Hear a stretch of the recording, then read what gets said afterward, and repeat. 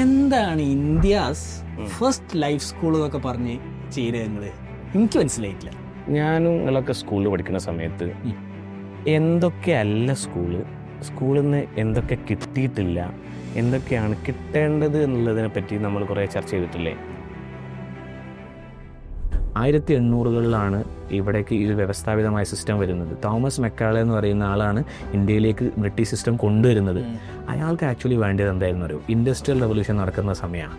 ആ സമയത്ത് ഇൻഡസ്ട്രിയിൽ വർക്ക് ചെയ്യാൻ, ഫാക്ടറിയിൽ വർക്ക് ചെയ്യാനുള്ള കുറേ ആൾക്കാരാണ്, അതിന് വേണ്ടിയിട്ടുള്ള സാധനങ്ങളാണ് നമ്മുടെ എഡ്യൂക്കേഷൻ സിസ്റ്റമുള്ളത്. ആ സാധനം എപ്പോഴും നമ്മൾ അതേപോലെ കൊണ്ടുപോകുകയാണെന്നുണ്ടെങ്കിൽ സ്കൂൾ സ്കിൽ ക്രിയേറ്റിവിറ്റി. നാളെ എണീക്കുന്ന സമയത്ത് എനിക്കും നിങ്ങൾക്കും എന്ത് ചെയ്യണമെന്നൊരു തോട്ടില്ല എന്നുണ്ടെങ്കിൽ ഇത് ബോറിംഗ് ആയിരിക്കും ലൈഫ്. നമ്മളിങ്ങനെ വർക്ക് ചെയ്തുകൊണ്ടേയിരിക്കും. ആ വർക്ക് എന്ത് ചെയ്യണം?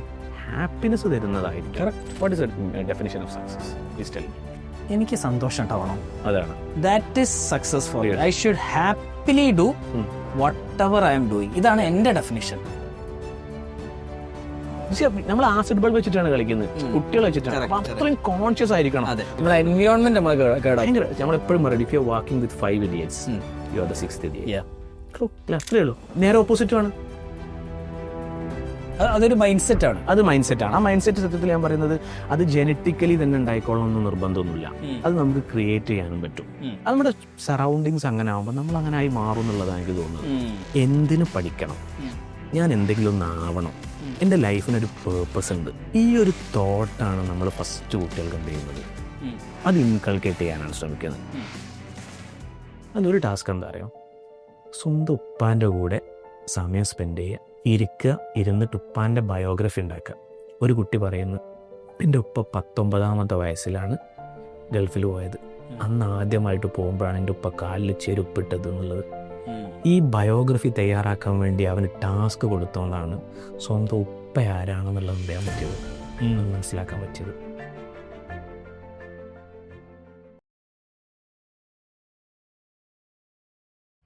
ഒരു ദിവസം ഞാൻ ഇൻസ്റ്റാഗ്രാമിൽ ഇങ്ങനെ സ്ക്രോൾ ചെയ്തുകൊണ്ടിരിക്കുകയായിരുന്നു.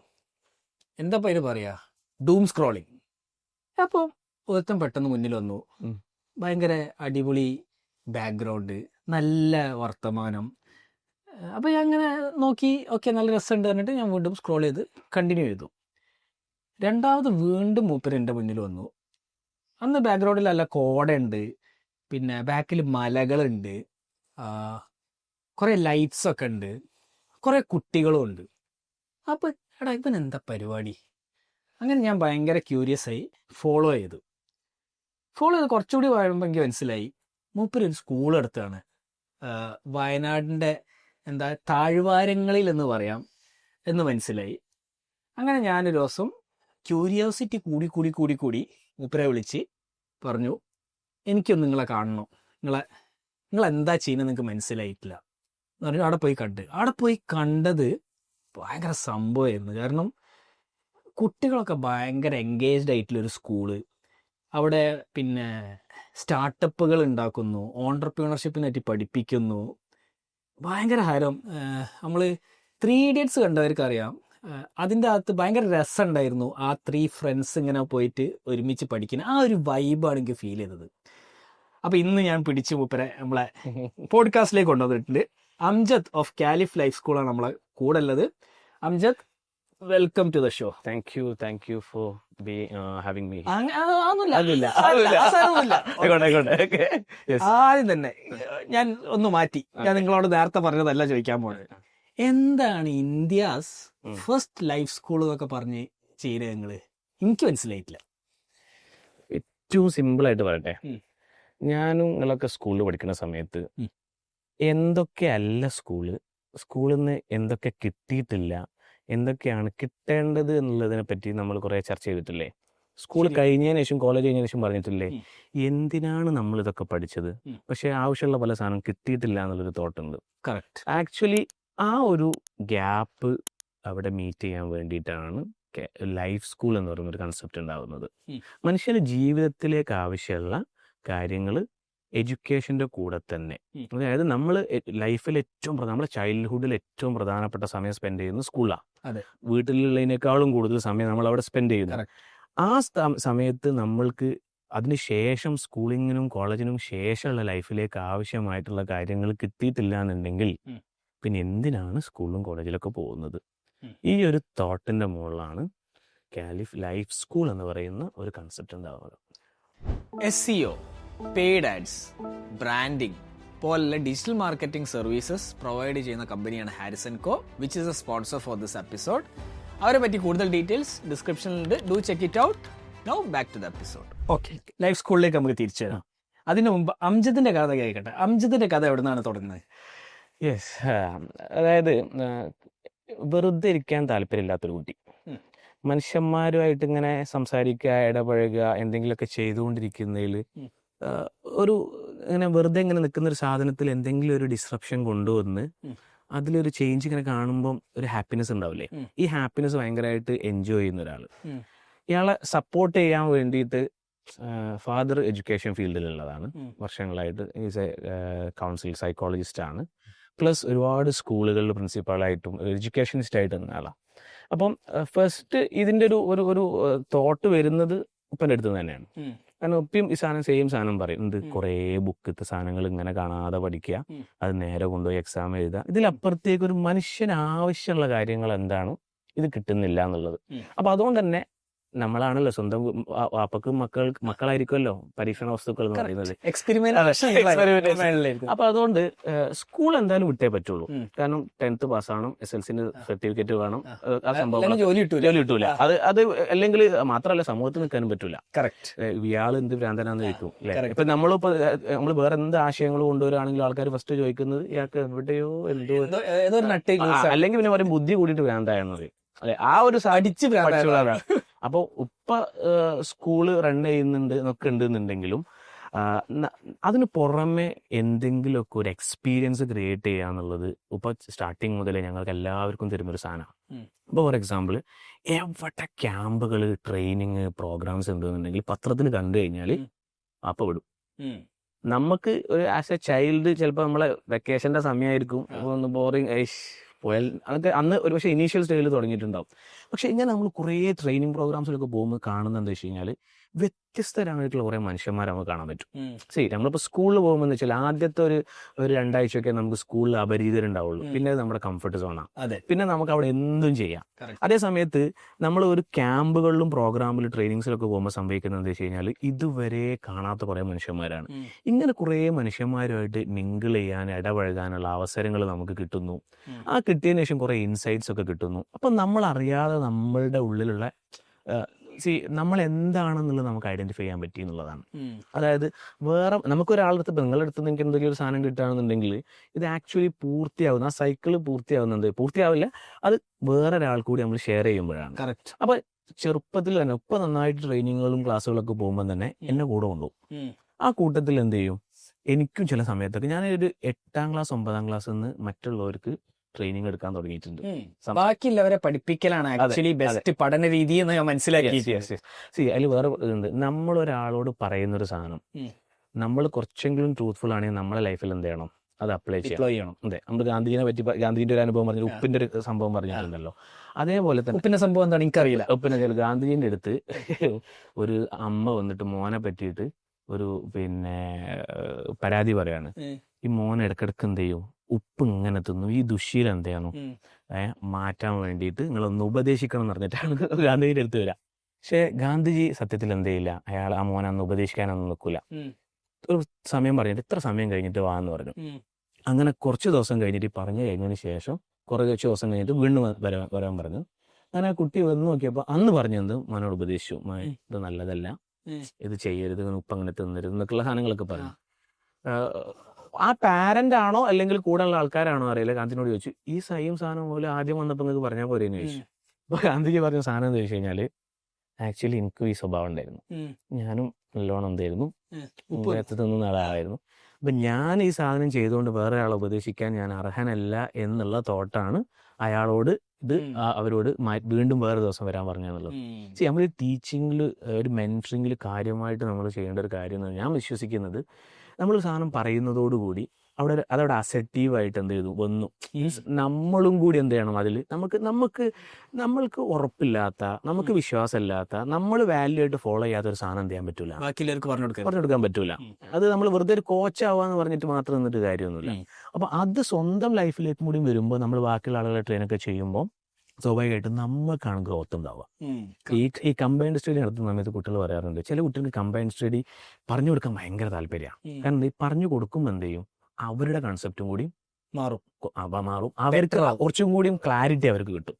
ഈ സംഭവം നമുക്കും കിട്ടും. അപ്പോൾ ചെറുപ്പം മുതൽ ഒരു 8ാം ക്ലാസ് 9ാം ക്ലാസ് മുതലേ ഞാൻ കുറേ ട്രെയിനിങ്ങിനും പ്രോഗ്രാമിനൊക്കെ പോകുന്നത് കൊണ്ട് തന്നെ നമുക്ക് കുറച്ചുകൂടിയും എഡ്യൂക്കേഷനെ കുറിച്ചും എന്തൊക്കെയാണ് ഈ ഗ്യാപ്പ് എന്നുള്ളതിനെ പറ്റി നമുക്ക് മുൻപേ അറിയാം. ഒരു ക്ലാരിറ്റി വന്നു. അങ്ങനെ ആ ക്ലാരിറ്റി പിന്നെ നമ്മൾ എക്സിക്യൂട്ട് ചെയ്യുന്ന ഒരുപാട്, ഇപ്പോൾ സ്കൂളിലാണെങ്കിലും കോളേജിലാണെങ്കിലും ഓർഗനൈസിങ് ലെവലിൽ എവിടെ അവസരം ഉണ്ടോ ആ അവസരം പോയിട്ട് ഗ്രാബ് ചെയ്യുക എന്നുള്ളതായിരുന്നു നമ്മളുടെ ഒരു സാധനം. അതിന് ഒരു പക്ഷേ ഏറ്റവും നല്ലൊരു ഫാമിലി സർക്കിൾ നമുക്ക് ഹെൽപ്ഫുൾ ആയിട്ടുണ്ട് എന്നുള്ളത് പ്രധാനമായിട്ടും പറയുന്നുണ്ട്. കാരണം ഫാമിലിയിൽ നിന്ന്, പ്രത്യേകിച്ച് പാരൻസിൻ്റെ അടുത്തു നിന്നൊക്കെ ഒരു സപ്പോർട്ട് തന്നെയാണ് എന്ത് ചെയ്യുന്നത്, നമുക്ക് എന്ത് സാധനം കണ്ടാലും അത് പോയിട്ട് ഗ്രാബ് ചെയ്യാനുള്ള ഒരു തോട്ട് നമുക്ക് വരുന്നത്. അതൊരു മൈൻഡ് സെറ്റ് ആണ്. ആ മൈൻഡ് സെറ്റ് സത്യത്തിൽ ഞാൻ പറയുന്നത് അത് ജനറ്റിക്കലി തന്നെ ഉണ്ടായിക്കോളണമെന്ന് നിർബന്ധമൊന്നുമില്ല. അത് നമുക്ക് ക്രിയേറ്റ് ചെയ്യാനും പറ്റും. നിങ്ങളെ കേസിൽ ക്രിയേറ്റഡ് ആണ്, അങ്ങനെ വേണമെങ്കിൽ പറയാം. ഓക്കെ, അതായത് നമ്മുടെ സറൗണ്ടിങ്സ് അങ്ങനെ ആകുമ്പോൾ നമ്മൾ അങ്ങനെ ആയി മാറും എന്നുള്ളതാണ് എനിക്ക് തോന്നുന്നത്. ഇതിനെ ജസ്റ്റ് ഒന്ന് അലൈൻ ചെയ്തുകൊണ്ട് ഇപ്പോഴത്തെ കാലിഫിലേക്ക് അലൈൻ ചെയ്ത് പറയാം. നമ്മൾ കാര്യമായിട്ട് ഫോക്കസ് ചെയ്യുന്നത് +1 കുട്ടികളാണ്. അതായത് 12 വർഷം സ്കൂളിലെങ്ങാനും പോയി ഒരു ഹാബിറ്റ് കോൺക്രീറ്റായി സെറ്റായി അവനെ സത്യത്തിൽ വളക്കാൻ പറ്റാത്ത വിധത്തിൽ സെറ്റായ ആൾക്കാരാണ്. സത്യത്തിൽ പല ആൾക്കാരും നമ്മളോട് ചോദിക്കാറുണ്ട്, എൻ്റെ വീട്ടിൽ 2 ആൺകുട്ടികൾ തന്നെ, അല്ലെങ്കിൽ 2 ഈ പ്രായത്തിലുള്ള കൗമാരക്കാരെന്നെ നമുക്ക് കൊണ്ടുനടക്കാൻ കഴിയുന്നില്ല, അവന്മാരെ പ്രശ്നം കഴിച്ചത്. നിങ്ങൾ എങ്ങനെയാണ് 10-250 ആൾക്കാരെ ഈ പ്രായത്തിലുള്ള പോലെ അത് അങ്ങനെ മേക്കുന്നത്? അങ്ങനെ തന്നെ ചോദിക്കാം, എങ്ങനെയാണ് ഇങ്ങനെ മേക്കുന്നത്, ഇതെങ്ങനെ പോസിബിൾ ആവുന്നത് എന്നുള്ളത്. ഇതെന്താ വെച്ച് കഴിഞ്ഞാൽ ഇനി പറഞ്ഞ പോലെ ഇനീഷ്യലി വരുമ്പോൾ ഇവർക്ക് പല ക്ലാരിറ്റി കുറവുണ്ടാവും. എന്തിനാ അതും ഒരു റെസിഡൻഷ്യൽ സ്ഥാപനത്തിൽ പോയി നിൽക്കുന്ന, ഫോൺ കളിക്കാൻ പോകണ്ട, സിനിമക്ക് പോകണ്ട, എല്ലാ സംഭവം അടിച്ചു പൊളിക്കുന്ന, ഞാൻ എന്തിനു വരണം എന്നുള്ളത്. ഈ ക്ലാരിറ്റി കൊടുക്കാൻ പറ്റുന്ന രീതിയിലുള്ള ഒരു സ്പേസ്, ഒരു എക്കോസിസ്റ്റമാണ് നമ്മൾ അവിടെ എന്ത് ചെയ്യുന്നത്, ക്രിയേറ്റ് ചെയ്യുന്നത്.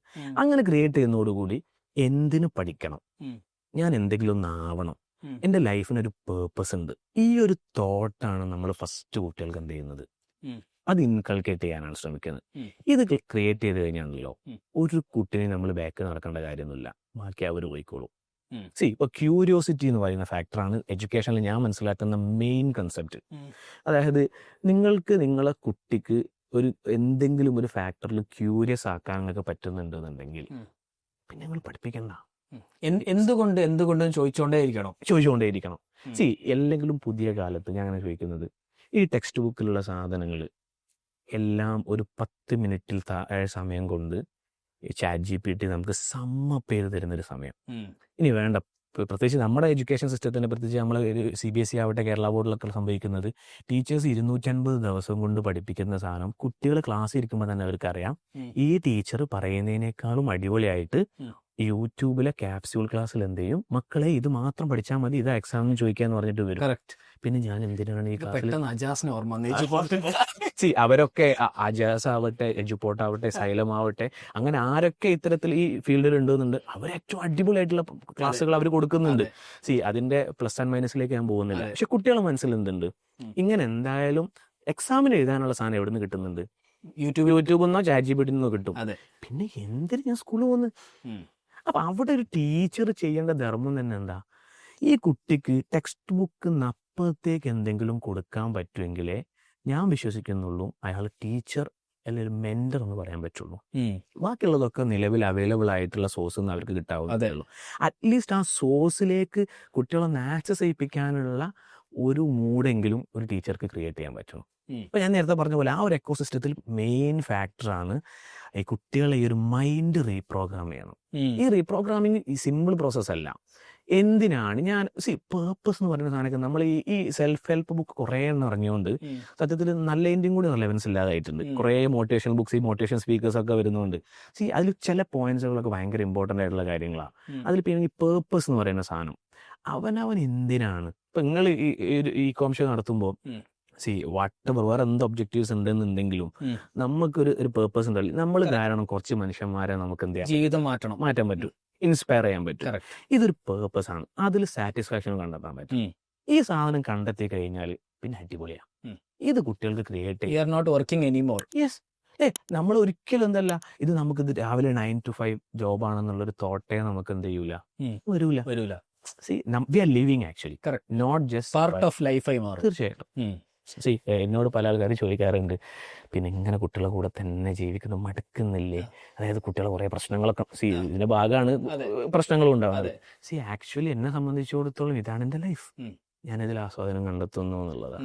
ഈ ഒരു പ്രോസസ്സ് എൻജോയ് ചെയ്യണം. നമ്മുടെ പേർപ്പസ് എന്താണെന്ന് കണ്ടെത്തുകയും ചെയ്ത് കഴിഞ്ഞാൽ അത് കുട്ടികൾക്കും കൂടി നമ്മൾ കൊടുക്കാൻ ശ്രമിക്കുന്നു. കുട്ടികളത് കാണുന്നു, പിന്നെ ബാക്കി അവരെന്ത് ചെയ്യും. സ്കൂൾ അടക്കട്ടെ. Tell me about you personally. സ്കൂളില് വാപ്പ കുറെ പുറത്തുണ്ടാവും, ക്യാമ്പുകൾ കൊണ്ടുപോകും, summer camp, NSS camp, football കളിയായിരുന്നു. അല്ല മീൻസ് എല്ലാ തരത്തിൽ എന്തൊക്കെ മനുഷ്യന് ഡെവലപ്മെന്റ് ആവശ്യമുള്ള അതിനൊക്കെ പ്രോത്സാഹനം ഉണ്ടായിരുന്നു. എങ്ങനത്തെ ക്യാമ്പുകളാണ് നിങ്ങൾ അറ്റൻഡ് ചെയ്തത്? ഒന്ന് കൂടുതലായിട്ടും നമ്മൾ സെൽഫ് ഡെവലപ്മെന്റ്, നമ്മൾ ഐഡന്റിഫൈ ചെയ്യാന്നുള്ളത് ഏറ്റവും പ്രധാനപ്പെട്ട സാധനമാണ്. നമ്മളെ കാലിഫ് എന്ത് വ്യത്യസ്ത, ഇതൊക്കെ പറയുമ്പോൾ കാലിഫിനെ കൂടി അറ്റാച്ച് ചെയ്തിട്ടേ പറയാം.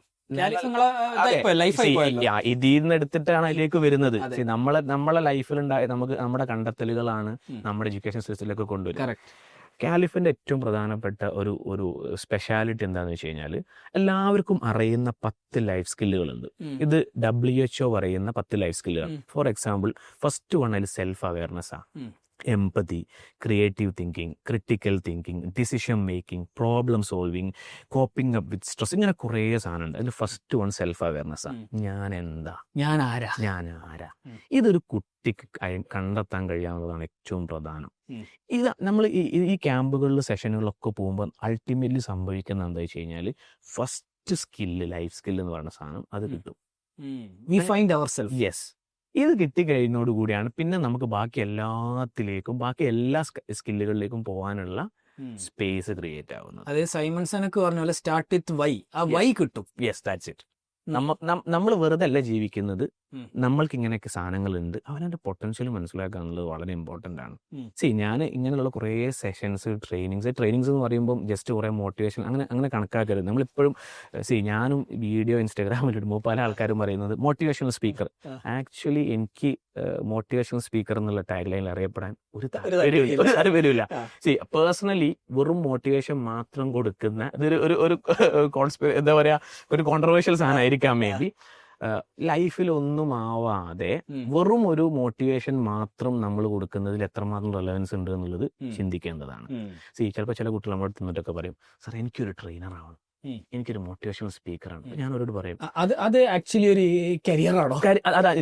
എന്റെ പെർസ്പെക്റ്റീവ് ആണ്. ഡിഫറെന്റ് ഒപ്പീനിയൻസ് ഉണ്ട്. എന്റെ സാധനം ഞാൻ കുട്ടികളോട് പറയാറുള്ളത്, you become a doctor, engineer, ഒരു ബിസിനസ്സുകാരനോ ഒരു ടീച്ചറോ എന്തെങ്കിലും ഒന്നാവും, ആൻഡ് ബിക്കം എ ട്രെയിനറോ എ സ്പീക്കർ.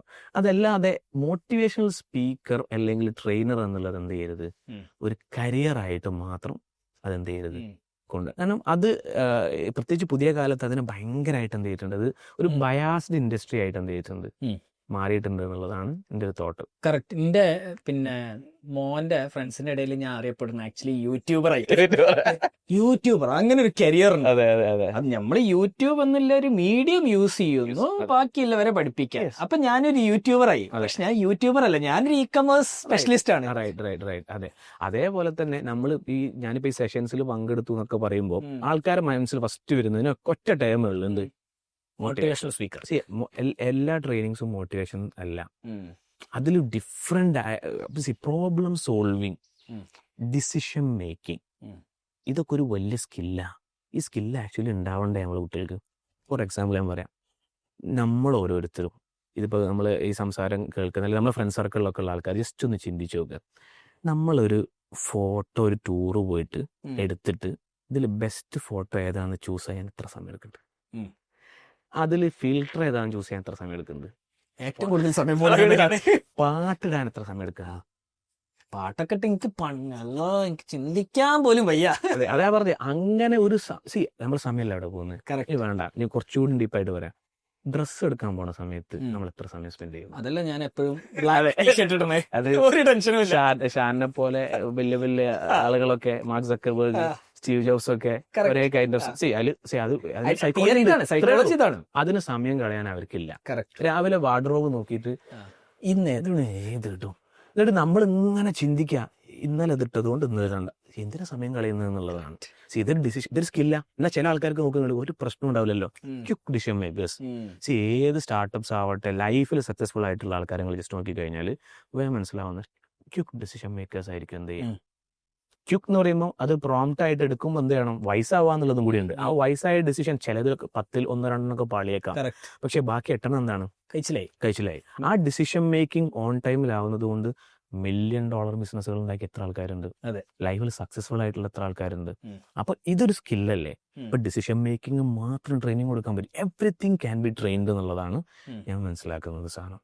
അത് ഡിഫറെന്റ് ആയിട്ട് നമ്മൾ അവിടെ എന്ത് ചെയ്യുന്നു, കാലിഫിലൊക്കെ കൊടുക്കുന്നു. നേരത്തെ ചോദിച്ച ചോദ്യത്തിലേക്ക് വരാം. അപ്പൊ ഇങ്ങനെ തിരിച്ചാട്ടം കൊണ്ടുപോകാണ്. അതെ എനിക്ക് ഞാനത് മൈൻഡിൽ നിന്ന് വിട്ടുപോയില്ല. അപ്പോൾ ഇങ്ങനെ മൾട്ടിപ്പിൾ ഡയമെൻഷനിലുള്ള ട്രെയിനിങ്സ്, പ്രോഗ്രാംസ്, സാധനങ്ങളൊക്കെ പോവുകയും അത് ചെറുപ്പത്തിലെ നടത്തുകയും ഒരു ഓർഗനൈസർ എന്നുള്ളതായിരുന്നു നമ്മളുടെ ഒരു മെയിൻ സാധനം. ഓർഗനൈസ് ചെയ്യാൻ ഭയങ്കര ഇഷ്ടമാണ്. ഇപ്പോഴും അങ്ങനെ തന്നെയാണ്. നമ്മൾ എന്ത് സാധനം പുതിയതായിട്ട് എന്തെങ്കിലും ഒന്ന് ചെയ്യുമ്പോൾ ആ ചലഞ്ച് ഇങ്ങനെ മീറ്റ് ചെയ്യുന്നു. ആ ചലഞ്ച് സ്റ്റാർട്ടപ്പ് ഫെസ്റ്റ് ചെയ്തപ്പോ കിളി പോയി. അതെ പക്ഷെ അത് കഴിഞ്ഞിട്ട് സാറ്റിസ്ഫാക്ഷൻ, അതാണ് നമ്മളുടെ ആ ഒരു പ്ലഷർ പോയിന്റ്. ഫസ്റ്റ് ദിവസം പറഞ്ഞിട്ടുണ്ട് ആ സ്റ്റേജിലെ മൈക്ക് ഞാൻ ആക്ച്വലി അന്ന് ഇറങ്ങാൻ നിൽക്കരുത്. സ്റ്റേജിലെ മൈക്ക് അങ്ങനെ എനിക്കൊന്നും കേൾക്കില്ലല്ലോ, ആസ് എ സ്പീക്കർ ഒന്നും കേൾക്കില്ല. എന്നിട്ട് ഞാൻ ഏകദേശം നോക്കിയാൽ ഏതെങ്കിലും ഒരു വേർഡിൽ പിടിച്ച് തൂങ്ങിയിട്ടാണ് മനസ്സിലാക്കിയത്. അന്ന് തന്നെ വൈകുന്നേരം എനിക്ക് എന്നോടൊന്ന് പറഞ്ഞു, പ്രശ്നമാണ് സൈഡിലെ സ്പീക്കർ, പുറത്ത് കേൾക്കുന്നുണ്ട് പക്ഷെ ഞങ്ങൾക്ക് കേൾക്കുന്നില്ല. അത് പ്രോബ്ലം ആണ്. ആ പ്രോബ്ലം സോൾവ് ചെയ്ത് അടുത്ത ദിവസം ഗംഭീരമായി നടത്തുമ്പോൾ അടിപൊളിയായിട്ട് എനിക്ക് കേറുമ്പോ പോലും ഒരു ട്രോമ ഉണ്ടായിരുന്നു. കാരണം അത്രയും 1 മണിക്കൂർ സംസാരിക്കണല്ലോ, അത്രയും എഫേർട്ട് ഇട്ടിട്ടാണ് കഴിഞ്ഞ ദിവസം ഞാൻ ചെയ്തത്. ആ ദിവസം ചെയ്യാൻ പറ്റുമോ പറ്റില്ല, ആ ടെൻഷനോടെ കയറി കുറച്ച് എല്ലാം ഓക്കെയാണ്. ഈ പ്രോബ്ലം സോൾവ് ചെയ്യുമ്പോൾ കിട്ടുന്ന ഹാപ്പിനെസ് ഇല്ലേ, ഇത് ആക്ച്വലി കുട്ടികൾക്ക് കൊടുത്തു കഴിഞ്ഞാൽ മതി.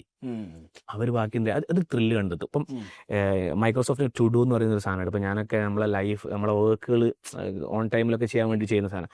ഈ ടു ഡൂല് കുറെ ടാസ്കുകൾ ഇങ്ങനെ സെറ്റ് ചെയ്ത് വെക്കും. ഒന്നിങ്ങനെ ക്ലിക്ക് ചെയ്യുമ്പോൾ അവസാനം സൗണ്ട്, സാറ്റിസ്ഫാക്ഷൻ, അതൊരു ഭയങ്കര സാധനമാണ്. അതായത് ചലഞ്ചുകൾ മുന്നിൽ വരണം. ഇതിന്റെ ഇടയിൽ പറയാം, പിന്നെ ചില ബിസിനസ്സുകാർ പറയാറുണ്ട് 40 വയസ്സായി 45ആയി റിട്ടയർ. ആക്ച്വലി ലൈഫിൽ റിട്ടയർമെന്റ് ഇല്ല എന്നുള്ളത് എന്റെ ഒരു അഭിപ്രായം. അടുത്തത് നാളെ എണീക്കുന്ന സമയത്ത് എനിക്കും നിങ്ങൾക്കും എന്ത് ചെയ്യണമെന്നൊരു തോട്ടില്ല എന്നുണ്ടെങ്കിൽ അതിൽ എന്ത് ബോറിംഗ് ആയിരിക്കും ലൈഫ്. അപ്പൊ എന്റെ ഒരു തോട്ടം എന്ന് പറഞ്ഞു കഴിഞ്ഞാൽ നമ്മൾ ഇങ്ങനെ വർക്ക് ചെയ്തുകൊണ്ടേയിരിക്കാം. ആ വർക്ക് എന്ത് ചെയ്യണം, ഹാപ്പിനെസ് തരുന്നതായിരിക്കും. എൻഡ് ഓഫ് ദ ഡേ അതിലേക്ക് എത്തിക്കുക എന്നുള്ളതാണ്. അതാണ് നിങ്ങളോട് കുറച്ചേരത്ത് മുമ്പ് പറഞ്ഞത്, ഷോപ്പിഫൈ $1 billion ഓപ്പർച്യൂണിറ്റി ഉള്ള ഒരു ആപ്പിന്റെ അടുത്തുണ്ട്. അതെ, പക്ഷെ അതിലൊരു എൻജോയ്മെന്റ് കിട്ടുന്നില്ല. അവിടാണ് ഏറ്റവും കൂടുതൽ കാശ് ഉണ്ടാക്കാൻ പറ്റുക. പക്ഷെ എനിക്ക് എൻജോയ്മെന്റ് കിട്ടുന്നത് ആൾക്കാരെ കൂടുതൽ പഠിപ്പിക്കും, കൂടുതൽ അവെയർ ആക്കുക. സോ ഐ ഡിസൈഡഡ് ഓക്കെ, കാശ് കുറച്ച് പോയാലും പ്രശ്നമല്ല, പക്ഷെ I'm going to do this. മറ്റത് ആരെങ്കിലും ഒക്കെ വന്ന് ചെയ്തോളൂ എന്നുള്ളതാണ് തിയറി. അല്ല, അവനാന്റെ ഹാപ്പിനെസ് ഫാക്ടർ കണ്ടെത്തുക എന്നുള്ളതാണ്. അത് കണ്ടെത്തി കഴിഞ്ഞാൽ ജീവിക്കാൻ കുറച്ചുകൂടിയും രസമായിരിക്കും ഈ ജീവിതം. ഫുൾ രസം. അതെ. ഇപ്പോൾ ഈ ഒരു ഓർഗനൈസിങ് പാർട്ട് നമുക്ക് ഭയങ്കര ഒരു ത്രില്ലുണ്ട്. അപ്പൊ അങ്ങനെ അന്നേ നമുക്ക് എന്തുണ്ട്, വാണ്ട് ടു ഡു സംതിങ്. ഇപ്പൊ എന്നോട് ചെറുപ്പത്തിലൊക്കെ who you want to be എന്നൊക്കെ ചോദിച്ചു കഴിഞ്ഞാൽ ബാക്കിയുള്ള ആൾക്കാർ നമ്മൾ ഫാമിലിയിലൊക്കെ നമ്മളോട് പറഞ്ഞ് മോട്ടിവേറ്റ് ചെയ്തിട്ട് I want to become an IAS officer എന്നൊക്കെ ആയിരുന്നു ഞാൻ സ്റ്റാർട്ടിങ് ചെറുപ്പത്തിൽ പറഞ്ഞിരുന്നത്. IAS എന്താ അതുപോലെ നമുക്കറിയില്ല. ആകെ അറിയുന്നത് നല്ല ശമ്പളം കിട്ടും, അല്ലെങ്കിൽ റെക്കഗ്നീഷൻ ഉണ്ടാവും. മമ്മൂട്ടിന്റെ കിങ് കണ്ടിട്ടുണ്ട്. ഫാമിലി എന്ന് പറയുമ്പോൾ ഉപ്പ ഉമ്മ എന്നുള്ള അപ്പുറത്തേക്ക് നമ്മളെ ഒരു കസിൻസ് എല്ലാവരുടെ അടുത്തുനിന്നും എനിക്കൊരു IAS ഒക്കെ ആകാൻ പറ്റും, കളക്ടറൊക്കെ ആകാൻ പറ്റത്തുള്ള. പക്ഷെ പിന്നീട് ഗ്രാജുവലി പിന്നെ ഞാൻ ഒരു ഹൈസ്കൂളിലേക്ക് എത്തിയപ്പോൾ തന്നെ എൻ്റെ ഒരു സാധനം ഞാൻ അന്നേ പറയാൻ തുടങ്ങി, I want to become an entrepreneur. ഇത്ര അതിനോട് ഉദ്ദേശിക്കുന്നുള്ളൂ. എൻ്റെ സിഗ്നേച്ചർ മാർക്ക് ചെയ്യുന്ന എന്തെങ്കിലും ഒന്ന് എന്ത് ചെയ്യണം, ക്രിയേറ്റ് ചെയ്യണം. ഞാനും നിങ്ങളൊക്കെ ഇവിടെ ജീവിച്ചിരുന്നു എന്നുള്ളതിന് എന്തുവാണോ ഒരു തെളിവാണ്. ഞാൻ കുട്ടികളോട് പറയാറുണ്ട്, ഈ നമ്മളൊക്കെ സ്കൂളിലൊക്കെ കുട്ടികൾ പുറത്തുനിന്ന് കളിക്കുകയാണെങ്കിൽ ബോളൊക്കെ അടിച്ചു കഴിഞ്ഞാൽ ചളി ചുമരുമ്പലുണ്ടാവും അല്ലേ? അല്ല, ഞാൻ പറഞ്ഞുതരാം, ചളി ഉണ്ടാവും. ഈ ചളി അവിടെ പെയിന്റ് അടിക്കാതെ എത്ര കാലത്തോളം ഉണ്ടോ, ഇനി 10 കൊല്ലം കഴിഞ്ഞാലും ആ ചളി അവിടെ ഉണ്ടാവും. പണ്ട് എഴുതി വെച്ച ചുമരിന് മുകളിൽ മലർന്നൊക്കെ എഴുതി വെച്ച പോലെ അതൊക്കെ ഉണ്ടാവും. ഒരു മനുഷ്യനെ ചോദിച്ചാൽ അറ്റ്ലീസ്റ്റ് അതെങ്കിലും അവിടെ എഴുതി വെക്കാണ്. നമ്മളൊക്കെ ഒരു സ്കൂളിലും കോളേജിലൊക്കെ പഠിച്ചിട്ട് ബെഞ്ചിന്റെ മുകളിൽ നമ്മളെ ഗ്യാങ്ങിന്റെ പേര് എഴുതി വെക്കാന്നുള്ളതിൽ അപ്പുറത്തേക്ക് ഞാനും നിങ്ങളൊക്കെ അവിടെ പഠിച്ചു, ഇവിടെയൊക്കെ ജീവിച്ചിരുന്നു എന്നുള്ളതിനൊരു തെളിവ് ഈ ലോകത്ത് അവശേഷിപ്പിക്കാൻ പറ്റിയിട്ടില്ല എന്നുണ്ടെങ്കിൽ ഈ ലൈഫ് കൊണ്ട് പ്രത്യേകിച്ച് എന്താ കാര്യം? നമ്മളൊക്കെ ഇവിടെ ഉണ്ടായിരുന്നു, അത് മാർക്ക് ചെയ്യാൻ നമുക്ക് പറ്റണം. അത് ഒരു സംരംഭകൻ എന്ന് പറയുമ്പോൾ എപ്പോഴും അതൊരു കൊമേഴ്ഷ്യലി അല്ലെങ്കിൽ മോണിറ്ററിയിൽ മാത്രം വർക്ക് ചെയ്യുന്ന ആളായിക്കൊള്ളണം എന്ന് ഞാനിവിടെ ഉദ്ദേശിക്കുന്നില്ല. സ്വന്തമായിട്ട് എന്ത് എഫേർട്ടുകൾ ചെയ്ത് സമൂഹത്തിൽ ഒരു ചേഞ്ച് ഉണ്ടാക്കുന്ന ഒരു ചേഞ്ച് മേക്കർ ആവുക എന്നുള്ളത്, അത് നമ്മൾക്ക് സ്കൂളിങ് മുതലേ നമ്മുടെ മനസ്സിൽ ഉണ്ടായിരുന്നു. അതിൻ്റെ ഒരു ബാക്കിയാണ് ആക്ച്വലി എന്ത് ചെയ്യുന്നത് ഞാൻ അതിനുശേഷം കണ്ടിന്യൂ ചെയ്യുന്നത്. ഇതിൻ്റെ ഒരു സ്റ്റാർട്ടിങ് പിന്നെ അതിനൊരു കറക്റ്റ് നമുക്കൊരു എയിം വരുന്നത് എവിടെയെന്ന് വെച്ച് കഴിഞ്ഞാൽ, ഞാൻ ഫറൂഖ് കോളേജിലാണ് പഠിച്ചത് ഡിഗ്രി. എൻ്റെ ലൈഫിൽ 10th +1 +2 ഒക്കെ നാട്ടില് താമരശ്ശേരി. അതല്ല, എൻ്റെ വീട് മുക്കരഞ്ഞിമാവാണ്. +1 +2 പിന്നെ കുന്നമംഗൽ കാരന്തൂർ മർക്കസിലാണ് ചെയ്തത്. അത് കഴിഞ്ഞതിന് ശേഷം ഡിഗ്രി ഞാൻ പഠിക്കുന്നത് ഫറൂഖ് കോളേജിലാണ്. ആക്ച്വലി നമ്മൾക്ക് കിട്ടുന്ന വലിയൊരു സർക്കിൾ ഭയങ്കര ഡിഫറെന്റ് ആണ്. ഇപ്പോഴും ഭയങ്കര ഡിബേറ്റബിൾ ആകുന്ന ഒരു സാധനം എന്ന് പറഞ്ഞു കഴിഞ്ഞാൽ, സ്കൂളിൽ പോയിട്ട് കാര്യമുണ്ടോ, കോളേജിൽ പോയിട്ട് കാര്യമുണ്ടോ, പലരും ഇപ്പോഴും പറഞ്ഞുകൊണ്ടിരിക്കുന്നത്, പല ആൾക്കാരും പറയുന്നുണ്ട്. അത് ആ ഒരു തോട്ട് എന്തുകൊണ്ടാണ് വരുന്നതെന്ന് അറിയാം. നമ്മളിപ്പോഴും വിചാരിക്കുന്ന സ്കൂൾ എന്ന് പറഞ്ഞാലും കോളേജ് എന്ന് പറഞ്ഞാലും കുറെ ടെക്സ്റ്റ് ബുക്ക് പഠിക്കാനും മാർക്ക് മാത്രം കിട്ടാനുള്ളതാണ്, അല്ലെ ഒരു എക്സാം എഴുതാം, ജോബ് കിട്ടാൻ. ഈ തോട്ടിന്റെ മുകളിലാണെങ്കിൽ പുതിയ കാലത്ത് ഇറലവന്റ് ആണ് സ്കൂൾ. പക്ഷെ ഞാൻ പറയുന്നത് school is not about just text books, not just about knowledge, it's an experience. School is a place of people, it's a place of experience, it's a place of network. ഇത് നമുക്ക് ഭയങ്കരമായിട്ട് നമ്മൾ I opener ആക്കുന്ന, നമ്മളെ ലോകം വലുതാക്കുന്ന ഒരു സാധനം. അപ്പൊ ഞാൻ പ്രൗഡ്ലി ഞാൻ പറയാം, അത് ഫറൂഖ് കോളേജിൽ എനിക്ക് ഒരു ഐ ഓപ്പണർ ആയിരുന്നു. നമുക്ക് ഇടപെടാൻ പറ്റുന്ന ഒരു മേഖല ഭയങ്കരമായിരുന്നു. ഇപ്പൊ ഞാൻ കോളേജിൽ എത്തുന്നു, ഫസ്റ്റ് ഇയർ സ്വാഭാവികമായിട്ടും നമുക്ക് പ്രത്യേകിച്ച് ഒന്നും ചെയ്യാനുണ്ടാവില്ല. കോളേജുകളുടെ സ്ട്രക്ചർ അറിയാലോ. എനിക്ക് ഇപ്പോഴും ഓർമ്മയുണ്ട്, ഞാൻ എന്റെ ഹോസ്റ്റലിൽ ഞാൻ റൂമിന്റെ ഒന്നും ചെയ്യാനുണ്ടാവില്ല. ഞാൻ ഇങ്ങനെ ഇരുന്നിട്ട് ഇങ്ങനെ 10th +2 കുഴപ്പമില്ലാത്ത മാർക്കൊക്കെ, അതിൽ അഭിമാനമുണ്ട്. അതായത് മാനേജ്മെന്റ് കോട്ട സീറ്റ് എല്ലാം നടത്തോ പഠിച്ചിട്ട് മെറിറ്റിൽ കയറിയതാ. അത് ഞാൻ പറയാനുള്ള കാരണം ഞാൻ പറയാം. ഞാൻ ഫറൂഖ് കോളേജിൽ എത്താനുള്ള കാരണം എന്താണെന്ന് വെച്ച് കഴിഞ്ഞാൽ, നമുക്ക് ലൈഫിൽ എന്തെങ്കിലും ഒരു ലക്ഷ്യം ഉണ്ടെങ്കിൽ എന്ത് ചെയ്യാൻ പറ്റുള്ളൂ, എവിടെയെങ്കിലും കയറാൻ പറ്റുള്ളൂ. അപ്പൊ എനിക്ക് ഞാൻ നമ്മളെ കുട്ടികൾക്കൊന്നും കൊടുക്കുന്ന ഒരു കരിയറിന്റെ സാധനങ്ങളൊന്നും കാര്യമായിട്ട് എന്ത് ചെയ്യാറില്ല, എനിക്ക് കിട്ടിയിട്ടില്ല. അങ്ങനെ ലൈഫിൽ നമുക്ക് അന്ന് അങ്ങനെ ആ ഒരു സമയത്തൊന്നും അങ്ങനെ ഒരു കരിയർ സെറ്റപ്പില്ലല്ലോ. എന്റെ അന്നത്തെ ഒരു പ്ലാൻ വെച്ചാൽ, എന്റെ സിസ്റ്റർ ഫറൂഖ് കോളേജിലാണ് പഠിച്ചത്. അപ്പോൾ ക്ലാസ്മേറ്റ്സ് സിനിമക്ക് ഇറങ്ങി, ക്യാമ്പസിന്റെ ഒരു മൂഡ്. അപ്പോൾ ഇവിടെ വന്ന് പിന്നെ ഫറൂഖ് കോളേജിന്റെ അല്ലെ ക്യാമ്പസ് ലൈഫിന്റെ വൈബൊക്കെ പറയുമ്പോൾ ആക്ച്വലി എന്റെ മൂഡ് എന്തായിരുന്നു, ഫറൂഖ് കോളേജിൽ കയറണം. അതായിരുന്നു എന്റെ 10th +2 ഫറൂഖ് കോളേജിൽ കയറണം. ആ ഫറൂഖ് കോളേജ് ഡ്രീം ചെയ്തിട്ട് അവിടെ കയറണമെങ്കിൽ അന്നൊരു 93 ആ ഒരു സമയം, ഇപ്പൊ അന്ന് പോരട്ടോ 99-100 തന്നെ വേണം. അതാ ആ ഡ്രീമിന്റെ മുകളിലാണ് ആക്ച്വലി എന്ത് ചെയ്തത് ഞാൻ അന്ന് പഠിച്ചത്. അപ്പൊ അറ്റ്ലീസ്റ്റ് അങ്ങനെ ഒരു ഡ്രീം ഉണ്ടായതുകൊണ്ട് ഞാൻ ഫറൂഖ് കോളേജിൽ എത്തി. കറക്റ്റ്. അങ്ങനെ എന്തെങ്കിലും ഒരു ഡ്രീം നമുക്ക് മനുഷ്യന്മാർക്ക് എന്ത് വേണം, എന്തെങ്കിലും അത് വേണം. അങ്ങനെ ഫറൂഖ് കോളേജിൽ എത്തിയപ്പോൾ നമ്മൾ ഫറൂഖ് കോളേജിൽ നമുക്ക് ഒരുപാട് അവസരങ്ങൾ നമുക്ക് അവിടെ കിട്ടാം. ഫസ്റ്റ് ഇയറിൽ പ്രത്യേകിച്ച് ഒന്നും നമുക്ക് ചെയ്യാൻ കഴിയാത്തൊന്നും ആ കോളേജിന്റെ ഒരു സ്ട്രക്ചർ അങ്ങനെ ആയതുകൊണ്ടും ഒരു ഹയറാർക്കി അറിയാലോ. ഇപ്പോഴും ഓർമ്മയുണ്ട്, ഡിഗ്രി ഫസ്റ്റ് ഇയറിൽ നിൽക്കുന്ന ഹോസ്റ്റലിന്റെ റൂമിന്റെ പുറത്ത് ഇങ്ങനെ കാലൊക്കെ നീട്ടിട്ടു, എന്തിനാ ഞാൻ ഇവിടെ വന്ന് ചേർന്ന്, ഈ മാർക്ക് ഉണ്ടെങ്കിൽ ആണെങ്കിൽ അന്ന് നമ്മളൊക്കെ ആകെ അറിയുന്ന ഡൽഹി യൂണിവേഴ്സിറ്റി SRCCയിലൊക്കെ കയറാൻ പറ്റും, അല്ലെങ്കിൽ മഹാരാജാസിൽ പോവാം, അല്ലെങ്കിൽ SB കോളേജിൽ പോവാം. അങ്ങനെ എന്തിനാ ഇവിടെ പെട്ടല്ലോ എന്നുള്ളത്. സെക്കൻഡ് ഇയറിൽ എത്തിയപ്പോൾ ഫറൂഖ് കോളേജിൽ എനിക്ക് അറിയില്ല. ഫറൂഖ് കോളേജ് ഫസ്റ്റ് ഇയറിൽ എന്താന്ന് വെച്ച് കഴിഞ്ഞാല്, എപ്പോഴും ഫറൂഖ് കോളേജിൽ നിന്നല്ല എല്ലാ കോളേജിലും സെക്കൻഡ് ഇയേഴ്സിന്റെയും തേർഡ് ഇയേഴ്സിന്റെയും ഒരു വിളയാട്ടായിരിക്കും. അത് സ്ട്രക്ചർ അങ്ങനെയാണ്. അതായത് നമുക്ക് അവസരങ്ങളൊന്നും ഉണ്ടാവില്ല. പക്ഷെ നമ്മളൊരു പ്രശ്നം എന്താ വെച്ച് കഴിഞ്ഞാൽ, നമ്മൾ അവസരം കാത്തു നിൽക്കും. ഞാൻ എന്താ വെച്ചാൽ സെക്കൻഡ് ഇയറിലായപ്പോൾ, ഫസ്റ്റ് ഇയർ ഞാൻ ക്യാമ്പസിൽ ഉണ്ട് എന്നുള്ളതിന്റെ സൂപ്പർ സീനിയേഴ്സിന് ഭൂരിഭാഗം ആൾക്കാർക്ക് എന്തില്ല. ഇന്ന് കോഴിക്കോടത്തെ പ്രധാനപ്പെട്ട പല ബിസിനസ്സുകാരും എൻ്റെ സൂപ്പർ സീനിയേഴ്സ് ഉണ്ട്. പക്ഷെ ഓരോന്നും ഇപ്പൊ ഞങ്ങൾ ഭയങ്കര കണക്റ്റഡാ. അവർക്ക് പറഞ്ഞിട്ട് കാര്യമല്ല, കാരണം ഞാൻ അന്നൊന്നും ചെയ്തിട്ടില്ല എന്ന് എനിക്കറിയാം. ഞാൻ ഒരു നേരിൽ ഷെയ്ഡിൽ ഒതുങ്ങി എന്ന് വേണമെങ്കിൽ പറയാം. സെക്കൻഡ് ഇയറിൽ എത്തിയപ്പം ഞാൻ നേരത്തെ പറഞ്ഞ പോലെ, ഇഫ് ഓപ്പർച്യൂണിറ്റി ഡസൻ നോക്ക് your door, build A door. നമ്മൾ ഉണ്ടാക്കുക, അത്രേ ഉള്ളൂ. ഞാൻ എന്ത് ചെയ്തു ചോദിച്ചാൽ, സെക്കൻഡ് ഇയറിൽ എത്തിയപ്പോൾ അത്രേ ഉള്ളൂ. ഞാൻ എന്താ ചോദിച്ചാൽ, സെക്കൻഡ് ഇയറിൽ എത്തിയ സമയത്ത് ഫ്രഷേഴ്സ് ഡേ നടത്തണം. ഫസ്റ്റ് ഇയേഴ്സിന്റെ മുമ്പിൽ എന്താണ് ആങ്കർ ചെയ്യണം, മീൻസ് ആ. ഒരാള് ഹോസ്റ്റ് ചെയ്യണല്ലോ പ്രോഗ്രാം. മോഡറേറ്റർ, ഹോസ്റ്റ് പ്രത്യേകിച്ച് ഗേൾസിന്റെ മുൻപിലൊക്കെ ആവുമ്പോൾ ചെക്കന്മാർക്ക് ആർക്കും നിൽക്കാനാവില്ല. ആ. കാരണം എന്താ, ഇത് കുറച്ച് പാളുമല്ലോ. പാളുമല്ലോ എന്നുള്ളത് കൊണ്ട്. അപ്പൊ ഞാൻ പറഞ്ഞ് ഞാൻ ചെയ്തോളാം. ആ.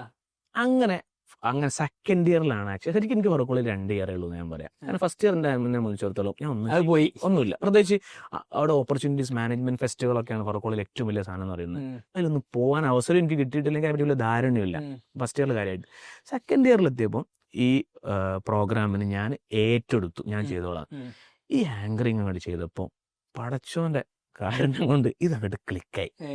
ആൾക്കാരുടെ ഇടയിൽ ഇങ്ങനൊരു ചെങ്ങായി ഉണ്ട് എന്നുള്ളതായി മനസ്സിലായി. പിന്നെ നമ്മളടുത്തേക്ക് ഓരോന്ന് ഇങ്ങോട്ടേക്ക് വരാൻ തുടങ്ങി. ഓപ്പർച്യൂണിറ്റീസ് ഐ എക്സിസ്റ്റ് എന്നാണ് കാണിച്ചു കൊടുത്തു. അപ്പോൾ ടീച്ചേഴ്സ് നമ്മളെ ഇവൻ എന്തോ ഒരു സാധനം ഉണ്ട് എന്നുള്ളത്, പിന്നെ നമ്മളിലേക്ക് ഉത്തരവാദിത്തങ്ങൾ വരാൻ തുടങ്ങി. ആ ഉത്തരവാദിത്തങ്ങൾ നമ്മൾ അടിപൊളിയായിട്ട് ചെയ്യാൻ തുടങ്ങി. അങ്ങനെ പിന്നെ അവിടെ ക്യാമ്പസിൽ ഇലക്ഷനിൽ മത്സരിച്ചു, ജയിച്ചു. അല്ല, അതൊരു കോൺഫിഡൻസ് ഉണ്ടായിരുന്നു നമുക്ക്. അത് ഏതായിരുന്നു? KSU, SFI? അല്ല, പാർട്ടി ബേസിലായിരുന്നില്ല. അന്ന് അവിടെ ഞങ്ങൾ സെക്കൻഡ് ഇയർ ഓൺവേർഡ്സ് അവിടെ പാർലമെന്ററി സിസ്റ്റം ക്ലാസ് ബേസ് ആയിട്ടാണ് മത്സരം ഉണ്ടായത്. പിന്നെ ആ ക്ലാസ് ഫസ്റ്റ് ഇയറിൽ പ്രസിഡൻഷ്യൽ ആയിരുന്നു. അതായത് 7 സീറ്റുകളിലേക്ക്, ജനറൽ സീറ്റുകളിലേക്ക് എല്ലാവരും വോട്ട് ചെയ്യുന്ന സിസ്റ്റം. രണ്ടാമത് പ്രസിഡൻഷ്യൽ സിസ്റ്റം എന്ന് പറയുമ്പോൾ ഓരോ ക്ലാസ് റെപ്പിനെ സെലക്ട് ചെയ്യും. ഈ റെപ്പുമാരാണ് പിന്നെ എന്ത് ചെയ്യുക. അപ്പൊ ഞാൻ സ്വതന്ത്രനായിട്ടാണ് മത്സരിച്ചത്. ഇൻഡിപെൻഡന്റ് ആയിട്ട് ഒരു പാർട്ടിയുടെ. പിന്നെ സ്വാഭാവികമായിട്ട് എല്ലാവരും പിന്തുണ കാര്യങ്ങളൊക്കെ ഉണ്ടായിരുന്നു. വലിയ രീതിയിൽ ഒപ്പോസിഷനൊന്നും നമുക്ക് വന്നില്ല. അങ്ങനെ ജയിച്ചു. പിന്നെ അതിന് പുറമെ കോമേഴ്സ് ഡിപ്പാർട്ട്മെന്റ് ആയിരുന്നു. ഞങ്ങൾ കോമേഴ്സ് ഡിപ്പാർട്ട്മെന്റ് എന്നാ പറയാറുള്ളത് റോയൽ കോമേഴ്സ് എന്നാണ്. എഞ്ചിനീയറിംഗ് ആര് റോയൽ എല്ലായിടത്തും ഞങ്ങളെ തന്നെ വിളിക്കുന്നത് റോയൽ രീതിയിൽ എല്ലായിടത്തും ഉണ്ടോ. പക്ഷെ അതൊരു നമുക്ക് തരുന്ന ഒരു അഹങ്കാരമല്ല, ഒരു കോൺഫിഡൻസ് ഉണ്ട് കോമേഴ്സുകാരാണെന്നുള്ളത് അല്ലെ. അപ്പോൾ കോമേഴ്സ് ഡിപ്പാർട്ട്മെന്റിന്റെ അവിടെ നമുക്കൊരു അസോസിയേഷൻ ഉണ്ട്, ഫാക്കംസ് എന്ന് പറയുന്നത്. ഫൈനൽ ഇയറിലായപ്പോഴേക്കും ഞാൻ അതിന്റെ സെക്രട്ടറി ആവുകയും ചെയ്തു. പിന്നെ നമ്മളെ കയ്യിലാണ് കാര്യങ്ങളുള്ളത്. ഞാൻ എന്ത് വെച്ചാൽ എനിക്ക് ഫസ്റ്റ് ഇയറിലുള്ള ട്രോമ ഉണ്ട്. ഞാൻ പറഞ്ഞില്ലേ, എനിക്ക് ഒന്നിലും പങ്കെടുക്കാൻ പറ്റിയില്ല. ഞാൻ സെക്രട്ടറി ആയപ്പോൾ ഞാൻ ഇന്റൻഷനലി ചെയ്തൊരു സാധനം എന്താ വെച്ച് കഴിഞ്ഞാൽ, ഞാൻ ഫസ്റ്റ് ഇയേഴ്സിനെ നന്നായിട്ട് പ്രൊമോട്ട് ചെയ്യാൻ തുടങ്ങി. അതായത് ഇവർക്ക് അവസരം കിട്ടണം. അങ്ങനെ ഇന്ന പ്രോഗ്രാമിന് ഫസ്റ്റ് ഇയേഴ്സ് പോകില്ല, ഇന്ന പ്രോഗ്രാമിന് സെക്കൻഡ് ഇയേഴ്സ് പോകില്ല. ഇങ്ങനെ ഒരു സാധനങ്ങൾ, ഒരു അലിഖിത നിയമങ്ങൾ പലപ്പോഴും ക്യാമ്പസ് ഉണ്ടായി വരുന്നത്. ഞാൻ എന്താ വെച്ചാൽ, കാരണം നമ്മളിത് എക്സ്പീരിയൻസ് ചെയ്തുകൊണ്ട് എല്ലാവർക്കും ഓപ്പർച്യൂണിറ്റി കിട്ടുന്നു. ഞാൻ ഫസ്റ്റ് ഇയറിൽ എൻ്റെ കൂടെ കോളേജിലൊന്നും ഒരിക്കലും ഫസ്റ്റ് ഇയറും തേർഡ് ഇയറും ഒരുമിച്ചൊരു പ്രോഗ്രാമിന് പോകണമെന്നും പല സ്ഥലത്തും നമ്മൾ കേൾവിയുണ്ട്. നമ്മൾ ആ ഒരു സ്റ്റീരിയോ ടൈപ്പ് നമ്മൾ അങ്ങോട്ട് എന്ത് ചെയ്തു, പൊട്ടിച്ച്. ഈവൻ ഞങ്ങൾ പുറത്ത് റൂം എടുത്ത് താമസിക്കുക.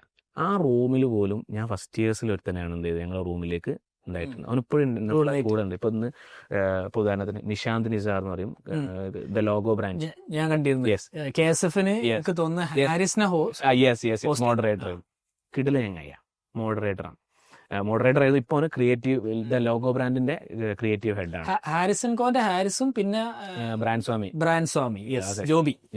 ഇവനും സ്റ്റാർട്ടപ്പ് ഒക്കെ ഉള്ള ആളാണ്. അപ്പം ഇവൻ ഇപ്പോഴും പറയുന്നത്, നിങ്ങൾ ആ ഫസ്റ്റ് ഇയറിൽ നമുക്ക് തന്ന ഒരു സപ്പോർട്ട് അത് ഭയങ്കര സാധനമായിരുന്നു. നമ്മളറിയാം, ആക്ച്വലി നമ്മളൊരിക്കലും ഇവൻ ഇന്നെ കുറെ കാലം കഴിഞ്ഞിട്ട് എനിക്ക് ക്രെഡിറ്റ് തരണം വിചാരിച്ചിട്ടില്ല. നമ്മളെ ട്രോമ കാരണമാണ് നമ്മൾ അതിന്റെ അകത്തേക്ക് ഇറങ്ങുന്നത്. ഇകോം ഷോ തുടങ്ങാൻ അതിനാ റീസൺ. കാരണം ബാക്കിയുള്ളവർ എത്ര ഇതുകൊണ്ട് പെയിന് അനുഭവിക്കുന്നു എന്ന് അറിയുന്നു. ആ പെയിൻ ഞാൻ അനുഭവിച്ചതുകൊണ്ട് കൂടിയാണ് the whole thing works now. അല്ല, നമ്മളെ എക്സ്പീരിയൻസ് അല്ല ഏറ്റവും വലിയ നമുക്കുള്ള ലെസൺ എന്ന് പറയുന്ന സാധനം. അങ്ങനെ നമ്മൾ എന്ത് ചെയ്യും, തേർഡ് ഇയറിൽ എനിക്ക് തോന്നുന്നു നമ്മളെ ആ ഒരു സമയത്ത് അതുവരെയുള്ള ഇപ്പം അതിന് ശേഷമൊക്കെ ഒരുപാട് ഉഷാറായി. നമ്മളൊരു ബെഞ്ച് മാർക്ക് സെറ്റ് ചെയ്യാൻ പറ്റി. ക്യാമ്പസിൽ ഒരുപാട് പ്രോഗ്രാംസ് നമ്മൾ എന്ത് ചെയ്തു. ഇപ്പോഴും ഫറൂഖ് കോളേജിൽ നടക്കുന്ന ഞാനത് പറയുമ്പോൾ ഇതിനെങ്ങനെ ട്രോൾ ചെയ്യപ്പെടുമോ, വലിയ മെയിനെന്നൊക്കെ ചിലപ്പം കേട്ടേക്കാം. പക്ഷെ എനിക്ക് നമ്മൾ ട്രോൾ ആസ്വദിക്കാത്തേ ഉള്ളൂ. പക്ഷെ ഫറൂഖ് കോളേജിൽ ഇപ്പം നടന്നുകൊണ്ടിരിക്കുന്ന പല പ്രോഗ്രാമുകളും നമ്മൾ അന്ന് സ്റ്റാർട്ട് ചെയ്ത സമയത്ത് നമ്മൾ ഉണ്ടാക്കിയ പ്രോഗ്രാംസ് ഇപ്പോഴും ആ പ്രോഗ്രാമിന് അവർ അലിഖിത നിയമങ്ങൾ നിങ്ങൾ ഉണ്ടാക്കിയത്. അതെ, അതായത് ഉദാഹരണത്തിന് നമ്മുടെ ഒരു മാനേജ്മെന്റ് ടാലന്റോ എന്ന് പറയുന്നത്, അത് ഞാൻ സെക്രട്ടറി ആയ സമയത്ത് നമ്മൾ സിസ്റ്റമാറ്റിക് ആയിട്ട് ഒരു ഓർഗനൈസ് ചെയ്യുന്നത്, അതൊന്നൊരു ഇന്റർ കോളേജ് ഫെസ്റ്റ് ആയിട്ടൊക്കെ എന്ത് ചെയ്തു, ഗ്രോ ചെയ്തു. അങ്ങനെ ചെറിയ ചെറിയ ഇവന്റുകൾ അടക്കം അതിലൊക്കെ എല്ലാവരും നമുക്ക് എപ്പോഴും സപ്പോർട്ടൊന്നും കിട്ടൂല. എനിക്ക് എപ്പോഴും ഓർമ്മ ഉണ്ട്, ഇപ്പൊ ഞാൻ അവിടെ മെഹന്തി കോമ്പറ്റീഷൻ അടക്കം നടത്തിയിട്ടുണ്ട്. എന്നോട് ചില ആൾക്കാർ ചോദിച്ചു, എന്താ ചെങ്ങ ഇപ്പം കുട്ടിയൊക്കെ മെഹന്തി കോമ്പറ്റീഷൻ നടത്തുന്നത്, ഇതാണ് അവർക്കുള്ള ഓപ്പർച്യൂണിറ്റീസ് ഓരോരുത്തർക്കും. ഞാൻ കാലിഫിൽ പോയി ചെയ്യുന്നത് എന്താണോ അവനെൻ്റെ സ്കില്ല് അത് പുറത്ത് കാണിക്കാനും അത് ഡെവലപ്പ് ചെയ്യാനുള്ള ഓപ്പർച്യൂണിറ്റി കൊടുക്കാമെന്ന്. കാലിഫിൽ പോട്ടറി ഉണ്ട്. അതായത് കുട്ടികൾ മണ്ണിൽ വെറുതെ അതൊരു എക്സ്പീരിയൻസ് ആണ്. ഒന്നുമില്ല, ഒരു പോട്ടേഴ്സ് ആവുന്നു നിങ്ങൾക്ക് അഭിപ്രായമൊന്നുമില്ല, പക്ഷെ അതൊരു എക്സ്പീരിയൻസ് ആണ്. കാലിഗ്രഫി കൊടുക്കുന്നുണ്ട്, ഫോട്ടോഗ്രഫി ഉണ്ട്. ഇപ്പം നമ്മളെ ഞാൻ കണ്ടിരുന്നു കുട്ടികള് KSF സമയത്ത് ബീച്ചിൽ ഫോട്ടോഗ്രാഫി. യെസ് ആ സമയം. അതേപോലെ KSF പ്രധാനപ്പെട്ട മീഡിയ കവർ ചെയ്ത അവരാണ്. KSF കഴിഞ്ഞപ്പോൾ നമ്മൾ കുട്ടികളെടുത്ത് ഞങ്ങൾ ഒരു പിന്നെ സിസ്റ്റമാറ്റിക് അല്ലാന്നുണ്ടെങ്കിലും അങ്ങനെ കണ്ടന്റ് ക്രിയേഷൻ ഒക്കെ നമ്മൾ പിള്ളേർ ചെയ്യാറുണ്ട്. KSF കഴിഞ്ഞോടുകൂടി നമുക്കും ബെനിഫിറ്റ്. കുറേ ടീമുകൾ നിങ്ങൾ ഞങ്ങൾക്ക് കണ്ടന്റ് ക്രിയേറ്റ് ചെയ്ത് തരുമോ, വീഡിയോ എഡിറ്റ് ചെയ്ത് നമ്മളെ പിള്ളേരെടുത്ത് വന്നു. ഞാൻ പറയാം, ഒരാഴ്ചയായിട്ട് നമ്മൾ പുതിയൊരു ഒരു സ്റ്റാർട്ടപ്പ് അതിൻ്റെ ഉള്ളിൽ തുടങ്ങി, ഒരു മീഡിയ ഒരു പ്രൊഡക്ഷൻ സ്റ്റാർട്ട് ചെയ്ത് കണ്ടന്റ് സ്റ്റാർട്ട്. ഇങ്ങനെ ഏതാണോ നമ്മുടെ ഫീൽഡ്, കാലിഗ്രഫി ആണെങ്കിൽ അങ്ങനെ അതിന് നമുക്ക് പുതിയ കാലം എന്തും എൻകാഷ് ചെയ്യാനടക്കം പറ്റും. നമ്മൾ സ്കില്ല് എന്ന് പറഞ്ഞ് മാത്രം നിൽക്കേണ്ട കാര്യമല്ല, എന്തും സംസാരിക്കാൻ അറിയുന്നവന് അത് എൻകാഷ് ചെയ്യാൻ പറ്റില്ല. അപ്പൊ ഈ രീതിയിൽ ഞാൻ പല പൈസ തന്നിട്ടില്ല കേട്ടോ KSF അല്ല, അത് KSF എന്ന് പറയുന്ന ഒരു പ്ലാറ്റ്ഫോമിൽ നിങ്ങൾ വന്നതോടുകൂടി നിങ്ങൾക്ക് KSF സ്പീക്കർ എന്ന് പറയുന്ന ഒരു സാധനല്ലേ, അതാണ് ഏറ്റവും പ്രധാനം. അപ്പൊ അത് പോയി. അതെ, KSF ഇസ് എ ബ്രാൻഡ്. വേണമെങ്കിൽ വന്ന് സംസാരിച്ച് റെസ്പെക്ട് ദാറ്റ്. നമ്മൾ KSF 1ാമത്തെ എഡിഷൻ ആയിരുന്നു, അതിൻ്റെ ഇടയിൽ പറയാണ്.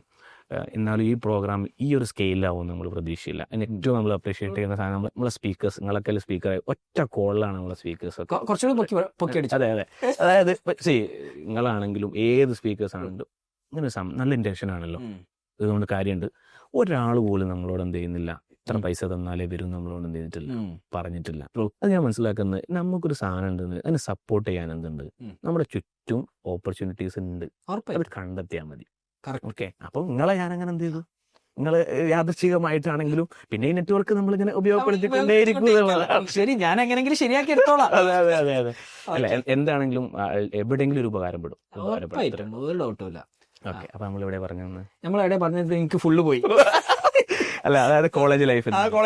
അപ്പൊ കോളേജിൽ പഠിക്കുന്ന സമയത്ത് കോളേജിൽ മാത്രം ഒതുങ്ങി നിന്നാൽ പോലെ. അങ്ങനെയാണ് ഞാൻ ഈ പറഞ്ഞു, നമ്മൾ ഈ എഡ്യൂക്കേഷൻ സിസ്റ്റത്തിൽ പണ്ടേ ഉപ്പയെ പറയുന്ന അല്ലെ നമുക്കും അറിയുന്ന ഇങ്ങനൊന്നും അല്ല, നമ്മൾ വിചാരിക്കുന്ന കുറെ സാധനങ്ങൾ കിട്ടാത്തതുണ്ട് എന്നുള്ള തോട്ടിൽ ഡിഗ്രി സെക്കൻഡ് ഇയർ ആണെന്നാണ് എൻ്റെ ഓർമ്മ. ആ സമയത്ത് ഞാനും ഉക്കാക്കയൊക്കെ കൂടിയിട്ട് നമ്മളെ കുറച്ച് കസിൻസൊക്കെ കൂടിയിട്ട് we announced a summer camp. നമ്മളെ കോഴിക്കോട് മാവൂര് വെച്ചിട്ട് ഒരു സമ്മർ ക്യാമ്പ് അനൗൺസ്, ഒരു 7 ദിവസം. അതിൻ്റെ ഒക്കെ സ്ട്രഗിൾ പറഞ്ഞാൽ തീരുവില്ല. ഇന്നത്തെ ഒരു സോഷ്യൽ മീഡിയ പ്രൊമോട്ട് ചെയ്യാന്നല്ല, പത്രത്തിന്റെ ഇടയിൽ മറ്റേ അത് രാത്രി 4 മണിക്ക് എണീറ്റിട്ട് നമ്മൾ പോയിട്ട് നമ്മൾ തന്നെ ചെയ്തു കൊടുക്കണം, അതിന് അങ്ങനെ കുറെ സാധനങ്ങൾ. പക്ഷെ അതൊക്കെ എക്സ്പീരിയൻസ് ആണ്. ഞാൻ അതിനൊക്കെ ഏപ്രിൽ മെയ് സമയത്ത് അത് ഹൈസ്കൂൾ സ്റ്റുഡൻസിനാണ്. ഈ പ്രോഗ്രാം അങ്ങോട്ട് കഴിഞ്ഞോടുകൂടി നമ്മൾ KSF പറഞ്ഞ പോലെ തന്നെ വിചാരിക്കാത്ത ഇമ്പാക്റ്റ് ആണ് അത് ക്രിയേറ്റ് ചെയ്തത്. അതായത് പ്രോഗ്രാം കഴിഞ്ഞതിന് ശേഷം 7 ദിവസത്തെ ക്യാമ്പ് കഴിഞ്ഞതിന് ശേഷം പാരൻസ് ഒക്കെ എനിക്ക് സ്റ്റിൽ റിമെമ്പർ എൻ്റെ വീട്ടിലേക്ക് തന്നെ തിരഞ്ഞു വന്നു. നിങ്ങൾ എന്താ അവിടെ ചെയ്ത്, ആകെ മാറ്റം വന്നു, ഒരു ആറ്റിറ്റ്യൂഡ് മാറിയിട്ടുണ്ട്, പഠിക്കണം, ഒരു ലെവലിൽ എത്തണം എന്നുള്ള ചിന്ത വന്നു. ഏറ്റവും അവർക്ക് സന്തോഷമായത് എന്നോടൊക്കെ പെരുമാറുന്ന രീതിയിൽ എന്ത് ചെയ്തു, അല്ലെങ്കിൽ ഉമ്മാനോട് പണിയെടുത്ത് തർക്കിക്കാത്ത ദിവസങ്ങൾ ചെയ്യാം. ഇപ്പം എന്തെങ്കിലും അനാവശ്യമായിട്ട് ഇങ്ങനെ ഒരു സ്വഭാവത്തിലും പെരുമാറ്റത്തിലൊക്കെ ചേഞ്ചസ് വിസിബിൾ ആയിട്ട് എന്ത് ചെയ്തു വന്നു. പാരൻസ് നമ്മളോട് അത് എൻ്റെയൊക്കെ വീട്ടിൽ വന്നിട്ട് എന്ത് ചെയ്തു ഇത് പറഞ്ഞു. അങ്ങനെ എന്റെ മോന് മാറിപ്പോയല്ലോ നിന്റെ വാപ്പ പറഞ്ഞല്ലോ. അല്ല, വാപ്പ പ്രൗഡായി. എനിക്ക് ഇപ്പോഴും ഉണ്ട്. ഞാൻ കൊലായിലിരുന്ന് സോഫയിലിരുന്ന് പറയുമ്പോൾ ഉപ്പിയും സൈഡിലുണ്ട്. കാരണം ഉപ്പിയും വിചാരിച്ചിട്ടില്ല എന്ത് ഇത് ഇങ്ങനെ ഒരു ലെവലിലേക്ക്. അപ്പൊ റിസൾട്ട് നമുക്ക് കിട്ടി. അല്ല, എന്തായിരുന്നു പിന്നെ ഒരു സമ്മർ ക്യാമ്പ് നടത്താനുള്ളൊരു എന്താണ് അത് വെച്ചിട്ട് നിങ്ങൾ അച്ചീവ് ചെയ്യാൻ ഉദ്ദേശിച്ചത്? ഞാനീ പറഞ്ഞ പോലെ സ്കൂളുകളിൽ കിട്ടാതെ പോകുന്ന കുറേ കാര്യങ്ങളുണ്ട്. എന്താണ് ആ കാര്യങ്ങൾ? ഞാനിപ്പോൾ കാലിഫിൽ നമ്മൾ കൊടുക്കുന്ന 7 എസെൻഷ്യൽ ബട്ട് ഇഗ്നോർഡ് എഡ്യൂക്കേഷൻ ഞാൻ പറയാം.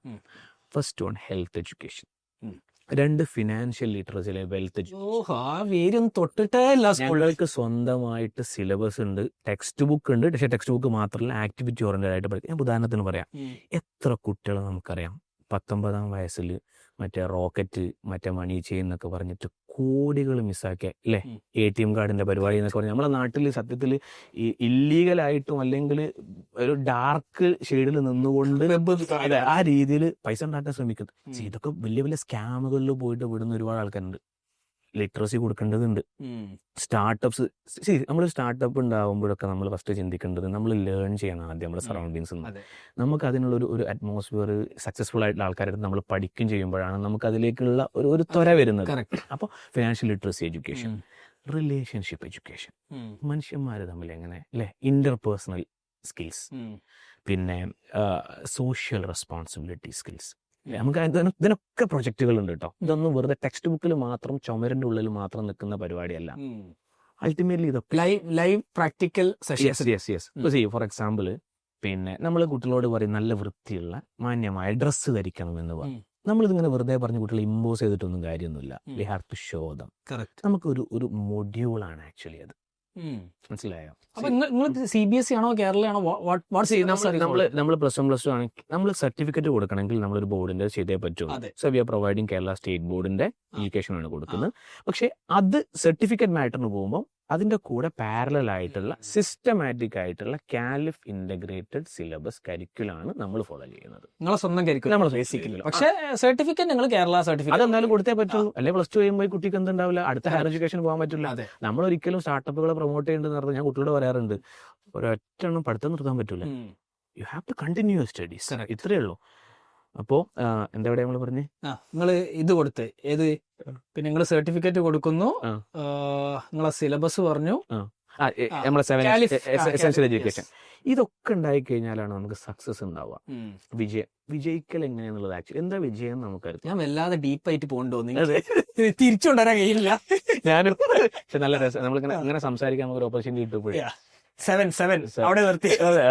അപ്പൊ സമ്മർ ക്യാമ്പ് 7th. അപ്പൊ ഈ സക്സസ് എഡ്യൂക്കേഷൻ എന്ന് പറഞ്ഞു കഴിഞ്ഞാൽ actually success, what is the definition of success? Please tell me. ഞാനൊരു സാറായതുകൊണ്ട് എന്താ സക്സസ് എന്ന് പറഞ്ഞാൽ? സക്സസ് എന്ന് ഞാൻ ഡിഫൈൻ ചെയ്യുകയാണെങ്കിൽ ഓരോരുത്തർക്കും പേഴ്സണലി സക്സസ് ഡിഫറെന്റ് ആയിരിക്കും. ചില ആൾക്കാർക്ക് മണി അതല്ല സക്സസ് എന്ന് നമ്മളൊരു തിയററ്റിക്കൽ സാധനത്തിൽ പറഞ്ഞു. ഞാൻ ഫിലോസഫിക്കലി പറയുകയാണെങ്കിൽ എനിക്ക് സന്തോഷം ഉണ്ടാവണം. അതാണ് that is success for you. I should happily do whatever I am doing. ഇതാണ് എന്റെ ഡെഫിനിഷൻ. ഡെഫിനറ്റ്ലി. കുറച്ചുകൂടി കറക്റ്റ് സ്ട്രക്ചറായിട്ട് പറയുകയാണെങ്കിൽ നമ്മളൊരു ഗോള് അച്ചീവ് ചെയ്യുമ്പോഴാണ് അതിന് നമുക്ക് എന്ത് ചെയ്യാൻ പറ്റുക, സക്സസ് എന്ന് പറയാം. ഈ സക്സസ് നടക്കുമ്പോഴാണ് അടുത്ത എസെൻഷ്യൽ എഡ്യൂക്കേഷൻ ഹാപ്പിനെസ് എഡ്യൂക്കേഷൻ. ഞാൻ നിങ്ങൾ ഈ പണിയൊക്കെ എടുക്കുന്നതിനാലോ ultimately happiness. Soul for happy soul for happy. നമ്മളൊക്കെ ജനിക്കുന്നത് സന്തോഷവാനായിട്ടാണ്. മതങ്ങളും പറയുന്ന സാധനം അതാ. ഡീഫോൾട്ട് മോഡാ സന്തോഷം എന്ന് പറഞ്ഞു കഴിഞ്ഞാൽ. സന്തോഷം സ്വർഗം കിട്ടിയാൽ എന്താ ഉണ്ടാവുക? ഹാപ്പിനെസ്. ജോലി കിട്ടിയാൽ എന്താ ഉണ്ടാവുക? ഹാപ്പിനെസ്. പക്ഷെ നമ്മൾ പൈസ മണി കാൺ ബൈ ഹാപ്പിനെസ് എന്നൊക്കെ നമ്മൾ പറഞ്ഞാൽ അടുത്ത മൊമെന്റിൽ പറയും ബേബി ദുബായ് എന്നുള്ളത് പറയാൻ മതി. ഓക്കെ, പൈസ നമുക്ക് കുറെ, നിങ്ങൾ നേരത്തെ പറഞ്ഞ പോലെ നിങ്ങളുടെ ഒരു ഇക്കിഗായി കണ്ടെത്തുക എന്ന് പറഞ്ഞാൽ പൈസ ഒരു സൈഡിൽ നിന്ന് ഇങ്ങനെ വരുന്നുണ്ട്. അതെ. If you are not happy, is that money success? അല്ല. അപ്പോൾ ഞങ്ങളുടെ മെയിൻ അജണ്ട എന്ന് പറയുന്നത് കാലിഫ് ഹാപ്പിനെസ് എഡ്യൂക്കേഷന് എൻഡിൽ എന്ത് ചെയ്യുന്നു, ഇതൊക്കെ ചെയ്തിട്ട് കുട്ടികൾ ഹാപ്പി ആവുക എന്നുള്ളതാണ്. അതിനർത്ഥം നമുക്ക് ഒരു മൊമെന്റിലുള്ള ഹാപ്പിനെസ് അല്ല, ലോങ് ടേം ഹാപ്പിനെസ്. അത് നമ്മളൊരു ഡ്രഗ് യൂസ് ചെയ്ത് കഴിഞ്ഞാൽ ആ മൊമെന്റിലെ ഹാപ്പിനെസ് കിട്ടിയാൽ ഹാപ്പിനെസ് ആണോ എന്നുള്ളത് വേറെ ചോദ്യം. പക്ഷെ നമ്മൾ അതിന് കുറച്ച് സ്ട്രഗിൾ ആയിരുന്നു, പക്ഷെ നമ്മളിപ്പം എടുത്തേക്കാം. അപ്പൊ ഈ 7 എസെൻഷ്യൽ എഡ്യൂക്കേഷന് ഡിഫറെന്റ് പെർസ്പെക്റ്റീവിലൂടെ നമ്മൾക്ക് കുട്ടികൾക്ക് കൊടുക്കണം. ഇതാണ് നമ്മളെ ക്യാമ്പിലെ പ്രധാന അജണ്ട. പിന്നെ ഞാൻ നേരത്തെ പറഞ്ഞ 10 ലൈഫ് സ്കില്ലുകളില്ലേ, ഇതെല്ലാം കൂടി ഒരാഴ്ച കൊണ്ട് നടക്കും. ഇതൊക്കെ നിങ്ങൾക്ക് ആ ഒരു വയസ്സിൽ എങ്ങനെ ഇതൊക്കെ തോന്നി? അത് ഞാൻ പറഞ്ഞത്, നമ്മൾ ഇപ്പം നമ്മളെ നാട്ടിൽ കോഴിക്കോട് ആവട്ടെ എല്ലാ സ്ഥലത്തും ഈ ട്രെയിനിങ്ങുകളും ക്യാമ്പുകളും സെഷൻസ് അറ്റൻഡ് ചെയ്ത് ട്രെൻഡായി മാറിയില്ലേ. ആൾക്ക് അല്ലെങ്കിൽ ഒരു ഫോമ വരാൻ തുടങ്ങിയിട്ട് ഇല്ല. എങ്ങനത്തെ ഇപ്പോൾ KSF ആൾക്കാർ KLF വരാൻ പോകുന്നു. ആൾക്കാർ എന്താ ചിന്തിക്കുക, പക്ഷേ പോയില്ലെങ്കിൽ എനിക്ക് എന്തെങ്കിലും മിസ് ഔട്ട് ചെയ്യുന്നു. ഈ രീതിയിലേക്ക് അന്നേ നമ്മൾ എന്ത് ചെയ്തിട്ടുണ്ട്, എവിടെ നോളജ് ഉണ്ടോ അത് തപ്പി കണ്ടുപിടിക്കാനുള്ള ഒരു സാധനം ഉള്ളത് കൊണ്ട് നമ്മളെ ഇങ്ങനെ ഒരു ഡെവലപ്പ് ചെയ്യുന്നതിന് അതൊക്കെ ഭയങ്കരമായിട്ട് ഹെൽപ്പ് ചെയ്തിട്ടുണ്ട്. പിന്നെ റീഡിങ്. എൻ്റെ വീട്ടിൽ വന്നു കഴിഞ്ഞാൽ എൻ്റെ വീടിൻ്റെ പുറത്തൊരു ബിൽഡിംഗ് ഉണ്ട്, ഇറ്റ്സ് എ ലൈബ്രറി. ഒരു 10,000-ലധികം പുസ്തകമുണ്ട്. എൻ്റെ ഉപ്പയാണ്, ഉപ്പൻ്റെ പ്രധാന വായനശാല. ഉപ്പൻ്റെ വായനശാല. ഉപ്പ ഒരു റീഡർ എന്നൊക്കെ പറഞ്ഞ ഞങ്ങൾക്ക് ആളുകൾക്ക് റിലേറ്റ് ചെയ്യാൻ പറ്റും. അമ്മാതിരി റീഡറാണ്. ഞങ്ങളൊക്കെ ചെറുപ്പത്തിൽ പറയുന്നത് എന്തിനെങ്ങനെ ബുക്ക് വായിച്ചു. എവിടെ പോകുമ്പോഴും മരിച്ച വീട്ടിൽ പോയി കഴിഞ്ഞാൽ അടക്കം ഉപ്പാൻ്റെ അടുത്ത് എന്തുണ്ടാവുക ബുക്ക് ഉണ്ടായി. ഇപ്പൊ ഞങ്ങൾ ഒരിക്കലും ചോദിച്ചു ഉപ്പാനോട്, കാറിൽ ഇങ്ങനെ ഒരു കല്യാണത്തിനൊക്കെ പോകുന്ന സമയത്ത്, നിങ്ങൾ ഇപ്പോഴും എന്തിനാ ബുക്ക് എടുത്തത്, കല്യാണത്തിനല്ലേ പോകണം? ഞാൻ കല്യാണത്തിന്റെ സ്ഥലത്തൊന്നും ഞാൻ ബുക്ക് എടുക്കൂല. ഈ പോണ വഴിക്ക് കാറ് പഞ്ചറായി കഴിഞ്ഞാൽ വെറുതെ കണ്ടേ, ആ സമയത്ത് എനിക്ക് എന്ത് വേണം, നമ്മൾ ആ സാധനത്തിന് ഇപ്പൊ ഫോണായിട്ട് റീപ്ലേസ് ചെയ്തു എന്നുള്ളതാണ് ആ സാധനം. അപ്പം ചെറുപ്പത്തിൽ നമുക്ക് കിട്ടിയൊരു സാധനം റീഡിങ് ഞങ്ങൾക്ക് ഭയങ്കരമായിട്ടുണ്ടായിരുന്നു. ബാലരമ്യം, ബാലഭൂമിയും, ബാലമംഗളവും. ഞാനിപ്പോൾ എൻ്റെ ക്യാമ്പസിലും റീഡിങ് ഭയങ്കരമായിട്ട് പ്രൊമോട്ട് ചെയ്യുന്നുണ്ട്. ഈ അടുത്ത് ഭയങ്കരമായിട്ട് വൈറലായി. എനിക്ക് തോന്നുന്നു ഒരുപാട് സ്കൂളുകളിൽ ഞങ്ങളുടെ അടുത്ത് വന്ന് ആളുകൾ പഠിക്കാൻ വന്നൊരു സാധനം എന്താ വെച്ച് കഴിഞ്ഞാൽ ഈവൻ UAE നിന്നും പല സ്ഥലത്തു നിന്ന് ആളുകൾ ഇത് പഠിക്കാൻ വന്നിട്ടുണ്ട്. വേൾഡ് ഹവർ ഷംസുക്ക വന്നിട്ടുണ്ട്. ഹാബിറ്റാറ്റ് ഷംസുക്ക വന്നു. ഞങ്ങൾ ഭയങ്കര സന്തോഷിച്ച ഷംസുക്കനെ പോലെ നമ്മൾ ഷംസുക്കാണോ പറഞ്ഞത്, നീയാണോ പറഞ്ഞത് ഗവൺമെന്റ്? എന്തായാലും ഞാൻ ആരോടത്തുനിന്ന് കേട്ട് ഷംസുക്ക ഒരുപാട് സ്കൂളുകൾ എന്ത് ചെയ്തിട്ടുണ്ട് നമ്മുടെ അടുത്ത് വരുന്നുണ്ട്. ഞങ്ങളത് ഷെയർ ചെയ്യാൻ ഭയങ്കര താല്പര്യം കേട്ടോ. എനിക്ക് തോന്നുന്നു ഒരു മാസത്തിൽ ഒരു 5-ലധികം സ്കൂളുകൾ നമ്മുടെ അടുത്ത് വിസിറ്റ് ചെയ്യാറുണ്ട്. വാട്ട്സ് ഹാപ്പനിങ് നമ്മൾ ഭയങ്കര ഹാപ്പിലി നമ്മളിത് പറഞ്ഞു കൊടുക്കുകയും ചെയ്യും. ഇത് മാത്രമല്ല, പേൾ ഹവർ മാത്രമല്ല, കാലിഫിന്റെ ഒരു സിസ്റ്റം. കാരണം നമ്മൾക്ക് ഇത് ചെയ്യുന്നതിന് ലിമിറ്റ് ഉണ്ട്. അപ്പം ബാക്കിയുള്ള നമ്മുടെ എഡ്യൂക്കേഷൻ സിസ്റ്റത്തിൽ ഇത് വരട്ടെ എന്നുള്ളത് കൊണ്ട്. എന്താണ് പേൾ ഹവർ? പേൾ ഹവർ എന്ന് പറഞ്ഞാൽ ഓഡിയൻസ് മനസ്സിലാണല്ലോ. Pause everything and read lively. ക്യാമ്പസിൽ ആഴ്ചയിൽ 1 മണിക്കൂർ എല്ലാം നിർത്തിവെച്ച് ടീച്ചേഴ്സും കുട്ടികളൊക്കെ 1 മണിക്കൂർ കംപ്ലീറ്റ് സൈലൻസ്, എല്ലാവരും വായിക്കും. ഒരു തെറപ്പി അറ്റൻഡ് ചെയ്യുന്ന മൂടായിരിക്കും. ഇത് ഭയങ്കര ഇമ്പാക്ട് ഉണ്ടാക്കി കുട്ടികളുടെ ഇടയിൽ. സൈലന്റ് ആയിരുന്നു വായിക്കും. ഒരു സൗണ്ട് ഉണ്ട് അവരവർക്ക് ഇഷ്ടപ്പെട്ട അതായത് ആ പേൾ ഹവർ ഉണ്ട് എന്നുള്ളത് ഒരു ഫിക്സഡ് ഡേ ആയിരിക്കും. ഫിക്സഡ് ടൈം അത് കൊടുക്കുമ്പോൾ കുട്ടികൾ പേൾ ഹവർ കഴിഞ്ഞാലും പുസ്തകം വായന നിർത്തൂല. പിന്നെ പുസ്തകം എടുത്തു വെക്കാൻ പറയേണ്ട അവസ്ഥയിലേക്ക് നമുക്ക് എന്ത് ചെയ്യും, രാത്രി സ്റ്റഡി ടൈമിലൊക്കെ വരുമ്പോൾ കട്ട് വായിക്കുന്ന രീതിയിലേക്ക്. പക്ഷെ ഞാനങ്ങനെ ഒരു പോസിറ്റീവായിട്ടൊക്കെ കാണുന്നത് ആ ഒരു മൂഡ് ക്രിയേറ്റ് ചെയ്യാൻ, ആ മൈൻഡ് സെറ്റ് ക്രിയേറ്റ് ചെയ്യാം. നമുക്ക് എത്ര ഡിബേറ്റബിൾ ആയിട്ടുള്ള ടോപ്പിക്കാണ്, എത്ര നോളജ് ടെക്കായിട്ട് കിട്ടുന്നുണ്ടെന്നുണ്ടെങ്കിലും ഇത് റോ ആയിട്ട് ഒരു പുസ്തകത്തിൽ നിന്നും വായിച്ച് അത്രയും ടൈം അറ്റൻഷൻ കൊടുത്തുകൊണ്ട് വായിക്കാൻ പറ്റുകയെന്ന് പറഞ്ഞു കഴിഞ്ഞാൽ ചില്ലറ കാര്യമൊന്നുമല്ല. അതെ.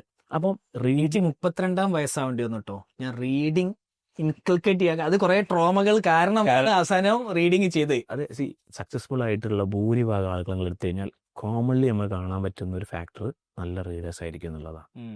ഓക്കെ, അപ്പം എനിക്ക് റീഡിങ്ങിന് ഭയങ്കരമായിട്ട് വീട്ടിൽ നിന്നുണ്ടായിരുന്നു, സപ്പോർട്ട് ഉണ്ടായിരുന്നു. ബാലരമ മുതൽ ഞങ്ങളെ കോണിക്കൂട് എന്ന് പറയും, കോണിന്റെ സ്റ്റെയറിന് താഴെ. അതെ അതെ അതെ, എല്ലാം ബാലരമ, ബാലഭൂമി, ബാലമംഗളം, പിന്നെ എന്താ പറയുക, കുരുന്നുകൾ, കുസുമം, പൂമ്പാറ്റ, അങ്ങനെ എല്ലാ സാധനം ഉണ്ടോ. അമർ ചിത്രകഥ മുഴുവൻ ഉണ്ടാവും. പോക്കറ്റ് മണി കിട്ടിയ ഞങ്ങളെ പ്രധാന പണി എന്ന് പറഞ്ഞാൽ എൻ്റെ സിസ്റ്റർ, ബ്രദേഴ്സിനൊക്കെ പണി ഇതായിരുന്നു, ബുക്ക് വായിക്കാം. എനിക്ക് ഇപ്പോഴും ഓർമ്മയുണ്ട്, കസിൻസിനൊക്കെ വീട്ടിലേക്ക് വിരുന്ന് വരാൻ ഭയങ്കര ഇഷ്ടമായിരുന്നു. അതെന്തുകൊണ്ടായി, അത്രയും ബുക്സ് ഉണ്ട്. അപ്പോൾ തീരൂല.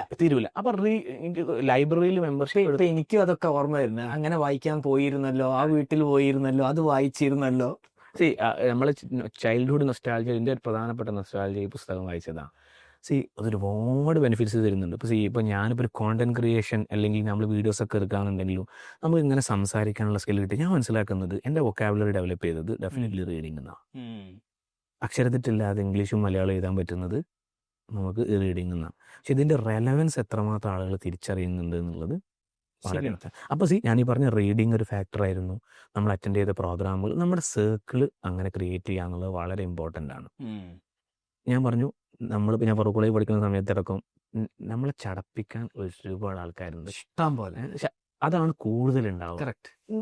അതെ, അത് നമ്മൾ മെയിൻ ആവാന്ന് പറയുന്ന ആൾക്കാരുണ്ടാവും. ഓനൊന്നും വേറെ പണിയില്ല, ഈ സമയത്ത് വേറെ എന്തെങ്കിലും പരിപാടി ചെയ്തുകൂടെ എന്ന് പറയുന്നത്. ബട്ട് ഞാനത് ആസ്വദിച്ച് ചെയ്തു. അതുകൊണ്ട് എന്താണ്, നമ്മൾക്ക് അവിടെ ഒരു ഇമ്പാക്ട് ക്രിയേറ്റ് ചെയ്യാൻ പറ്റി. അൾട്ടിമേറ്റ്ലി നമ്മളൊക്കെ ചെയ്യുമ്പോൾ നമ്മൾ സ്കൂളിലും കോളേജിലും എന്തോ കൊടുത്തതെന്നല്ല, അൾട്ടിമേറ്റ്ലി നമുക്കാണ് ഉപകാരം. ശരിയാണ്. അപ്പോൾ അങ്ങനെ ആ ഒരു തോട്ട് നമ്മൾ അന്നേ നമുക്ക് ഈ സാധനങ്ങൾ കിട്ടിയത് കൊണ്ട് അതാണ് നമ്മൾ ആ ക്യാമ്പിൽ എന്ത് ചെയ്തത്, കൊടുക്കാൻ ശ്രമിച്ചത്. കാലിഫിന്റെ ഐഡിയോളജി 3 പ്രധാനപ്പെട്ട സാധനങ്ങൾ: ഹാബിറ്റ് ഫോർമേഷൻ, ക്യാരക്ടർ, സ്കിൽസ്. ഇതാണ് മെയിൻ സംഭവങ്ങൾ എന്ന് പറയുന്നത്. ഇതെല്ലാം കൂടി ഒരാഴ്ച കൊണ്ട് കൊടുക്കാനൊന്നും കഴിയില്ല. അതുകൊണ്ടാണ് ഇത് സ്കൂളായിട്ട് മാറിയത്. മനസ്സിലായോ? ആക്ച്വലി ക്യാമ്പിന്റെ സക്സസ് ആണ് പിന്നീട് നമുക്ക് സ്കൂൾ എന്ന് പറയുന്ന ഒരു തോട്ടിലേക്ക് നമ്മളെ എത്തിച്ചു കൊണ്ടുപോകുന്നത്. ക്യാമ്പായിട്ട് നടത്തുമ്പോൾ പ്രശ്നം എന്താ വെച്ചാൽ, ഇതിനൊരു മോട്ടിവേഷൻ ആയിട്ട് ആൾക്കാർ എന്ത് ചെയ്യും, ട്രെയിനിങ് ഇൻസ്റ്റിറ്റ്യൂട്ട് മോട്ടിവേഷൻ കൊടുക്കുന്ന ഒരു പമ്പ് ചെയ്യുന്ന ഇൻസ്റ്റിറ്റ്യൂട്ട്, അതല്ല. ഇതിനൊരു സിസ്റ്റമാറ്റിക് മോഡിലേക്ക് കൊണ്ടുപോകാനുള്ള രീതിയിൽ നമ്മളുടെ മൈൻഡിൽ ഉണ്ടായിരുന്ന ഒരു പ്ലാനാണ്. അങ്ങനെ കോളേജൊക്കെ കഴിഞ്ഞതിന് ശേഷം പിന്നെ അങ്ങനെ അതെ കോളേജിൽ നിന്ന് ഇറങ്ങി അലൂമിനി അസോസിയേഷൻ ആയി. പിന്നെ അതിന്റെ ഇടയിൽ കുറച്ചു കാലം പിന്നെ ഭയങ്കര സ്ട്രോങ് ആട്ടോ ഈ ഫോസ എന്ന് പറഞ്ഞാൽ. ഗൾഫിലൊക്കെ ഭയങ്കര സംഭവമാണ്. ഈ നെറ്റ്വർക്ക് യൂസ് ചെയ്യണം. കാരണം പറയണത് യൂസ് ചെയ്യാന്നുണ്ടെങ്കിൽ എപ്പോഴും അത് മണി ബെനിഫിറ്റ്സിന് ആയിക്കൊള്ളണമെന്നില്ല. അതെ, നമ്മൾ പറയുന്നത് ഇപ്പം ഫറൂഖിയൻ, അലീഗറിയൻ എന്നൊക്കെ പറയുന്ന ഒരു വികാരമുണ്ട്. അതേ വികാരമാണ് നമ്മളിപ്പോ കാലിഫിയൻ. ഇപ്പോൾ നമ്മുടെ കുട്ടികൾ 10ാമത്തെ ബാച്ച് ഇവിടെ പഠിക്കുന്നുണ്ട്. ഞാൻ ഭയങ്കര പ്രൗഡ്. ഞാൻ ആ ലെഗസി മെയിൻറ്റെയിൻ ചെയ്യാൻ വേണ്ടി ശ്രമിക്കാറുണ്ട്. 1ാമത്തെ ബാച്ചിലുള്ള കുട്ടി 10ാമത്തെ ബാച്ചിലുള്ള കുട്ടിയാണ് ഖലീഫ എന്ന് പറയുന്ന ഒരു കണക്ട് അവിടെ എന്ത് ചെയ്യണം. ഞങ്ങളെ ഇപ്പോൾ ലേറ്റസ്റ്റ് ആയിട്ട് 6ാമത്തെ 7ാമത്തെ ബാച്ചിലെ ഒരു പയ്യന്റെ സ്റ്റാർട്ടപ്പിന് ഫണ്ട് ചെയ്തത് 3ാമത്തെ ബാച്ചിലെ പയ്യനാണ്. മനസ്സിലായില്ലേ? ഈ രീതിയിലേക്ക് ആ ഒരു നെറ്റ്വർക്ക് ഫോം ചെയ്യാന്നുള്ളത്. അപ്പൊ നിങ്ങള് പിന്നെ കോളേജ് കഴിഞ്ഞു. കോളേജ് കഴിയുമ്പോൾ നമ്മളെ മൈൻഡിൽ സ്വന്തമായിട്ട് എന്തെങ്കിലും തുടങ്ങണം എന്നുള്ളതാണ് നമ്മളെ ഒരു ആഗ്രഹം. എഡ്യൂക്കേഷൻ, ട്രെയിനിങ്, അല്ലെങ്കിൽ ആളുകളുടെ കൂടെ മനുഷ്യന്മാരുമായിട്ട് ഇടപഴകുന്ന പരിപാടി, അതാണ് നമ്മളുടെ ഒരു ലൈക്ക് എന്ന് പറയുന്നത്. പക്ഷെ ജീവിതത്തിന്റെ പ്രാരാബ്ദം എന്നല്ല, നല്ലൊരു ഓപ്പർച്യൂണിറ്റി വന്നു. ഗൾഫിലേക്ക് കയറി. അതായത് ഒരു 21-കാരന് ഒരു കമ്പനിയുടെ നല്ലൊരു പൊസിഷനിലേക്ക് കയറാൻ കിട്ടുന്ന ഒരു അവസരം കിട്ടിക്കഴിഞ്ഞാൽ ഡെഫിനറ്റ്ലി നമ്മൾ ഓപ്പർച്യൂണിറ്റി എടുക്കും. അങ്ങനെ അവിടെ പോയി. ഖത്തറിലായിരുന്നു. പഠിച്ചോൻ എന്നെ അവിടെ കണക്കാക്കിയിട്ടില്ല. കുറച്ച് പ്രശ്നങ്ങളൊക്കെ ഉണ്ടാവുന്നു. തിരിച്ച് ഇങ്ങോട്ടേക്ക് തന്നെ വരുന്നു. അപ്പോഴൊക്കെ നമ്മളെ മൈൻഡിൽ ഞാൻ ഈ പറഞ്ഞ സാധനം സ്വന്തമായിട്ടുള്ളത് തന്നെയാണ് നമ്മളെ മൈൻഡിൽ വരുന്നത്. അങ്ങനെ നമ്മൾ അങ്ങോട്ടേക്ക് ഈ ഐഡിയാസും സാധനത്തിനുള്ള ഷോർട്ട് ചെയ്തിട്ടെല്ലാം എൻ്റെ കുറേ ഡയറികൾ ഉണ്ടാവും. എൻ്റെ അടുത്താണ് എൻ്റെ ഉപ്പൻ്റെ അടുത്ത് നിന്നൊക്കെ കിട്ടിയ ക്വാളിറ്റി. കുറേ ഡയറി ഉണ്ട്. ഈ ഡയറിയിൽ നമ്മൾ ഇങ്ങനെ നമ്മൾ ഐഡിയാസ് മൊത്തം ഇപ്പം നമുക്ക് നോട്ട്സിലേക്ക് ചെയ്യാം. ഇപ്പം അത് നോട്ട്സ് ആയിട്ട് മാറിയെന്നേ ഉള്ളൂ. ഇതിൻ്റെയൊക്കെ നോട്ട്സ് അത്രയും നോട്ട്സ് ഉണ്ടാവും. അപ്പോൾ ഇതൊക്കെ നോട്ട് ചെയ്ത് വെച്ചതുകൊണ്ട് നമുക്ക് ഒരു ബേസിക് സാധനം സ്ട്രക്ചർ നമ്മളെടുത്ത് മുൻപേ ഉണ്ടായിരുന്നു. അങ്ങനെയാണ് 2016 നമ്മൾ എന്ത് ചെയ്യാം, ഞാനും ബ്രദറും കൂടി നമുക്ക് എന്ത് ചെയ്യാം, തുടങ്ങി നോക്കാം. ഓക്കെ, അതിന് മുമ്പ് നിങ്ങൾ പറഞ്ഞു എത്ര കാലങ്ങൾ ഖത്തറിലുണ്ടായിരുന്നു? 7 months. തിരിച്ചു വന്നു, നാട്ടിൽ തിരിച്ചു വന്ന്. ഖത്തറിന് തിരിച്ചെത്തിയപ്പോഴാണ് നമ്മൾ നേരത്തെ ഈ ആശയം, നമ്മൾ ultimately V are made for this, for people. ഇതാണ് നമ്മള്. അങ്ങനെ ഞാനും ബ്രദറും കൂടി എന്ത് ചെയ്യാൻ വയ്ക്കുന്നത്. അപ്പൊ ബ്രദറും ഈ ബ്രദർ കുറെ കാര്യം കയറി വരുന്നു. ബ്രദറിനെ കുറിച്ച് പറയൂ. കാക്ക ഇന്ന് കമ്പനി സെക്രട്ടറി ആണ്, അഡ്വക്കേറ്റ് ആണ്. കോഴിക്കോടത്തെ leading IP attorney, company law ട്രിബ്യൂണലൊക്കെ ആയിട്ട് NCLT മാറ്റേഴ്സ് ഒക്കെ കൈകാര്യം ചെയ്യുന്ന ലെഗസി പാർട്ട്നേഴ്സ് എന്ന് പറയുന്ന ഫേമിന്റെ ഫൗണ്ടറാണ്. ഓക്കെ. അപ്പൊ കാക്കയാണ് നമ്മളെ ഒരു കൈൻഡ് ഓഫ് റോൾ മോഡൽ, അല്ലെങ്കിൽ നമ്മളെ തെറ്റും ശരിയും നമുക്ക് പറയുന്നത് കേൾക്കലുണ്ടായിരുന്നു അല്ലേ? കാക്ക പറയുന്നത് കുറെ കേൾക്കും. കാരണം കാക്ക നമുക്കൊരു ഗൈഡൻസ് ആയിരുന്നു. എല്ലാ കാര്യത്തിലും നമുക്ക് യോജിക്കാൻ പറ്റൂല എന്നുണ്ടെങ്കിലും ബട്ട് സംതിങ് നമുക്ക് റീതിങ്ക് ചെയ്യാനുള്ള മൊമെന്റ്സ് ഒരുപാട് തവണ കാക്കയാണ് തന്നത്. നമ്മൾ പലതിലേക്ക് എടുത്തു ചാടാൻ പോകുന്ന സമയത്ത് അതിന്റെ എല്ലാ സാധനം, ഒരു വക്കീലായതുകൊണ്ട് ഇതിന്റെ എല്ലാ സൈഡും ചിന്തിക്കുമല്ലോ. അപ്പൊ ആ ഒരു സപ്പോർട്ട് ഭയങ്കരമായിട്ടുണ്ട്. അപ്പൊ കാക്കയുടെ ഒരു മോറൽ സപ്പോർട്ട്. വക്കീലായതിനു ശേഷമാണോ കമ്പനി സെക്രട്ടറി ആയത്? അതെ, വക്കീലായതിനു ശേഷമാണ്. അതിന്റെ കൂടെ തന്നെ പഠിച്ചുകൊണ്ടിരുന്നതാണ്. CS ഡിഗ്രി കഴിഞ്ഞപ്പോഴേ തുടങ്ങി. അതിന്റെ കൂട്ടത്തില് പിന്നെ LLB കൂടി. CS ആയില്ലെങ്കിലോ വിചാരിച്ചിട്ടായിരിക്കും. അതുകൊണ്ടാവും. CS എന്ന് പറഞ്ഞു കഴിഞ്ഞാൽ അതെ, നല്ല പണിയുള്ള പരിപാടി ആയതുകൊണ്ട്. അപ്പം കോഴിക്കോട് എനിക്ക് തോന്നുന്നു CS കം ലോ ഉള്ള ആളുകൾ വളരെ കുറവാണ്. അപ്പം നല്ലൊരു കരിയറാണ് എന്ന് പറയാം സന്ദർഭമായിട്ട്. ഈ കാക്ക പറയുന്നൊരു സാധനമുണ്ട്. നമ്മളിപ്പം ഓൺടർപ്രണേഴ്സിനെ പറ്റി പറയുമ്പോൾ നമ്മളിവിടെ തുടങ്ങുന്നതിൽ 80 to 90% എന്ന് പറയാം സ്റ്റാർട്ടപ്പുകൾ ഫെയിലിയർ ആണ്. ഇത് പലതും കൃത്യമായ ഗൈഡൻസ് ഇല്ലാത്തതുകൊണ്ടാണ്. നമ്മള് കേരള സ്റ്റാർട്ടപ്പ് ഫെസ്റ്റിലേക്ക് വരുന്നത് ആക്ച്വലി ഈ ഒരു പെയിൻ അവിടെ കിടക്കുന്നോണ്ടാ. ഇപ്പൊ എന്റെ അടുത്ത് എത്ര ഇപ്പൊ ഇന്നലെ കൂടി ഒരു ബിസിനസ് തുടങ്ങി ഫെയിലായ ഒരു 26 വയസ്സുള്ള ഒരു പയ്യൻ വരികയാണ്. അപ്പൊ അത് കേട്ട് നോക്കുമ്പോ എന്താണ്, ഇവൻ തുടക്കം മുതലേ റവന്യൂ ജനറേറ്റ് ചെയ്യുന്നുണ്ട്. ഞാൻ അനുഭവം പറയാം. പിന്നെ പെർ മന്ത് 5 ലക്ഷം 6 ലക്ഷം റുപ്യൊക്കെ റൺ ചെയ്യുന്ന ലാഭം കിട്ടുന്നതാ. സ്വന്തമായിട്ട് ബാങ്ക് അക്കൗണ്ട് ഇല്ല, സ്വന്തമായിട്ട് രജിസ്റ്റർ ചെയ്തിട്ടില്ല. ഇവർ ഓരോരുത്തരുടെ അക്കൗണ്ടിലേക്ക് ഗൂഗിൾ പേ ബേസ് തന്നെ പോയി. ഇവർക്ക് അതിനിടയിൽ ആരോപനെ പറ്റിച്ചവന്റെ അടുത്തുനിന്ന് പൈസ എടുക്കാനുള്ള മാർഗങ്ങളൊന്നും അവിടെ കൃത്യമായ ഡയറക്ഷൻ ഇവിടെ എന്തുണ്ട്, മിസ്സിംഗ് ആണ്. അപ്പം ശരിക്കും സ്റ്റാർട്ടപ്പുകൾക്ക് മെന്റർഷിപ്പ് എന്ന് പറയുന്നത് നിർബന്ധമാണ്. ഞാൻ പറയുന്നത് നമ്മളെ ശരികളായിരിക്കൂല വേറൊരാൾ ആംഗിളിൽ നോക്കുമ്പോൾ ഉണ്ടാവും. കറക്റ്റ്. അപ്പൊ കാക്ക കൃത്യമായിട്ട് ഇതിന്റെ മറ്റ് സപ്പോർട്ട്സും കാര്യങ്ങളൊക്കെ തന്നു. പിന്നെ ഡെഫിനറ്റ്ലി ഫാമിലിയിൽ നിന്നൊന്നും അങ്ങനെ ഫണ്ട് റേസ് ചെയ്തിട്ടൊന്നുമല്ല, സ്റ്റാർട്ട് ചെയ്യണമല്ലോ. സ്റ്റാർട്ട് ചെയ്യാൻ വേണ്ടി നിൽക്കുന്ന സമയത്ത് നമ്മളെ വേറൊരു ഫ്രണ്ട്, ഇവര് ഞാനീ പറഞ്ഞ ഖലീഫിയൻ ഫറൂഖിയൻ എന്നൊക്കെ പറയുന്ന പോലെ ഒരു സ്ഥാപനത്തിൽ പഠിച്ച കുറച്ച് ബോർഡിംഗ് മെയ്റ്റ്സ് പോലെ ഒരു കൺസോർഷ്യം ഉണ്ട്. ഇവരെല്ലാവരും എത്ര മാസത്തിൽ 5000 രൂപ എങ്ങാനും റേസ് ചെയ്തിട്ട് ഒരു ഫണ്ട് ഉണ്ട്. അപ്പൊ എന്നോട് പറഞ്ഞു കുറി പോലത്തെ ഒരു ഫണ്ട്. പക്ഷെ എന്നാൽ ഇവരെന്ത് ചെയ്യുന്നുണ്ട്, ഏതെങ്കിലും ബിസിനസ്സിലൊക്കെ ഇൻവെസ്റ്റ് ചെയ്യുന്നതാണ്. അങ്ങനെ ഈ ടീം എന്ത് ചെയ്തു, നമ്മളോട് പറഞ്ഞു ഒരു 10 ലക്ഷം റുപ്യ നിങ്ങൾക്ക് തരാം, നിങ്ങൾ എന്ത് ചെയ്തോളൂ എന്ന് പറഞ്ഞു. എന്തുണ്ടിട്ട് നമ്മളെ വിശ്വാസം അത്ര എളുപ്പമില്ല. അത്ര തന്നെ നമ്മൾ ഫ്രണ്ട് ആയതുകൊണ്ട് നമുക്ക് അറിയുന്ന ഒരാള്. ആ 10 ലക്ഷം, അത് പറയുമ്പോൾ ഒരാളുടെ ഫണ്ടല്ല, അത് കുറെ ആളുകളുടെ ഫണ്ടാണ്. Trusted us. ആ 10 ലക്ഷം വെച്ചിട്ടാണ് ഞങ്ങൾ എന്ത് ചെയ്യുന്നത്, ഇനീഷ്യലി നമ്മുടെ സ്ഥാപനം തുടങ്ങാനുള്ള സാധനങ്ങളൊക്കെ. പിന്നെ ഞങ്ങൾ കുറച്ച് 5 ലക്ഷം രൂപ ഞങ്ങളും കോൺട്രിബ്യൂട്ട് ചെയ്ത് 15 ലക്ഷം രൂപയിലാണ് നമ്മൾ സ്റ്റാർട്ട് ചെയ്യുന്നത്. തുടങ്ങിയതെന്ന് പറഞ്ഞു കഴിഞ്ഞാൽ എരഞ്ഞിമാവ് റോഡ് സൈഡിൽ ഒരു ബിൽഡിങ്ങിന്റെ ഫസ്റ്റ് ഫ്ലോറിലാണ് തുടങ്ങുന്നത്. താഴെ കൊപ്ര ചേവ് എന്ന് പറയും. കൊപ്ര ചേവ് എന്ന് പറയും നമ്മുടെ നാട്ടിലൊക്കെ. അതായത് കൊപ്ര അല്ലേ, നമ്മള് തേങ്ങ കൊപ്ര, അതിങ്ങനെ നമ്മൾ എടുത്തിട്ട് അത് ഉണക്കി അത് സെല്ല് ചെയ്യുകയും വാങ്ങുകയൊക്കെ ചെയ്യുന്ന ഒരു സ്ഥലമാണ്. മറ്റേ കുറച്ച് സ്മെല്ലടക്കം ഉണ്ടാവും, കൊപ്രന്റെ സ്മെല്ലൊക്കെ ഉണ്ടാവും. പക്ഷെ നമുക്ക് തുടങ്ങാൻ വേണ്ടിയിട്ട് നമ്മൾ അതിന്റെ മുകളിലാണ് തുടങ്ങി. 28 കുട്ടികളെയും വെച്ചിട്ടാണ് നമ്മൾ എന്ത് ചെയ്യുന്നത്. എന്ത് തുടങ്ങി? കാലിഫ് തുടങ്ങി. കാലിഫ് ലൈഫ് സ്കൂൾ എന്ന് പറയുന്ന കൺസെപ്റ്റ് നമ്മൾ എന്ത് ചെയ്യുന്നു, +1. അപ്പോൾ അങ്ങനെ സ്റ്റാർട്ട് ചെയ്ത് 28 കുട്ടികളുമായിട്ട് തുടങ്ങുന്നു. തുടങ്ങി അങ്ങനെ നമ്മൾ പറഞ്ഞ പോലെ ഞാൻ 22 വയസ്സുകാരനാണ് ആ സമയത്ത്. പിന്നെ വയസ്സ് പ്രശ്നമില്ല എന്ന് വിചാരിക്കുന്നു, എന്നാലും കുഴപ്പമില്ല. പക്ഷെ ഞാൻ പറയുന്നത് ചെയ്യാൻ പറ്റുന്നു. 22-ലാണ് നമ്മൾ എന്ത് ചെയ്യുന്നത്, കാലിഫ് സ്റ്റാർട്ട് ചെയ്യുന്നത്. അപ്പോൾ 22-ലോ 16-ലല്ലേ 2016? അങ്ങനെയല്ല, എന്റെ വയസ്സാണ് ഞാൻ പറഞ്ഞത്. മനസ്സിലായി. ഓക്കെ. അപ്പോൾ 2016-ലാണ് സ്റ്റാർട്ട് ചെയ്യുന്നത്. അപ്പോ 28 കുട്ടികളാണുള്ളത്. സത്യം പറഞ്ഞു കഴിഞ്ഞാൽ ഒന്നാമത്തെ ബാച്ചാ. നമുക്ക് സ്ക്രൂട്ടനൈസ് ചെയ്യുന്നതിനൊക്കെ ഒരു ലിമിറ്റ് ഉണ്ട്. പല ഭാഗത്തുനിന്ന് കാസർഗോഡ് മുതൽ തിരുവനന്തപുരം വരെയുള്ള പല ടൈപ്പ് കുട്ടികൾ. എങ്ങനെ കുട്ടികളെ കിട്ടി പറഞ്ഞാൽ ഫസ്റ്റ് ഫേസ് എന്ന് പറയുന്നത് നമ്മൾ ചെറിയ രീതിയിൽ എന്ത് ചെയ്തു, പത്രങ്ങളിൽ ലെവൽ ചില മാഗസിൻസിന്റെ ഒക്കെ മുകളിൽ പരസ്യം ചെയ്തു. അന്ന് മെറ്റാഡ്സ് ഒന്നും അല്ലെങ്കിൽ ആ സാധനം സജീവല്ല. അതായിരുന്നു. പിന്നെ ഫാദർ എല്ലാവർക്കും അറിയുന്നത് കൊണ്ട് ഫാദറുടെ ഒരു ലെഗസി യൂസ് ഉണ്ട്. അതായിരുന്നു ഫസ്റ്റത്തെ സാധനം എന്ന് പറയുന്നത്. ഫാദറുടെ ശിഷ്യന്മാര് ഇന്ന് അത്യാവശ്യം കേരളത്തിലുള്ള പ്രധാനപ്പെട്ട നല്ല ബിസിനസ്സുകാരും ഡോക്ടർമാരും ഒക്കെ ഉണ്ട്. അപ്പൊ ഫാദറിനുള്ള ട്രസ്റ്റ് ഉണ്ട്. സ്വാഭാവികമായിട്ടും ആ ട്രസ്റ്റ് നമ്മളിലേക്കും കൂടി അവർ തന്നു. ഫാദറിനെ വെച്ചുകൊണ്ട് ഫസ്റ്റ് ഇയറിൽ നമ്മൾ അങ്ങനെയുള്ള കാര്യങ്ങളൊക്കെ ചെയ്തു.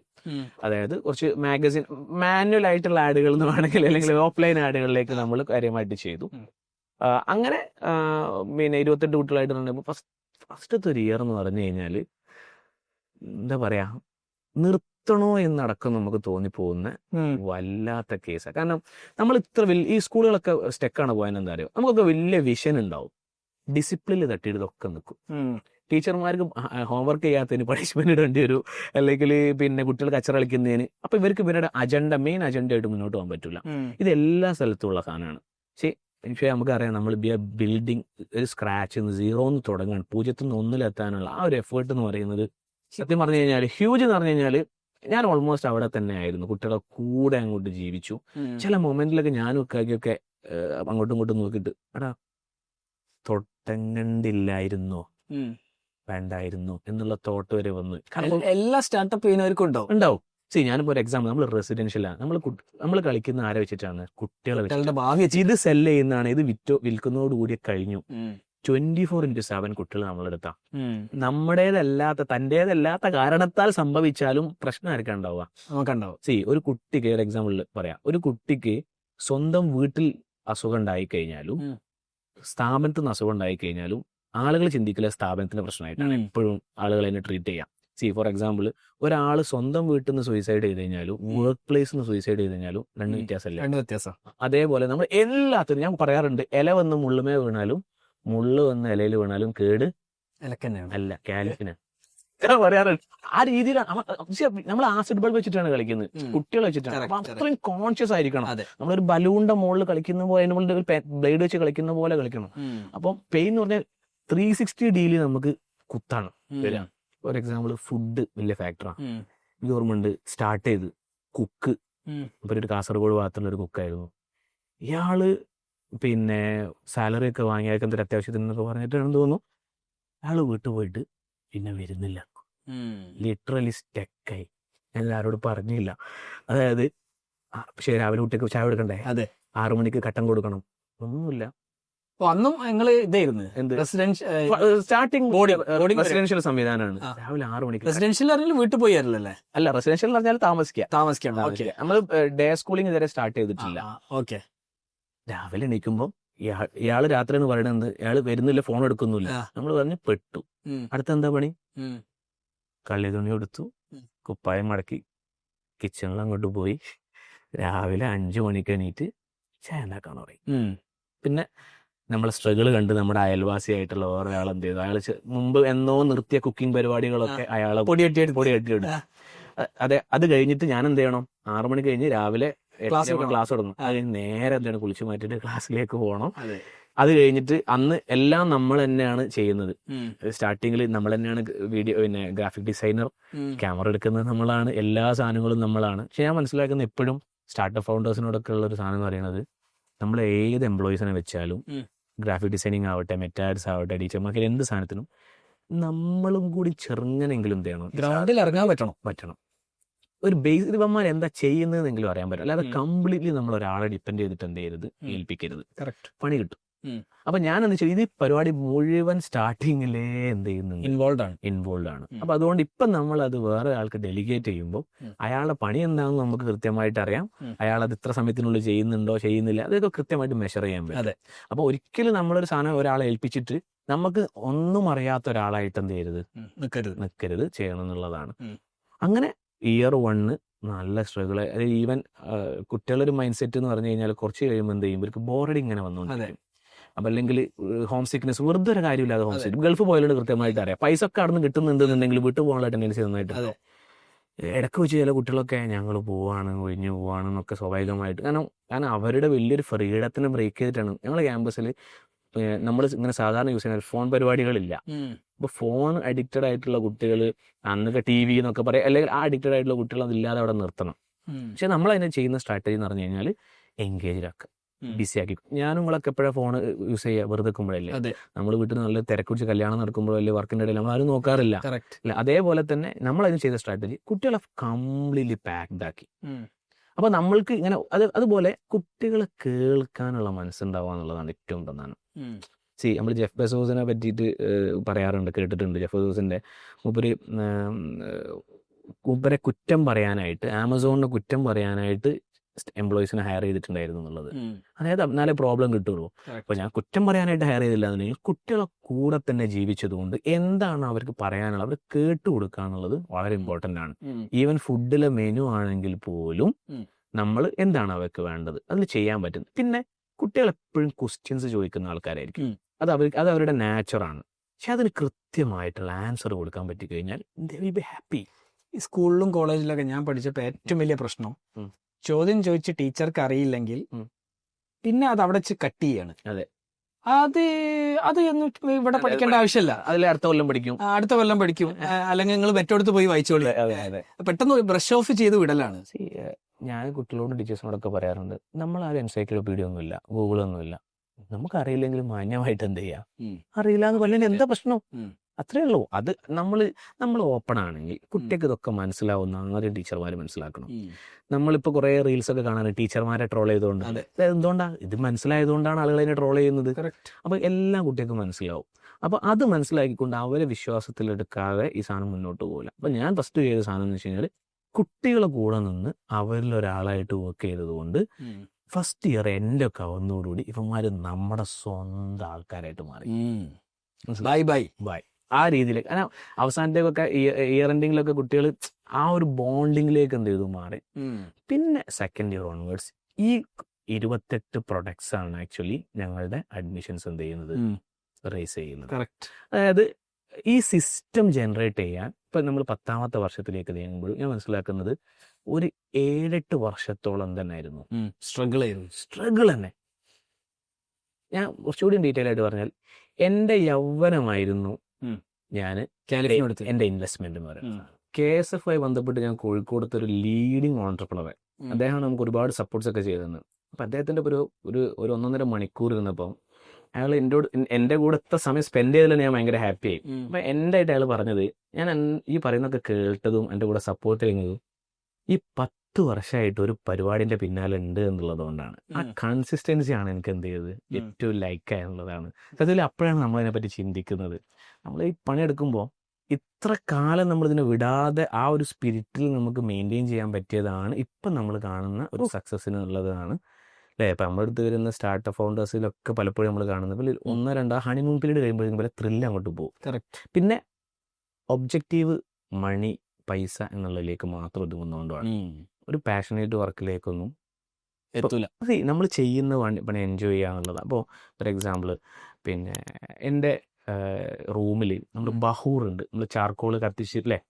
അപ്പം ഞാൻ എന്ത് ചോദിച്ചാൽ മാനുവലി തന്നെ ചാർക്കോൾ എടുക്കും, എന്നിട്ട് അതിൽ മറ്റേ ബഹൂർ കിട്ടും. അപ്പം എൻ്റെ സീനിയറായിട്ടുള്ള ഒരു മെൻറ്റർ അധ്യാപകൻ്റെ അടുത്ത് നിന്നിട്ട് പറഞ്ഞു, ഇതൊക്കെ ഓട്ടോമേറ്റ് ചെയ്തുകൂടെ, അങ്ങനെ അതൊക്കെ മെഷീൻസ് ഉണ്ട്. അപ്പം ഞാൻ പറഞ്ഞു എനിക്കിത് ഇഷ്ടമാണ്, എനിക്ക് ഇതിൻ്റെ ഉള്ളിൽ നിന്ന് ഇതെടുക്കണം, കത്തിക്കണം. അങ്ങനെ കത്തിക്കുമ്പോൾ നമുക്ക് മാനുവലി ചെയ്യുമ്പോൾ കിട്ടുന്ന ഒരു ഫീൽ എന്ന് പറയുന്നത്. അതേപോലെ തന്നെ കാലിഫ് ഇങ്ങനെ കുട്ടികളുടെ കൂടെ ജീവിക്കുക, ഇതെനിക്കിഷ്ടമാണ്. അങ്ങനെ ആ ഇഷ്ടം എവിടെ എൻ്റെ ചെയ്യുന്നു അന്ന് ഞാൻ ബെറ്റർ കാലിഫ് സെല് ചെയ്യുന്ന ആളില്. മനസ്സിലായില്ലേ?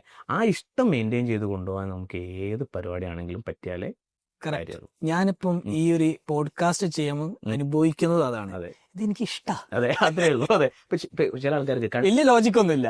പൈസക്ക് വേണ്ടിയിട്ട് പോഡ്കാസ്റ്റ് ചെയ്യുന്ന ആൾക്കാരാണെങ്കിൽ അവർക്ക് ഇതൊരു സ്ട്രഗിൾ ആയിരിക്കും. ഇത് കഴിഞ്ഞിട്ട് വേണം, ഇത് കട്ട് ചെയ്യണം, എഡിറ്റ് ചെയ്യണം. നിങ്ങൾക്ക് ഇതിന്റെ ഒരു ഫ്രൂട്ട് കാണുമ്പോൾ കിട്ടുന്ന ഒരു സാറ്റിസ്ഫാക്ഷനില്ലേ, സെയിം സാധനമാണോ. ആ സാറ്റിസ്ഫാക്ഷൻ കിട്ടുന്നില്ല എന്നുണ്ടെങ്കിൽ ഒരാളും ഒരു സംരംഭകരാവാൻ നിൽക്കരുത്. ഓക്കെ, അപ്പൊ 7 വർഷം എടുത്തു കാലിഫ് സെറ്റ് ചെയ്യാൻ. അതെ. അതിന്റെ ഇടയിൽ എന്തൊക്കെ കൈൻഡ് ഓഫ് സ്ട്രഗിൾസ് ഉണ്ടായിരുന്നു? സ്ട്രഗിൾസ് എന്ന് പറഞ്ഞാൽ ഏറ്റവും പ്രധാനമായിട്ടുള്ളത് ആദ്യത്തെ കൊല്ലം കഴിഞ്ഞ് നമുക്ക് അവിടെ തുടങ്ങാം. ആദ്യത്തെ കൊല്ലങ്ങൾ അതിന്റെ മുകളിൽ കൂട്ടി. ഓക്കെ, ഒന്നാമത്തെ കൊല്ലം 28 കുട്ടികൾ, രണ്ടാമത്തെ കൊല്ലം 54 കുട്ടികൾ, പിന്നെ അത് 60 ആവുന്നു.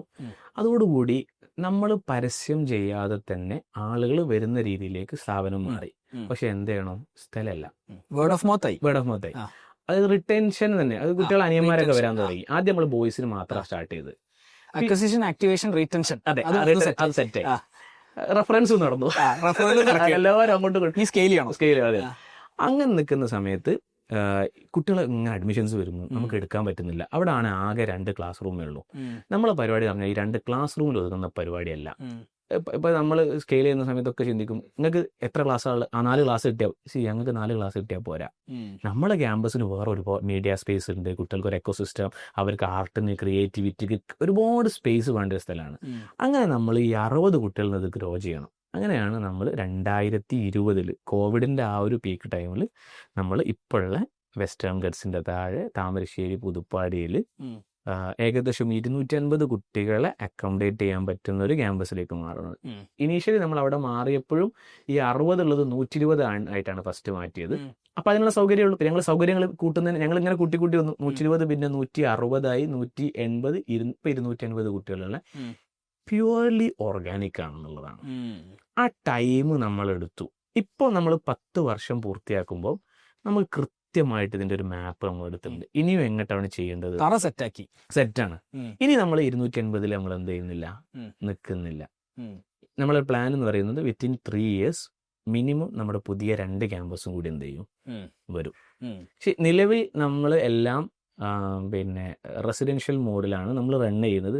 അതിൻ്റെ ഒരു സൈക്കോളജി ഞാൻ പറഞ്ഞതെന്ന് വെച്ചാൽ നമ്മളൊരു 9 to 4 കുട്ടിനെ നമ്മൾ ട്രെയിൻ ചെയ്യുന്നു. പിന്നെ കുട്ടി വീട്ടിലേക്കോ നാട്ടിലേക്കോ പോകുമ്പോൾ എന്താണോ ഇവിടെ പഠിച്ചത് അതിന്റെ നേരെ ഓപ്പോസിറ്റ് ആണ് എന്ത് ചെയ്യുന്നത്, കിട്ടുന്നത് ഒരു എനർജിയും നെഗറ്റീവ് എനർജിയും ഒക്കെ ആയിരിക്കും.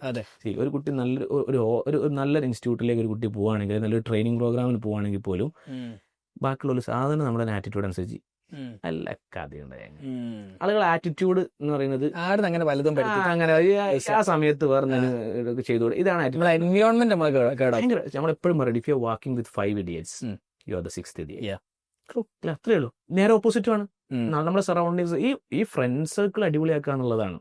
ഇപ്പോൾ നമ്മുടെ അടുത്ത് പല ഇൻസ്റ്റിറ്റ്യൂട്ടുകളിലുള്ള ആളുകളും പഠിക്കാൻ വരുന്ന സമയത്തോട് ചോദിക്കും, ഈ കുട്ടികൾ നമ്മളെ ക്യാമ്പസിൽ റാഗിങ് ആണ് പരിപാടിയില്ല. പക്ഷെ നമ്മളെ പല സ്ഥലത്ത് നമ്മൾ +1 +2 റാങ്കിങ്. അതെന്തുകൊണ്ട് വെച്ച് കഴിഞ്ഞാൽ ഈ ലെഗസിയാണ്. ഇവരെ വെൽക്കം ചെയ്യുന്ന ഫസ്റ്റേ ആരാണ്, സീനിയേഴ്സ് ആണ്. ഇത് നമ്മൾ അവിടെ ക്രിയേറ്റ് ചെയ്ത് വെച്ചത് കൊണ്ട് പിന്നെ നേരെ എന്ത് ചെയ്യേണ്ടിയുള്ളൂ, അടുത്ത ബാച്ച് ആ ബാറ്ററിന് കൊടുക്കേണ്ട ആവശ്യം മാത്രമേ ഉള്ളൂ. അപ്പോൾ കോൺഫിഡൻ്റ് ആയിട്ട് പറയാൻ പറ്റും നമ്മുടെ ക്യാമ്പസിൽ ഡ്രഗ്സ് ഇല്ല. അതിൽ പ്രധാനപ്പെട്ട കാരണം എന്താ പറയാനറിയോ, സെൻഡ് ഓഫിന് അന്ന് പാസ് ഔട്ട് ആകുന്ന കുട്ടികൾ +1 പറഞ്ഞു കൊടുക്കുന്നത് എന്താ അറിയോ, മക്കളെ ഞങ്ങൾ ഇത്ര കാലം എന്ത് ചെയ്തു ഇവിടെ വന്നു, ഞങ്ങൾ ഈ സാധനം ഇവിടെ കയറ്റിയിട്ടില്ല, ഞങ്ങൾക്ക് ഞങ്ങൾ അനിയന്മാരും കൂടി ഇവിടെ പഠിപ്പിക്കാനുള്ളതാണ്, നിങ്ങളായിട്ട് ഈ പരിപാടിക്ക് എന്ത് ചെയ്യരുത്. ഈ ലെഗസി ബ്രേക്ക് ചെയ്യാതെ കൊണ്ടുപോകാൻ നമ്മുടെ അറ്റൻഷൻ വളരെ നിർബന്ധമാണ്. ഷഹീദാവാൻ, രക്തസാക്ഷിയാവാൻ അവിടെ കുറച്ച് മെൻറ്റേഴ്സ്, കുറച്ച് ആളുകൾ ഉണ്ടാവണം. അപ്പം ഞാൻ അങ്ങനെ അവിടെ ഇതിനു വേണ്ടിയിട്ട് രക്തസാക്ഷിയാവാൻ ഒഴിഞ്ഞു വെച്ച് അങ്ങനെ ഒരു ഒഴിഞ്ഞു വെക്കാൻ ഇപ്പൊ ഇ-കോം ഷോ ഷാൻ അതിന് വേണ്ടിയിട്ട് ഇറങ്ങുന്നതുകൊണ്ടാണല്ലോ ഇത് മുന്നോട്ട് പോകുന്നത്. അതല്ലാതെ വേറൊരാളെ വെച്ചിട്ട് റൺ ചെയ്യാമെന്നുള്ള പ്ലാനിൽ എന്ത് ചെയ്യാൻ കഴിയില്ല. മുന്നോട്ട് എത്ര സ്കെയിൽ ചെയ്യുകയാണെന്നുണ്ടെങ്കിലും നമ്മുടെ ബ്രെയിനും നമ്മുടെ മൈൻഡും തന്നെയാണ് അത് നിൽക്കുന്നത്. അങ്ങനെ ഞാൻ നമ്മൾ നേരത്തെ പറഞ്ഞ പോലെ സെക്കൻഡ് ഇയറിന് പിന്നെ നമ്മൾ 2020 ആയപ്പോഴേക്കും ഒരു 4 ബാച്ച് വന്ന് 5ാമത്തെ ബാച്ച് ആയപ്പോഴേക്കും നമ്മൾ എന്തായി പുതിയ ക്യാമ്പസിലേക്ക് മാറി. ഇപ്പൊ 10 ബാച്ച് പൂർത്തിയായി. And now we are moving to other places. അല്ല 2020 മാറി, കോവിഡ് വന്നു. കോവിഡ് വന്നപ്പോ എന്താ സംഭവിച്ചേ? കോവിഡിൽ നമുക്ക് ഓൺലൈൻ ക്ലാസ്സുകളും കാര്യങ്ങളൊക്കെ ബാക്കിയുള്ള ഫുള്ള് പൊട്ടിയല്ലോ എല്ലാ സാധനങ്ങളും. പക്ഷേ നമുക്ക് എന്താ വെച്ചാൽ നമ്മൾ ഓൺലൈനിലടക്കം നമ്മുടെ കൺസെപ്റ്റ് എന്താണ്? ആക്ടിവിറ്റി ഓറിയന്റഡ് ആണ്. കുട്ടികൾക്ക് നിരന്തരമായിട്ട് ഓൺലൈനിലടക്കം അവരെ ആക്ടിവേറ്റ് ചെയ്ത് ഇങ്ങനെ നിൽക്കാനുള്ള രീതിയിലുള്ള വർക്കുകൾ കൊടുത്തോണ്ടേരുത്. അക്കാഡമിക്സ് അവിടെ നടക്കും, അതൊരു ഡെയിലി 1 hour 2 hour എന്നുള്ളത്. കോവിഡിലടക്കം നമ്മൾ ഇനി പ്രോഗ്രാം നമ്മളെ കോവിഡിൽ ഓൺലൈൻ സമ്മർ ക്യാമ്പ് നടത്തിയിട്ടുണ്ട് ഞങ്ങൾ. അതിൽ അന്ന് പ്രധാനപ്പെട്ട പല ഇന്നത്തെ ലീഡിംഗ് ആയിട്ടുള്ള ആൾക്കാർ ആ പ്രോഗ്രാമിൽ പങ്കെടുത്തിട്ടുണ്ട്. കുട്ടികൾ ഡെയിലി എൻഗേജ്ഡ് ആക്കി. ഇതാണ് ഞങ്ങളുടെ മെയിൻ അജണ്ട എന്ന് പറയുന്നത്, എൻഗേജിങ് ആക്കാണ്. And idle mind is double show. അതിനുള്ള അവസരം എന്ത് ചെയ്യൂല, കൊടുക്കൂല. ഇപ്പൊ നമ്മൾ സമ്മർ വെക്കേഷനിൽ പോകുമ്പോൾ ഇങ്ങോട്ട് കയറണ്ട, അതെ അതിനുള്ള സ്പേസ് കൊടുക്കൂല. സമ്മർ വെക്കേഷനിൽ ഇറങ്ങും കുട്ടികൾ പോകും. ചില ആൾക്കാർ പക്ഷേ പറഞ്ഞേക്കാം ഭയങ്കര ക്രൂരത എന്നൊക്കെ പറഞ്ഞേക്കാം. പക്ഷെ നമ്മൾ അവർ ആസ്വദിച്ച് ചെയ്യുന്ന ഒരു വർക്കാണ്, ഇതിന് പ്രശ്നമില്ലല്ലോ. സമ്മർ വെക്കേഷനിൽ നമ്മൾ എന്ത് ചെയ്യും, സമ്മർ ടാസ്കുകൾ അതിന് സാധനം കൊടുക്കും. ഒരു 10-20 ടാസ്കുകൾ ഉണ്ടാവും. അതിലൊരു ടാസ്ക് എന്താ അറിയാം, സ്വന്തം ഉപ്പാന്റെ കൂടെ സമയം സ്പെൻഡ് ചെയ്യുക, ഇരുന്നിട്ട് ഉപ്പാന്റെ ബയോഗ്രഫി ഉണ്ടാക്കുക. എനിക്ക് അങ്ങനെ കുറേ ടാസ്കുകളുണ്ട്. ഉമ്മാന്റെ ബയോഗ്രഫി ഉണ്ടാക്കുക. ഇത് കഴിഞ്ഞിട്ട് കുട്ടികൾ വെക്കേഷൻ കഴിഞ്ഞ് നാട്ടിൽ നിന്ന് വന്നതിന് ശേഷം ഇത് എക്സ്പ്ലെയിൻ ചെയ്യുക അവരെന്തൊക്കെ ചെയ്തതെന്നുള്ളത്. ഇപ്പോഴും ഓർമ്മയുണ്ട്, ഒരു കുട്ടി പറയുന്നു, എൻ്റെ ഉപ്പ 19ാമത്തെ വയസ്സിലാണ് ഗൾഫിൽ പോയത്. അന്ന് ആദ്യമായിട്ട് പോകുമ്പോഴാണ് എൻ്റെ ഉപ്പ കാലിൽ ചെരുപ്പിട്ടത് എന്നുള്ളത്. ഈ ബയോഗ്രഫി തയ്യാറാക്കാൻ വേണ്ടി അവന് ടാസ്ക് കൊടുത്തോണ്ടാണ് സ്വന്തം ഉപ്പ ആരാണെന്നുള്ളത് ചെയ്യാൻ പറ്റിയത്, മനസ്സിലാക്കാൻ പറ്റിയത്.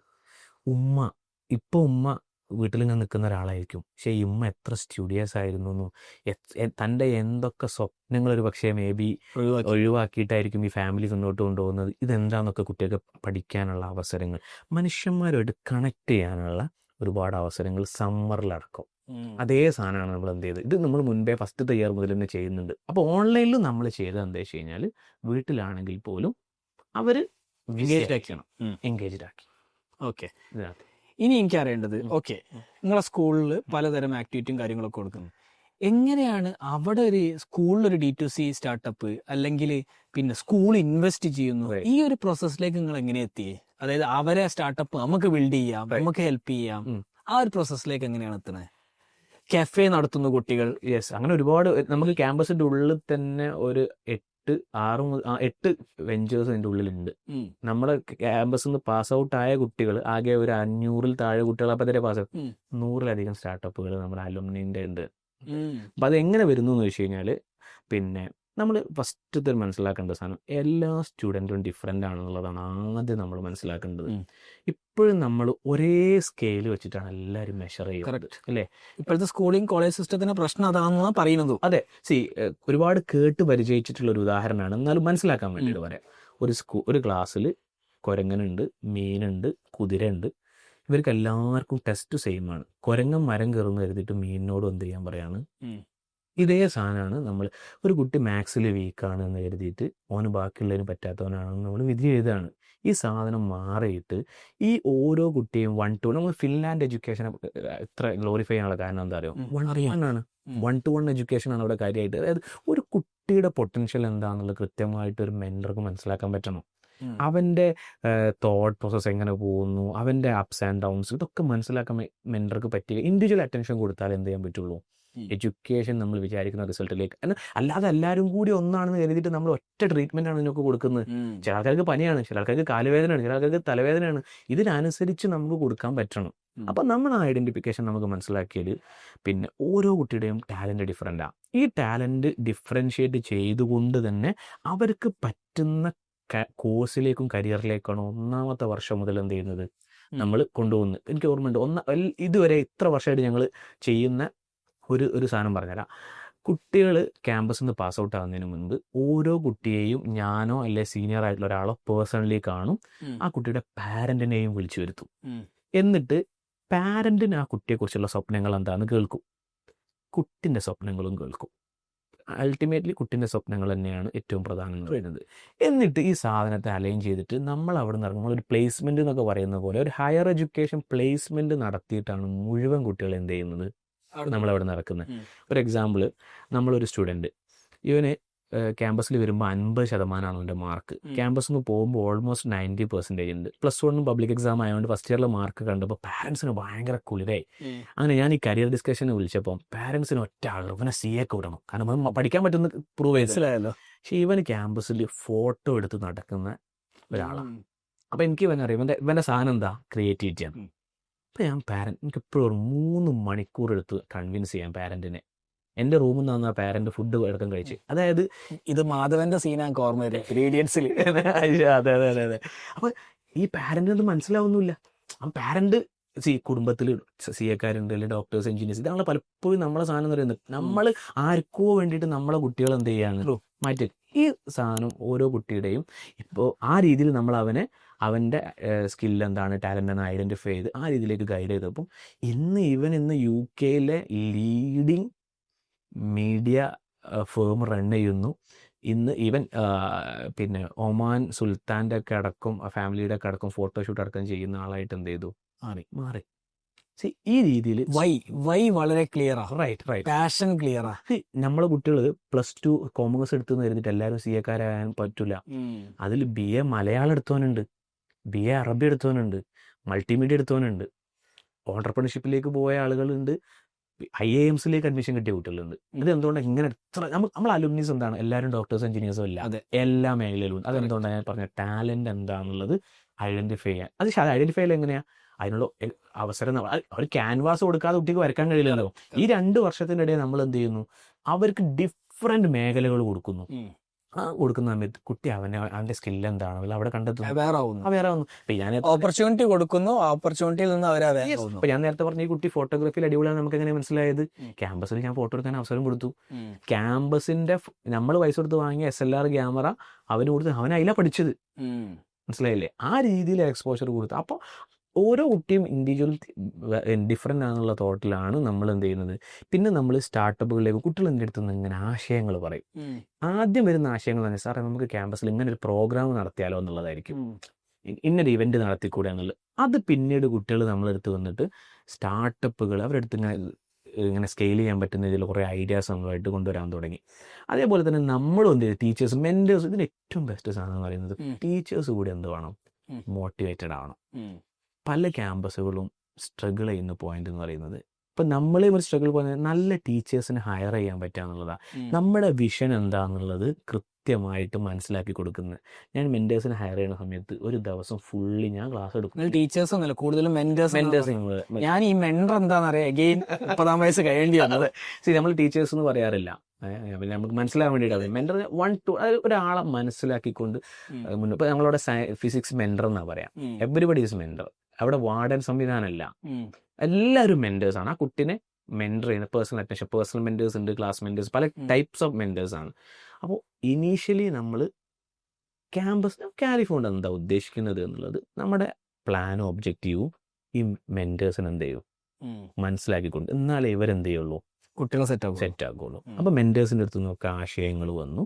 അതിൻ്റെ ബേസിലാണ് നമ്മൾ എന്ത് ചെയ്യുന്നത്, ക്യാമ്പസിൽ ഇങ്ങനെ സ്റ്റാർട്ടപ്പുകൾ സ്റ്റാർട്ട് ചെയ്യുക. കുട്ടികൾ ഭയങ്കര താല്പര്യത്തിൽ വന്നു. ഇപ്പം നമുക്ക് ഇപ്പോൾ ഒരു പ്ലാറ്റ്ഫോം, ഇൻകിസ്റ്റ എന്ന് പറയുന്ന ഒരു പ്ലാറ്റ്ഫോം. പണ്ട് നമ്മളെ സ്കൂളിലൊക്കെ അലയിക്കായിരുന്നു. മൊത്തത്തിലുള്ള സ്കൂൾ സിസ്റ്റത്തിലുള്ള പ്രശ്നം കേട്ടോ, പോയിരുന്നു പഠിക്കടാ ഓന്റെ ഒരു ഐഡിയ. അതെ, ഇതാണ് ജനറൽ ഒരു തോട്ട് പ്രോസസ്സ്. ഒരു സ്കൂളിന് ഒരു കുട്ടീനെ കേട്ട് കൊടുക്കാൻ പറ്റിക്കഴിഞ്ഞാൽ അതൊരു വലിയ എഡ്യൂക്കേഷനാണ്. ഞാൻ കുട്ടികളോട് പറയാറുണ്ട്, നിങ്ങൾ എക്സ്പോഷർ എന്ന് പറയുമ്പോൾ ഒരിക്കലും AC ഉള്ള ക്യാമ്പസ്, വലിയ എന്തോ സംവിധാനം, കുറേ ടർഫ്, ഇതല്ല. നിങ്ങൾ ഐഡിയ ഒരാൾ കേട്ട് തരുന്നുണ്ടെന്നുണ്ടെങ്കിൽ അത് നിങ്ങൾക്ക് കിട്ടുന്ന എക്സ്പോഷറാണ്. നിങ്ങളെ സപ്പോർട്ട് ചെയ്യാനുള്ള ഫ്രണ്ട് സർക്കിളുള്ള ഒരു ക്യാമ്പസിലാണ് നിങ്ങൾ പഠിക്കുന്നതെന്നുണ്ടെങ്കിൽ അതൊരു എക്സ്പോഷറാണ്. ഇത് നമ്മൾ എന്ത് ചെയ്യാറില്ല, നമ്മൾ വാല്യൂ കൊടുക്കാറില്ല. ഇതൊക്കെ ഇൻടാഞ്ചിബിൾസ് ആണ്. ഇൻടാഞ്ചിബിൾ അസറ്റ് ആണ് ഏറ്റവും ഇമ്പോർട്ടൻറ്റ്. അപ്പോൾ നമുക്ക് ഇൻകിസ്റ്റ എന്ന് പറയുന്ന ഒരു പ്ലാറ്റ്ഫോം ഉണ്ട്. ഞാൻ നിങ്ങൾ ചോദിച്ചുകൊണ്ട് പറയാം. അത് ജേർണൽസ് ഒക്കെ സെല് ചെയ്യുന്നത്. അതായത് എന്താ വെച്ചാൽ കുട്ടികളുടെ സ്ക്രീൻ അഡിക്ഷൻ എന്നൊക്കെ, കുട്ടികൾ കൂടുതലും കുട്ടികളുടെ പ്രോബ്ലം, ഞാൻ നേരത്തെ പറഞ്ഞു ഞാൻ പ്രോബ്ലത്തിൽ നിന്ന് ഇങ്ങനെ സാധനം ഉണ്ടാക്കിയെന്ന് പറഞ്ഞ പോലെ കുട്ടികൾ അവരെ പ്രോബ്ലംസിൽ നിന്നാണ് എന്ത് ചെയ്യുന്നത്, നമ്മളെ ഭൂരിഭാഗം പ്രൊഡക്ട്സ് ഉണ്ടാക്കുന്നത്. ഇങ്കിസ്റ്റ് ഒരു ജേർണലിംഗ് ആണ്, കുട്ടികളുടെ മൈൻഡ്ഫുൾനെസ് ഒക്കെ കൂട്ടാനൊക്കെ വേണ്ടിയിട്ട് അവർ ചെയ്യുന്ന ഒരു സ്റ്റാർട്ടപ്പ് ഉണ്ട്. തിങ്കാരു എന്ന് പറയുന്ന മറ്റൊരു സ്റ്റാർട്ടപ്പ് ഉണ്ട്. KSFലൊക്കെ അവർ സ്റ്റാളൊക്കെ ഇട്ടായിരുന്നു. ഇറ്റ്സ് ആക്ച്വലി ഓൺലൈനായിട്ട് കിഡ്സിനുള്ള ടോയ്സ്, അതേപോലെ തന്നെ എഡ്യൂക്കേഷൻ, ബ്രെയിൻ ഡെവലപ്മെന്റ് ഇതൊക്കെ ചെയ്യുന്ന ഷോപ്പിഫൈ പ്ലാറ്റ്ഫോം യൂസ് ചെയ്തുകൊണ്ട് ഇതിൽ പ്രത്യേകത എന്താ വെച്ചാൽ A to Z ചെയ്യുന്ന ആരാണ്? കുട്ടികളാണ്. യെസ്, ഒരൊറ്റ കണ്ടന്റ് ക്രിയേഷൻ വീഡിയോസ് എടുക്കുന്ന മുഴുവൻ അതിൽ മില്യൺസ് അടിച്ച വ്യൂസ് ഈ കുട്ടികൾ ഉണ്ടാക്കിയിട്ടുണ്ട്. പ്യൂർലി ഓർഗാനിക്, നോ മെറ്റാഡ്സ് ഒന്നും ചെയ്യാതെ ഓർഗാനിക് ആയിട്ട് അവർ സാധനം ഡെവലപ്പ് ചെയ്തിട്ടുണ്ട്. അതേപോലെ തന്നെ അടുത്തൊരു പ്ലാറ്റ്ഫോം ടെൽമാമ എന്ന് പറയുന്ന കുട്ടികൾക്ക് സ്റ്റോറീസ്, അതേപോലെ കസ്റ്റം സ്റ്റോറീസ് ഡെവലപ്പ് ചെയ്യാൻ AI പ്ലാറ്റ്ഫോം ഒക്കെ യൂസ് ചെയ്തുകൊണ്ടുള്ള ഒരു പ്ലാറ്റ്ഫോം. അതേപോലെ സ്റ്റോറി ടെല്ലിങ്ങിന് ഓഡിയോ ബുക്സ് ഒക്കെ കിട്ടുന്ന മറ്റൊരു പ്ലാറ്റ്ഫോം ഉണ്ട്.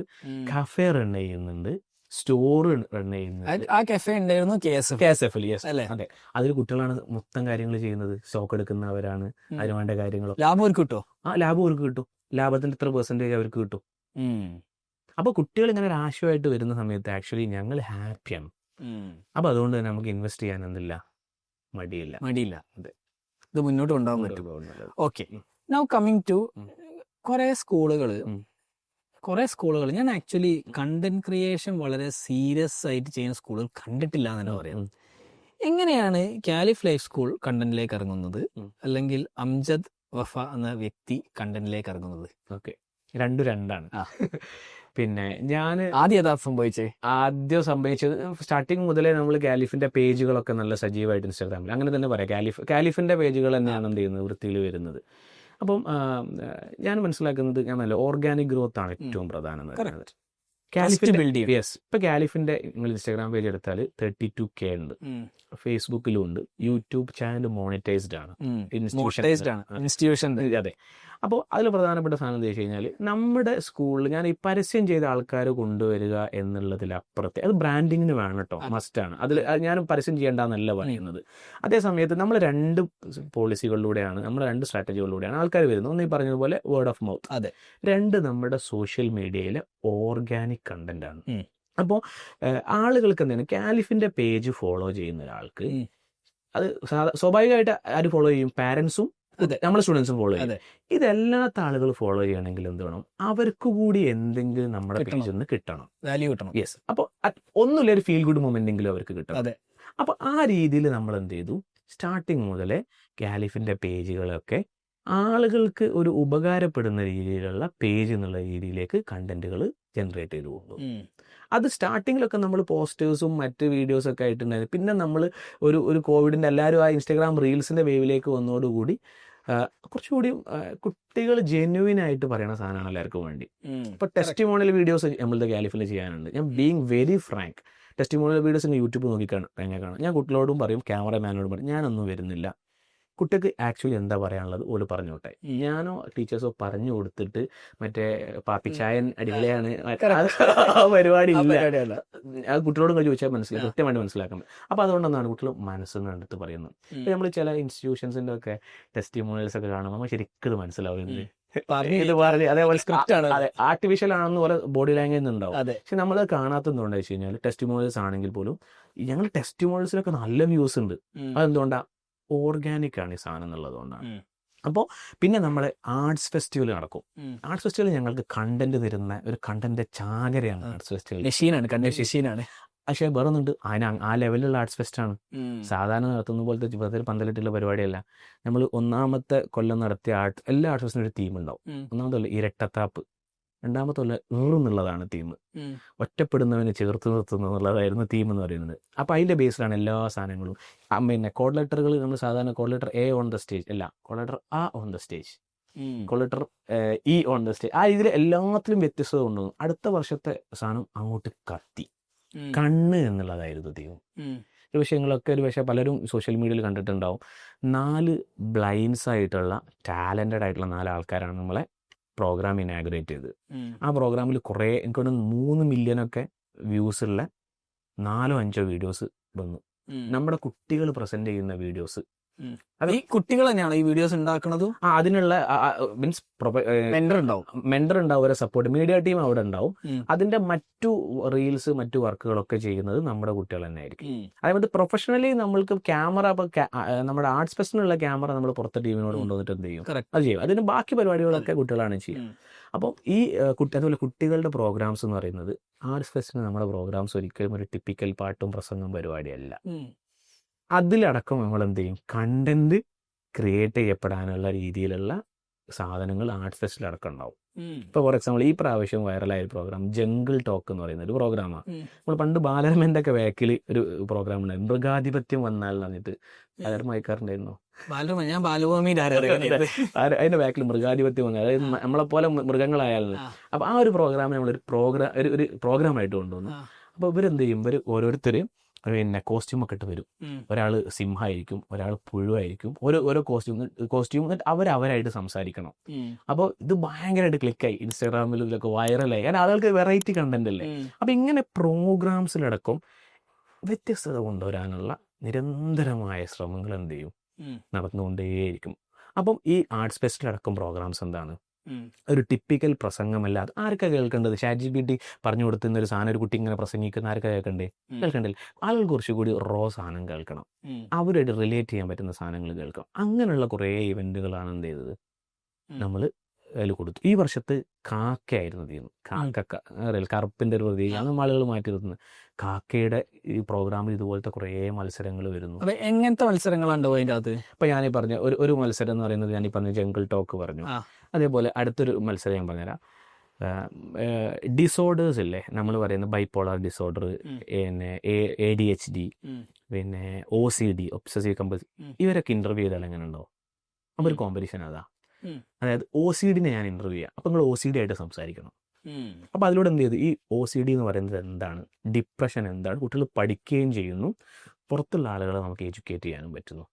ഈ സാധനം ഇപ്രാവശ്യം വൈറൽ. ഏറ്റവും നല്ലോണം ഇന്റർവ്യൂ ചെയ്യുന്ന ആൾക്കാണോ പ്രൈസ് കൊടുക്കുക? അവര് ഇന്റർവ്യൂ ചെയ്യണം. ആ ADHD എന്ത് ചെയ്യണം, ADHD എന്താണ് എന്നുള്ളത് കൃത്യത്തിൽ റിപ്ലൈ ചെയ്യും വേണം. അതാണ് ജഡ്ജസ് മാർക്ക് കൊടുക്കും. അപ്പൊ ഇങ്ങനെ വ്യത്യസ്തമായ കുറേ പ്രോഗ്രാംസ് ഉണ്ട്. ഈ പ്രോഗ്രാംസ് ആണ് ആക്ച്വലി ഞങ്ങൾ ഓരോ വർഷം ഇരുന്നിട്ട് മാനുവൽ പരിഷ്കരിക്കും. നമുക്ക് എന്ത് ചെയ്യേണ്ടില്ല, നമ്മളെ തന്നെ ഇതായതുകൊണ്ട് നമ്മൾ ടീമിരിക്കുന്നു, ഇന്ന ഏത് പ്രോഗ്രാമാണ് വർക്കൗട്ട് ആവാത്തത് അത് ഒഴിവാക്കിയിട്ട് അടുത്ത പ്രോഗ്രാംസ് ആഡ് ചെയ്യുന്നു. എല്ലാ വർഷവും എന്തെങ്കിലുമൊക്കെ കാലത്തിന് അനുസൃതമായിട്ടുള്ള ഇവന്റുകൾ കൊണ്ടുവരണം എന്നുള്ള വാശിയുണ്ട്. അടിപൊളി. അപ്പൊ അതിന്റെ ബേസിൽ അതാണ് ബേസിക്കലി ഇപ്പോഴത്തെ എഡ്യൂക്കേഷൻ സിസ്റ്റം മിസ് ചെയ്യുന്നത്. അതെ, എല്ലാവരും പണ്ടേ ചെയ്ത് പോരുന്ന സാധനങ്ങൾ ഇങ്ങനെ കണ്ടിന്യൂ ചെയ്ത് പോരുന്നു. അതെ. അപ്പം ഇപ്രാവശ്യം നമ്മൾ നടത്തിയ ഒരു കോമ്പറ്റീഷൻ, നമ്മൾ AI ആയിട്ട് ബന്ധപ്പെട്ട് കോമ്പറ്റീഷൻസ് നടത്തി. AI-ൽ നമ്മൾ ഒരു വീഡിയോ ജനറേറ്റ് ചെയ്യാം. അപ്പോൾ അതിനകത്ത് ഒരു കോമ്പറ്റീഷൻ ആയിരുന്നു, ലൈക്ക് എന്തായിരുന്നു, 2100 കോഴിക്കോട് കുട്ടികൾ എന്ത് ചെയ്യട്ടെ, ക്രിയേറ്റ് ചെയ്യട്ടെ. അത് ക്രിയേറ്റ് ചെയ്യുമ്പോൾ എന്ത് സംഭവിക്കും, നല്ല സാധനമാണെങ്കിൽ നമുക്ക് ഔട്ട് ചെയ്യാനും പറ്റും. കുട്ടികൾ ഒരു വെടിക്ക് 2, 3, 4 പക്ഷികളാണ്. കറക്റ്റ്, മനസ്സിലായില്ലേ? ഇതാണ് നമ്മൾ അവിടുത്തെ ഒരു കണ്ടന്റ് സ്ട്രാറ്റജി എന്ന് പറയുന്ന സാധനം. ഓക്കെ, ഇനി അംജദ് വഫ എന്നുള്ള മനുഷ്യൻ, നിങ്ങൾ കുറെ യാത്രകളെ കുറിച്ച് പറയുന്നു, അത് കുറെ ഉണ്ട്, എനിക്കൊന്ന് കുറെ വൈറലായിട്ടുണ്ട്, കുറെ ലൈഫിനെ കുറിച്ച് പറയുന്നു. എങ്ങനെയാണ് നിങ്ങളെ കണ്ടന്റിലേക്ക് എങ്ങനെയാണ് ഇറങ്ങുന്നത്? അതൊരു ഫൗണ്ടർ ബ്രാൻഡിങ് ആണോ, പേഴ്സണൽ ബ്രാൻഡിങ് ആണോ, വാട്ട് വാസ് ഇറ്റ്? എന്തായിരുന്നു അതിന്റെ പിന്നിലുള്ള തോട്ട് പ്രോസസ്? ആക്ച്വലി ഒരിക്കലും പേഴ്സണൽ ബ്രാൻഡ് ആവണം എന്നുള്ള ആഗ്രഹത്തിൽ തുടങ്ങിയ ഒരു സാധനമല്ല. എൻ്റെ വൈറലാവുന്ന ഫസ്റ്റ് വീഡിയോ എന്ന് പറയുന്നത് എങ്ങനെയോ വൈറലായ കാശ്മീരിൽ പോയപ്പോൾ, അതായത് ഇപ്പം എല്ലാവരും ഊട്ടി പോണ പോലെ കാശ്മീർ പോകുന്നുണ്ട്. പക്ഷെ അതിന് മുൻപ് കാശ്മീരിൽ അങ്ങനെ ആളുകൾ പോകാത്ത സമയത്ത് കോവിഡിന്റെ ഒരു സമയമാണ്. കോവിഡിന്റെ പീക്ക് ടൈമിൽ നമ്മളവിടെ പോയ സമയത്ത് മലയാളികൾ ആരുമില്ല. അങ്ങനെ ദാൽ തടാകത്തിൽ വെച്ചിട്ട് ഞങ്ങളിങ്ങനെ മലയാളം അങ്ങനെ സംസാരിച്ച് പോകുന്ന സമയത്ത് വേറെ ഇവിടുന്ന് ഒരു മലയാളം കേൾക്കുന്നു. അപ്പൊ ഞങ്ങളിങ്ങനെ ഇത് നിങ്ങളെ കണ്ടന്റ് ആയിരുന്നു, അത് അവളെ കണ്ടല്ലേ. അങ്ങനെ അത് ക്ലിക്കായി. കോഴിക്കോട് മലപ്പുറം. അതാണ് ഫസ്റ്റ് വീഡിയോ വൈറലാവുന്നത്. ഓക്കെ, പിന്നെ വെച്ചാല് കോവിഡിന്റെ ആ സമയത്ത് പീക്ക് ടൈമിൽ ഞാൻ പറയാം, നമ്മൾ അനുഭവങ്ങളാണ് ആക്ച്വലി നമ്മളെ കണ്ടന്റുകൾ. അതെ, ഇതിന്റെ അകത്ത് നിങ്ങൾ ഇതൊക്കെ പറഞ്ഞപ്പോ ആ കണ്ടന്റ് ക്രിയേഷനിലേക്ക് ഇറങ്ങാനുള്ള പ്രചോദനം എങ്ങനെയായിരുന്നു? എന്താണ് ആദ്യത്തെ കുറച്ച് കണ്ടന്റുകൾ? ഫസ്റ്റ് നിങ്ങൾ പറഞ്ഞു ഫസ്റ്റ് വൈറലായ കണ്ടന്റ് പറഞ്ഞു, പക്ഷെ എന്തിനാണ് അവിടെ ഇറങ്ങിയത്? അല്ല, ഫസ്റ്റ് വൈറലായത് ആക്സിഡന്റലി സംഭവിച്ചു പോയതാണ്, നമ്മൾ ഇന്റൻഷനലി ചെയ്തൊരു സാധനമൊന്നുമല്ല. പിന്നീട് വരുന്നത് ആക്ച്വലി എനിക്ക് എൻ്റെ അടുത്തൊരു സീരിയസ് പ്രോബ്ലം ഒരാൾ ഷെയർ ചെയ്തു. ആ പ്രോബ്ലം ചില്ലറ കാര്യമൊന്നുമില്ല എന്ന് നിങ്ങൾക്ക് മനസ്സിലായി. അത് സിമ്പിളായിട്ട് പറഞ്ഞു കഴിഞ്ഞാൽ നമ്മളൊക്കെ സോഷ്യൽ മീഡിയ ഭയങ്കരമായിട്ട് യൂസ് ചെയ്യുന്നതുകൊണ്ട് ഒരു ദിവസം രാത്രി ഒരു 10-11 മണിയാകുന്ന സമയത്ത് പിന്നെ എനിക്കറിയുന്നൊരു സുഹൃത്ത് എൻ്റെ എത്ര താഴെയുള്ള ഒരാളാണ് എന്നെ വിളിച്ചിട്ട് അമ്മച്ചേക്കാ ഒന്ന് കാണണം, അത്യാവശ്യമാണ് അറിയും. അപ്പോൾ ഞാൻ ചെന്നാൽ നാളെ കണ്ട സമയത്തായാലും അല്ലെങ്കിൽ എനിക്ക് അത്യാവശ്യമാണ്, നിങ്ങൾ എന്തായാലും കാണുന്നത്. അപ്പോൾ എനിക്ക് മനസ്സിലായി ഇതിൻ്റെ പ്രശ്നം എന്തോ കാര്യമായിട്ട് പറയാനുള്ളത്. അപ്പം ഇവന് ആ സമയത്ത് എൻ്റെ വീട്ടിലേക്ക് വരുന്നു. എൻ്റെ വീട്ടിൽ ഞങ്ങൾ ഇരുന്ന് സംസാരിക്കുമ്പം ഇവന് കോളേജ് കാലത്ത് ഒരു പ്രണയം ഉണ്ടായിരുന്നു. ആ പ്രണയം വീട്ടുകാരൊക്കെ നിർബന്ധിച്ച് സമ്മതിപ്പിച്ച് എന്ത് ചെയ്തു, അവസാനം എൻഗേജ്മെൻറ്റും കഴിഞ്ഞു. എൻഗേജ്മെൻറ്റ് കഴിഞ്ഞ് എനിക്ക് കഴിഞ്ഞില്ല, ലീഗലായിട്ടില്ല. അതിൻ്റെ ഇടയിൽ ഇവന് ഭയങ്കര കൺഫ്യൂഷൻ. എനിക്ക് ഇവള് വേണോ, എനിക്ക് ഇവളെക്കാളും നല്ല അടിപൊളി കുട്ടീനെ കിട്ടൂലേ, കുറച്ച് ടാലൻറ്റഡാണ്, കുറച്ച് കഴിവൊക്കെ ഉള്ളത് ഞങ്ങൾ. അപ്പോൾ എനിക്ക് കുറച്ചുകൂടെയൊക്കെ നല്ല കുട്ടിയെ കിട്ടിയേക്കാം. പിന്നെ ഇവളുടെ കുറേ സാധനങ്ങളൊക്കെ ചിന്തിക്കുമ്പോൾ ഇവൾക്ക് അങ്ങനെ കുറേ ഡിഫക്ട്സ് ഉണ്ട്, പ്രശ്നങ്ങളുണ്ട് എന്നൊക്കെ ഇവൻ ഇങ്ങനെ ചിന്തിക്കാൻ തുടങ്ങി. Totally lost. ഇവന് കല്യാണത്തിൽ നിന്ന് പിന്മാറണം എന്ന് വെച്ചാൽ എൻഗേജ്മെൻ്റ് ഒക്കെ അത് വീട്ടുകാരൊക്കെ കുറച്ചൊക്കെ വെറുപ്പിച്ചിട്ടാണ് എന്ത് ചെയ്യുന്നത് പരിപാടി നടക്കുന്നത്. അപ്പോൾ പിന്നെ ഞാൻ ഒഴിയാനും പറ്റില്ല. ഇന്ന് എങ്ങനെ ഓരണമെന്ന് അവന് കഴിയുന്നില്ല. അങ്ങനെ ഞങ്ങൾ കുറേ സംസാരിച്ചപ്പം എനിക്ക് കാര്യമായിട്ട് മനസ്സിലായ സാധനം എന്താ പറയുക, ഇവൻ ഭയങ്കരമായിട്ട് സോഷ്യൽ മീഡിയ യൂസ് ചെയ്യുന്ന ആളാണ്. അതായത് 2020 സാധനം ഇൻസ്റ്റാഗ്രാം അഡിക്റ്റാണ്. യൂട്യൂബിലൊക്കെ ഈ ലൈഫ് സ്റ്റൈൽ വ്ളോഗുകൾ കണ്ടവാനും കാണും. അപ്പോൾ ഇവന് അത് നമ്മൾ ഈ മൊഞ്ചത്തീസ് ഓഫ് ഈ സാധനങ്ങളൊക്കെ ഉള്ള സമയമാണ്, മലബാർ ഹൂർലിൻസ് ഓഫ് ഈ സാധനങ്ങളൊക്കെ ഉള്ള ഇവൻ്റെയൊക്കെ കണ്ടിട്ട് ഇവൻ്റെ മനസ്സിൽ പെൺകുട്ടി എന്ന് പറഞ്ഞാൽ ഇങ്ങനെ ആയിരിക്കണം, കുറേ സാധനങ്ങൾ ഇവൻ്റെ മനസ്സിൽ കയറിക്കൂടി. അപ്പോൾ അതിൽ ഇവന് പിന്നെ തുറക്കുന്ന സമയത്ത് ഇതിനേക്കാളും ഇവളെക്കാളും അടിപൊളിയായിട്ടുള്ള കുട്ടീനെ അവന് കാണുകയാണ്. അപ്പോൾ എന്തുകൊണ്ട് എനിക്ക് ഈ കുട്ടീനെ കിട്ടിക്കൂടാ? ഈ രീതിയിൽ നമ്മൾ ഒരു പക്ഷേ ഭ്രാന്താന്നൊക്കെ നമ്മൾ ചിന്തിച്ചേക്കാം, അല്ലാണ്ട് അടി കൊടുക്കേണ്ട കേസല്ല. It's a psychological issue. അങ്ങനെ ഞാൻ ഇവനുമായിട്ട്, കാരണം ഞാൻ സൈക്കോളജിസ്റ്റ് ഒന്നുമില്ല, പക്ഷെ എനിക്ക് കേട്ടുകൊടുക്കും. I M listener. ഞാൻ പലരും എന്നോട് ചോദിക്കും, ഞാൻ ഇങ്ങനെ വീഡിയോസൊക്കെ ചെയ്യും, ഞാൻ കൗൺസിലിംഗ് ചെയ്യുന്ന ഒരാളൊന്നുമില്ല, പക്ഷെ ഞാൻ നന്നായിട്ട് കേട്ട് കൊടുക്കും, അവരെ ഗൈഡ് ചെയ്ത് കൊടുക്കും. ഞാൻ ഇന്ന ആളെടുത്ത് പോയാൽ മതി എന്നുള്ള രീതിയിലേക്ക് നമ്മൾ പറഞ്ഞു കൊടുക്കും. അങ്ങനെ നിങ്ങൾ മനസ്സിലാക്കേണ്ടത് ഇവനെ മൾട്ടിപ്പിൾ ടൈംസ് നമ്മൾ കേട്ട് അങ്ങനെ സൈക്കോളജിസ്റ്റിൻ്റെ അടുത്തും സൈക്കാട്രിസ്റ്റിൻ്റെ അടുത്തേക്ക് വരെ എന്ത് ചെയ്യേണ്ടിയുള്ളൂ, റെഫർ ചെയ്യേണ്ടി വന്നു. ബട്ട് സന്തോഷത്തോടു കൂടി പറയാം, അത് റെഡിയായി. ഇപ്പം ദേ ഹാപ്പിലി ലിവിങ്. അപ്പം ഈ സാധനമാണ് എനിക്ക് എന്ത് ചെയ്ത് ഇത് ആളോട് പറയണം. ആ കൂട്ടത്തിൽ വേറെ 1-2 ആളുകളുടെ അനുഭവം കിട്ടി. ഈ കണ്ടന്റ് യൂട്യൂബേഴ്സിൻ്റെ ഒക്കെ, നമ്മൾ ഈ യൂട്യൂബേഴ്സിനൊക്കെ കാണുമ്പോൾ എന്താണ് ഇവർ പുറത്ത് ഇങ്ങനെ hi welcome to my YouTube channel ഇതിങ്ങനെ ഫസ്റ്റ് കാണുന്നത്. അപ്പോൾ എനിക്ക് അറിയുന്നൊരു ചെങ്ങായിനോട് പറഞ്ഞ അനുഭവം, അവന് ബിടെക് പഠിക്കുന്നതായിരുന്നു. ക്ലാസ് കഴിഞ്ഞ് വന്നിട്ട് 2 മണിയും രാത്രി 3 മണിയൊക്കെ ആവും ഉറങ്ങാൻ. അങ്ങനെ ഷൂട്ട് ചെയ്യണം, ഒരു ഇൻട്രോ എടുക്കാൻ തന്നെ 4 മണിക്കൂറൊക്കെ ആക്കും. ഇതെടുത്തിട്ട് അങ്ങനെ കണ്ടന്റ് ക്രിയേറ്റേഴ്സ് നന്നായിട്ട് അറിയാൻ മതി, തുടക്കത്തിൽ ഒരു വസ്വാസമൊക്കെ ഭയങ്കരമായിട്ടുണ്ടാവും. ഇവൻ സത്യം പറഞ്ഞാൽ പിന്നെ ടോട്ടലി സംഗതി പൈസ ഒക്കെ കിട്ടുന്നുണ്ട്, ലോസ്റ്റ് ആണ്, നടക്കുന്നില്ല. അപ്പം നമ്മൾ വിചാരിക്കാത്തൊരു സാധനമുണ്ട്, നമ്മൾ സോഷ്യൽ മീഡിയ കാണുന്നതല്ല ലൈഫ്. ഇത് കുറേ ആൾക്കാർക്ക് വേറെ അനുഭവം വന്നു. ഇതേപോലെ തന്നെ ഒരു പാരന്റിന്റെ കുട്ടീനെ കൊണ്ടിട്ട് വരിക. 5ാം ക്ലാസ്സിൽ എങ്ങനെയായിരുന്നു ആ കുട്ടിയെന്ന് എനിക്ക് ഓർമ്മ. ഈ കുട്ടി നിരന്തരമായിട്ട് ആവശ്യങ്ങൾ ചോദിച്ചുകൊണ്ടേയിരിക്കും. ഒരാവശ്യം എന്താണെന്നറിയോ, ക്യാമറ വേണം, 2 സൈക്കിൾ വേണം. സൈക്കിളല്ലേ വാങ്ങിക്കൊടുത്ത്, ആ സൈക്കിളല്ല 1.5 ലക്ഷം റുപ്യൻ്റെ മറ്റേ സൈക്കിൾ വേണം. അത് ഇവന് യൂട്യൂബ് ചാനലിൽ വേറെ കുറേ ആൾക്കാർ, ഈ വാപ്പാണ് ഒരു കൂലിപ്പണിക്കാരൻ. ഇത് ഭയങ്കരമായിട്ട് ആളുകൾ ഇൻഫ്ലുവൻസ് ചെയ്യുന്നത്. സത്യം പറഞ്ഞു കഴിഞ്ഞാൽ മനുഷ്യരെ എഡ്യൂക്കേറ്റ് ചെയ്യണം എന്നുള്ള ഒരു ട്രൂ ഇൻറ്റൻഷനിലാണ് എന്ത് ചെയ്യുന്നത് ഈ സാധനം തുടങ്ങിയത്. അന്ന് റീൽസ് അല്ല, അതൊരു ലോങ് കണ്ടന്റ് ആയിരുന്നു. അന്ന് തന്നെ അത് ലക്ഷക്കണക്കിന് ആൾക്കാർ എന്ത് ചെയ്തു, അത് കണ്ടു, വൈറലായി. അതിൻ്റെ കുറേ പാട്ടുകൾ വൈറലായി. കുറേ ആളുകൾ അത് ഇൻസ്പിറേഷൻ ആക്കിക്കൊണ്ട് കുറേ ഷോർട്ട് ഫിലിംസ് അടക്കം ചെയ്തു. അങ്ങനെ എനിക്ക് തോന്നി ഇത് ഇങ്ങനത്തെ കുറേ സാധനങ്ങൾക്ക് ഇവിടെ എന്തുണ്ട്. യൂട്യൂബിൽ അങ്ങനെ ചെയ്ത് ഇൻസ്റ്റാഗ്രാമിലാണ് IGTV ഉണ്ടായിരുന്നു. അതിന് മുൻപ് ഞാനൊരു വീഡിയോ ഇതേപോലെ ചെയ്തിട്ടുണ്ടായിരുന്നു. അത് അത്ര വൈറലായിട്ടില്ല. അതും ഇതേപോലെ ഒരു കോഴ്സിനാണ് ചെയ്തത്. അതായത് ഓൺലൈൻ ക്ലാസ് നടക്കുന്ന സമയത്ത് നിങ്ങൾക്ക് ഓർമ്മ ഉണ്ടാറില്ല, ഒരു ടീച്ചർ ഫസ്റ്റ് വന്നിട്ട് മിട്ടുമുയലേ എന്നൊക്കെ പറഞ്ഞിട്ട് അല്ലേ ഭയങ്കര സാധനം. എന്നിട്ട് ആ ടീച്ചറെ ട്രോൾ ചെയ്യലായിരുന്നു. ഇതെന്തെങ്ങനെ ഭയങ്കര കോമിക്കായിട്ട് പറയുന്നു. കുറെ ആൾക്കാർ ആ ടീച്ചർ കുട്ടികളെ പഠിപ്പിക്കേണ്ടത് അല്ലേ, കുറെ ആൾക്കാർ ടീച്ചറെ സെക്ഷലി അടക്കം ആ ടീച്ചർ ആ രീതിയിലൊക്കെ പറഞ്ഞു. ആ സമയത്ത് ഞാനൊരു വീഡിയോ ചെയ്തു. അത് അങ്ങനെ വൈറലാവാന്നുള്ള രീതിയിൽ സത്യത്തിൽ ആവശ്യങ്ങൾക്കനുസരിച്ചാണ് എന്ത് ചെയ്തത്. ഈ വീഡിയോ ക്ലിക്ക് ആയതോടെ കുറേ ഫോളോവേഴ്സൊക്കെ കൂടാൻ തുടങ്ങി. അടുത്തൊരു സമയത്താണ് പിന്നെ അടുത്തൊരു ഒരു പെണ്ണ് കാണലിൻ്റെ കഥ എന്നുള്ള രീതിയിൽ അത് എനിക്കറിയുന്ന എൻ്റെ ഒരു കസിനെ ഒരു ചെക്കൻ പെണ്ണ് കാണാൻ വന്നപ്പോൾ ഉള്ളൊരു സ്റ്റോറി അത് വെച്ചിട്ട് ഞാൻ അടുത്ത് ചെയ്തു. അതും അങ്ങോട്ടേക്ക് എന്തായി, വൈറലായി. അങ്ങനെയാണ് ആക്ച്വലി സത്യത്തിൽ ആളുകൾ എന്തെങ്കിലും ഒന്ന് കൊടുക്കണം എന്നുള്ള രീതിയിലാണ് തുടങ്ങിയത്. അത് തുടങ്ങിയപ്പോൾ ഇതിന് നീഡ് ഉണ്ടെന്ന് മനസ്സിലാക്കി നമ്മൾ മുന്നോട്ട് പോയി. പക്ഷേ ഇതിൻ്റെ ഇടയിലൊക്കെ പ്രശ്നം വെച്ചാൽ നമുക്ക് ഈ കൺസിസ്റ്റൻസി കീപ്പ് ചെയ്യാൻ പറ്റില്ല. കറക്റ്റ്. അൽഗോരിതത്തിനെ സാറ്റിസ്ഫൈ ചെയ്യിപ്പിക്കാൻ നമുക്ക് കഴിയില്ല. അതെ. ഞാൻ ഇപ്പോഴും ചെയ്യണം എന്താ വെച്ചാൽ എൻ്റെ വീഡിയോസൊക്കെ കഴിഞ്ഞാൽ പല ആൾക്കാരും ചോദിക്കും, നിങ്ങളുടെ മുന്നിൽ ശരിക്കും ആൾക്കാർ ഇരിക്കുന്നുണ്ടോ എന്ന് ചോദിക്കും.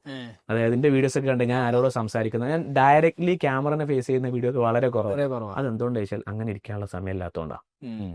അത് വളരെ റെയറായിട്ട് എന്തെങ്കിലും ഒരു കണ്ടന്റ് പറയണം എന്നൊക്കെ വിചാരിക്കുന്ന സമയത്താണ് ഞാൻ അങ്ങനെ ചെയ്യുക. ബാക്കി സമയത്ത് ഞാൻ എന്ത് ചെയ്യുന്നു വെച്ച് കഴിഞ്ഞാൽ ഞാൻ എൻ്റെ കുട്ടികൾക്ക് എന്തായാലും ഞാൻ ക്ലാസ് എടുക്കാറുണ്ട്. അതെ അതെ ഏർലി മോർണിംഗ് 5 AM ക്ലബ് ഒക്കെ ഉണ്ട് അവിടെ. ഞങ്ങൾ ഈ കണ്ട വീഡിയോ എന്നൊക്കെ പറയുന്നത് നമ്മളൊരു ടീം ഉണ്ടാവും. ആ ടീം അത് ഒരാൾക്കും നിർബന്ധമില്ല, ഒരാളും ഫോഴ്സ് ചെയ്യൂല. രാവിലെ എണീറ്റതിന് ശേഷം ഒരു ഫ്രഷ് ആയിട്ട് അത് റോബിൻ ശർമ്മന്റെ.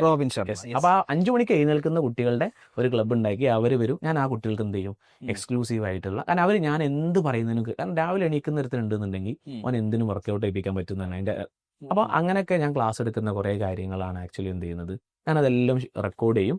അതിൽ ഭൂരിഭാഗം കുട്ടികളോട് പേഴ്സണലി കാലിഫുലറായ സാധനമൊക്കെ പറയും. പക്ഷെ പബ്ലിക്കിന് എന്താ കൊടുക്കേണ്ടി അത് മാത്രം കട്ട് ചെയ്തിട്ട് എന്ത് ചെയ്യും, ഔട്ട് ചെയ്യും. അതേ നമുക്ക് നടക്കുള്ളൂ. അതായത് ഡെയിലി ലൈഫിൽ ഇൻകോർപ്പറേറ്റ് ചെയ്ത്. അതെ, കണ്ടന്റ് ക്രിയേഷൻ. അതല്ലാതെ ഇതിന് മാത്രം ഇരിക്കാൻ, അതിന് മാത്രം ഇരുന്നാൽ എൻ്റെ സാറ്റിസ്ഫാക്ഷൻ അതിൽ പോകും. കറക്റ്റ്. എനിക്ക് എത്ര ആൾക്കാർ നിങ്ങൾ കണ്ടന്റ് ക്രിയേറ്റേഴ്സിനോട് ചോദിച്ചു നോക്കണ്ടി, ബാത്റൂമിൽ പോകുമ്പോൾ അടക്കം അടുത്ത കണ്ടന്റ് എന്താ, ഇത് ചിന്തിച്ചാൽ ശരിക്കും അവരവിടെ ഹാപ്പി ആവുകയല്ല ചെയ്യുന്നത്.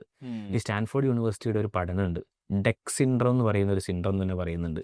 നമ്മളൊരു ഡെക്കിനെ പുറത്ത് കാണുമ്പോൾ നമ്മളെ ഡെക്ക് ഇങ്ങനെ അല്ലെ ഒരു വെള്ളത്തിന് മുകളിൽ കൂടെ ഒഴുകി പോകുന്നല്ലേ നമ്മൾ കാണുന്നത്, എത്ര സ്മൂത്ത് ആയിട്ടാണ് പോകുന്നത്.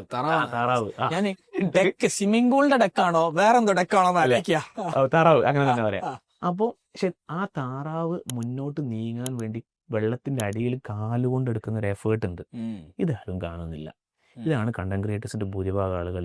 നിങ്ങൾ കണ്ടന്റ് ക്രിയേഷൻ നിർത്തിയ ഭൂരിഭാഗം ആൾക്കാരോട് ചോദിച്ചു നോക്കണ്ടി, എക്സോസ്റ്റഡ് ആയതുകൊണ്ടായിരിക്കും പല ആൾക്കാരും. അത് കുറെ ആൾക്കാർ ഞാൻ ഈ പറഞ്ഞ പോലെ ഇപ്പൊ എന്നോടൊക്കെ ആൾക്കാർ ചോദിക്കാറുണ്ട്, യൂട്യൂബിൽ നിന്ന് പൈസ ഇട്ടാറുണ്ടോ ഈ കണ്ടന്റ് ക്രിയേഷൻ ഒരു തേങ്ങ കിട്ടില്ല. അതെ, അത് നമുക്ക് ആ പണി വേറെ നിന്നും എടുത്തു കഴിഞ്ഞാൽ അതിനേക്കാളും ഉണ്ടാകും. പൈസക്ക് വേണ്ടിയിട്ടല്ല നമ്മളെ കണ്ടന്റ് ക്രിയേഷൻ എന്ന് പറയുന്നത്. അതിനു വേണ്ടി നമ്മൾ പോഡ്കാസ്റ്റോ യൂട്യൂബ് ചാനലോ തുടങ്ങിക്കഴിഞ്ഞാൽ എന്റെ അഭിപ്രായത്തിൽ അത് നിങ്ങൾക്ക് ഇക്കിയായി ഉണ്ടാവില്ല. കറക്റ്റ്, അത്രേ ഉള്ളൂ. കറക്റ്റ്. അതെ, ഓക്കെ. അപ്പൊ കണ്ടന്റ് ക്രിയേഷൻ തുടങ്ങി. ഓക്കെ, അപ്പൊ ഇപ്പൊ കാലിഫ് ലൈഫ് സ്കൂളില് നിങ്ങൾക്ക് നേരത്തെ എൻക്വയറി വരുന്നുണ്ട്.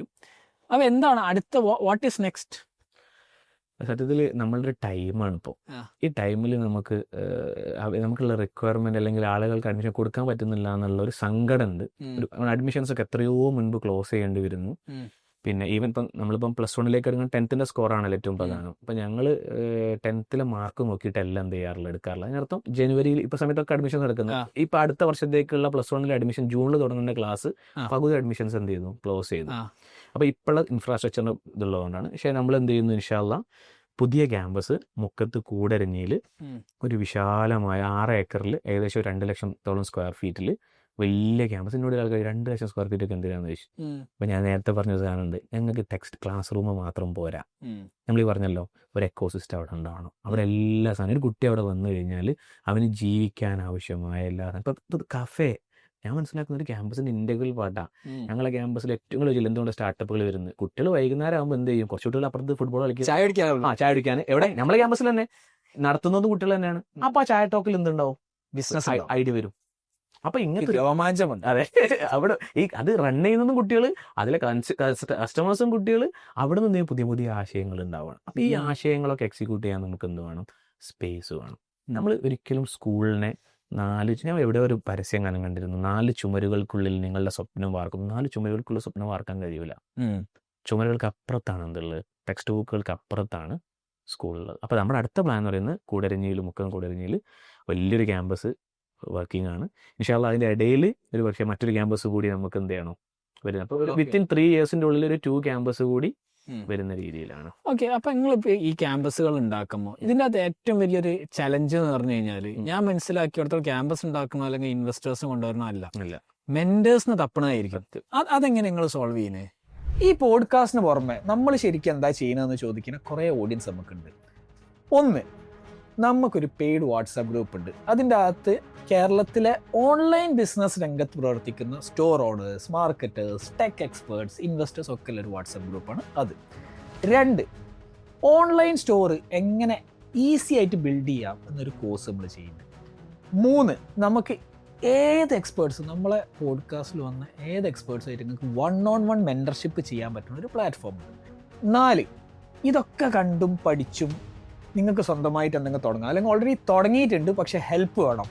ഇതിനുള്ള എല്ലാത്തരം ഹെൽപ്പും നമ്മളെ വാട്സാപ്പ് നമ്പറിൽ മെസ്സേജ് ചെയ്താൽ നിങ്ങൾക്ക് കിട്ടുന്നതാണ്. കൂടുതൽ ഡീറ്റെയിൽസ് ഡിസ്ക്രിപ്ഷനിലുണ്ട്. സത്യം പറഞ്ഞാൽ ഇപ്പോഴും നിങ്ങളോട് ചോദിക്കുകയാണെങ്കിൽ കാലിഫ് ഫേസ് ചെയ്യുന്ന ഏറ്റവും വലിയ ചലഞ്ച് എന്താ വെച്ചാൽ നല്ല മെൻറ്റേഴ്സിനെ കിട്ടുക എന്നുള്ളതാണ്. ഒന്ന്, നമ്മൾ മെൻറ്റേഴ്സിനെ നമ്മൾ സാധാരണയുള്ള മെത്തേഡുകളിലൂടെ ഒക്കെ നമ്മൾ സീക്ക് ചെയ്യും, ആഡും കാര്യങ്ങളൊക്കെ കൊടുത്തിട്ട് ഇൻ്റർവ്യൂ പ്രോസസ്സിൽ നമ്മളത് നന്നായിട്ട് എന്ത് ചെയ്യും, സ്ക്രൂട്ടിനൈസ് ചെയ്യും. 3-4 പ്രോസസ്സിലൂടെയാണ് നമ്മൾ ഇൻ്റർവ്യൂ നടക്കുക. അതായത് ഈവൻ ക്ലാസ്സുകൾ എടുപ്പിച്ചിട്ടടക്കം നമ്മൾ എന്ത് ചെയ്യും, നമ്മൾ മുന്നോട്ട് പോകും. ഇപ്പോൾ തന്നെ ഈ മെൻറ്റേഴ്സിന് നിങ്ങൾ പറഞ്ഞുകൊണ്ട് പറയാം, വലിയ ക്വാളിഫിക്കേഷൻ ഉണ്ടാവും. കൊമേഴ്സ്, അതായത് നെറ്റും JRFും PhD ഉണ്ടാവും. ഇയാളോട് ഇന്ന് ഇൻഡസ്ട്രിയിൽ നടക്കുന്ന ഒരു ബേസിക് ആയിട്ടുള്ള ഒരു കാര്യം ചോദിച്ചാൽ അയാൾക്ക് അറിയില്ല. ഇപ്പം ഞാൻ പോയി പ്രധാനത്തിന് നിഫ്റ്റി എന്താണ്, സെൻസെക്സ് എന്താണെന്ന് ചോദിച്ചിട്ട് കൃത്യമായിട്ട് അറിയാത്ത, അല്ലെ ഇപ്പം നമ്മുടെ നാട്ടിൽ നമ്മൾ ഇപ്പോൾ ഉള്ള ഓൺട്രപ്രണേഴ്സിനെങ്കിലും നമ്മൾ അറിയണ്ടേ ആരാണ് ഗൗതം അദാനി എന്നുള്ളത്, അയാൾ എന്തോ ചെയ്തോട്ടെ, ഇതറിയാത്ത ഒരാളെ എങ്ങനെയാണ് സ്റ്റഡീസ് പഠിപ്പിക്കുക. ഇപ്പം നമ്മുടെ കോളേജുകളിലൊക്കെ ഞാൻ പറയുന്നത് എന്നെ ഈ സ്റ്റോക്ക് മാർക്കറ്റും സെബിനെ പറ്റിയൊക്കെ പഠിപ്പിക്കുന്ന ലെക്ചേഴ്സ് ഉണ്ടാവും. ഈ ലെക്ചേഴ്സിൽ എത്ര ആൾക്കാർ സ്റ്റോക്ക് മാർക്കറ്റിൽ ഇൻവെസ്റ്റ് ചെയ്തിട്ടുണ്ട്? ഒരു ഇൻഡസ്ട്രിയുമായിട്ട് ഒരു ബന്ധമില്ലാത്ത ആൾക്കാരാണ്. പക്ഷെ നമ്മൾ ഇന്ത്യൻ എഡ്യൂക്കേഷൻ സിസ്റ്റത്തിന്റെ ഏറ്റവും പ്രധാനപ്പെട്ട പ്രശ്നം എന്താ അറിയോ, 1800-കളിലാണ് ഇവിടേക്ക് ഈ വ്യവസ്ഥാപിതമായ സിസ്റ്റം വരുന്നത്. തോമസ് മെക്കാളെ എന്ന് പറയുന്ന ആളാണ് ഇന്ത്യയിലേക്ക് ബ്രിട്ടീഷ് സിസ്റ്റം കൊണ്ടുവരുന്നത്. അയാൾക്ക് ആക്ച്വലി വേണ്ടത് എന്തായിരുന്നു അറിയോ, ഇൻഡസ്ട്രിയൽ റെവല്യൂഷൻ നടക്കുന്ന സമയമാണ്. ആ സമയത്ത് ഇൻഡസ്ട്രിയിൽ വർക്ക് ചെയ്യാൻ, ഫാക്ടറിയിൽ വർക്ക് ചെയ്യാനുള്ള കുറേ ആൾക്കാരാണ്, അതിന് വേണ്ടിയിട്ടുള്ള സാധനങ്ങളാണ് നമ്മുടെ എഡ്യൂക്കേഷൻ സിസ്റ്റം ഉള്ളത്. ആ സാധനം ഇപ്പോഴും നമ്മൾ അതേപോലെ കൊണ്ടുപോകുകയാണെന്നുണ്ടെങ്കിൽ ലൈഫും അല്ലെങ്കിൽ ഇൻഡസ്ട്രിയും നമ്മളെ ലൈഫും സ്കൂളും തമ്മിൽ ഒരു ബന്ധമില്ലാത്ത രീതിയിൽ എല്ലാം പല വഴിക്കാണ് പോയിക്കൊണ്ടിരിക്കുന്നത് എന്നുള്ളതാണ്. ഈ ടെഡിൽ പറ്റുമെങ്കിൽ കാണാൻ പറ്റേണ്ട ഒരു ടോക്ക് ഉണ്ട്, പിന്നെ സർ കെൻ റോബിൻസന്റെ ആണെന്ന് തോന്നുന്നുണ്ട്, സ്കൂൾ സ്കിൽ ക്രിയേറ്റിവിറ്റി. കണ്ടിരിക്കണം എന്നാണ് ഞാൻ പറയുന്നത്. സ്കൂളുകൾ ക്രിയേറ്റിവിറ്റി ഇല്ലാതാക്കുന്നു. ആക്ച്വലി ക്രിയേറ്റിവിറ്റി എന്ന് പറഞ്ഞ സാധനമാണ് ആക്ച്വലി ഇന്ന് എല്ലാ സാധനത്തേക്കും നമ്മളെ കൊണ്ടുപോകുന്ന സാധനം. പക്ഷെ നമ്മൾ ക്രിയേറ്റീവായിട്ട് ചിന്തിക്കാൻ നമ്മുടെ സ്കൂളുകൾ നമ്മൾ അനുവദിക്കുന്നില്ല. അവർ റിജിഡായിട്ട് അതിൻ്റെ ഉള്ളിൽ മാത്രം നിർത്തുകയാണ്. So creativity is nothing but it's A process of എന്താ പറയുക, ഹാവിങ് ഐഡിയാസ്. അല്ലെങ്കിൽ നമ്മൾ ആ ഐഡിയാസിനെ നമ്മൾ അടിപൊളിയായിട്ട് എക്സിക്യൂട്ട് ചെയ്യുന്നത് നമ്മൾ ഹാപ്പിലി ചെയ്യുകയും ചെയ്യാൻ പറ്റുന്ന നമ്മുടെ മൈൻഡുമായിട്ട് എന്താ പറയുക അലൈൻഡ് ആയിട്ട് വർക്ക് ചെയ്യുക വിത്ത് വാല്യൂസ്.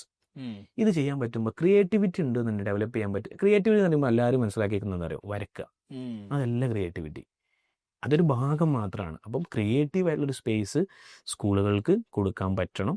അത് കൊടുക്കുന്ന രീതിയിലേക്കുള്ള ഒരു ക്യാമ്പസ് കൂടിയാണ് നമ്മൾ എന്ത് ചെയ്യുന്നത്, പ്രൊവൈഡ് ചെയ്യുന്നത്. ഇനി നമ്മൾ പുതിയ ലെവലിലേക്കൊക്കെ പോകുമ്പോഴും അത് മിസ്സാവാതിരിക്കാൻ നമ്മൾ ഭയങ്കരമായിട്ട് എന്ത് ചെയ്യും, ശ്രദ്ധിക്കും. ഓക്കെ, അപ്പോൾ നിങ്ങൾ റെസിഡൻഷ്യൽ പ്രോഗ്രാം എന്ന് പറഞ്ഞു, അതായത് ക്യാമ്പസിൽ വന്ന് അവിടെ തന്നെ നിൽക്കാതെ. അതെ. എന്തുകൊണ്ട് ഒരു ഡേ സ്കൂളിംഗ് സിസ്റ്റം കൊണ്ടുവരുന്നില്ല?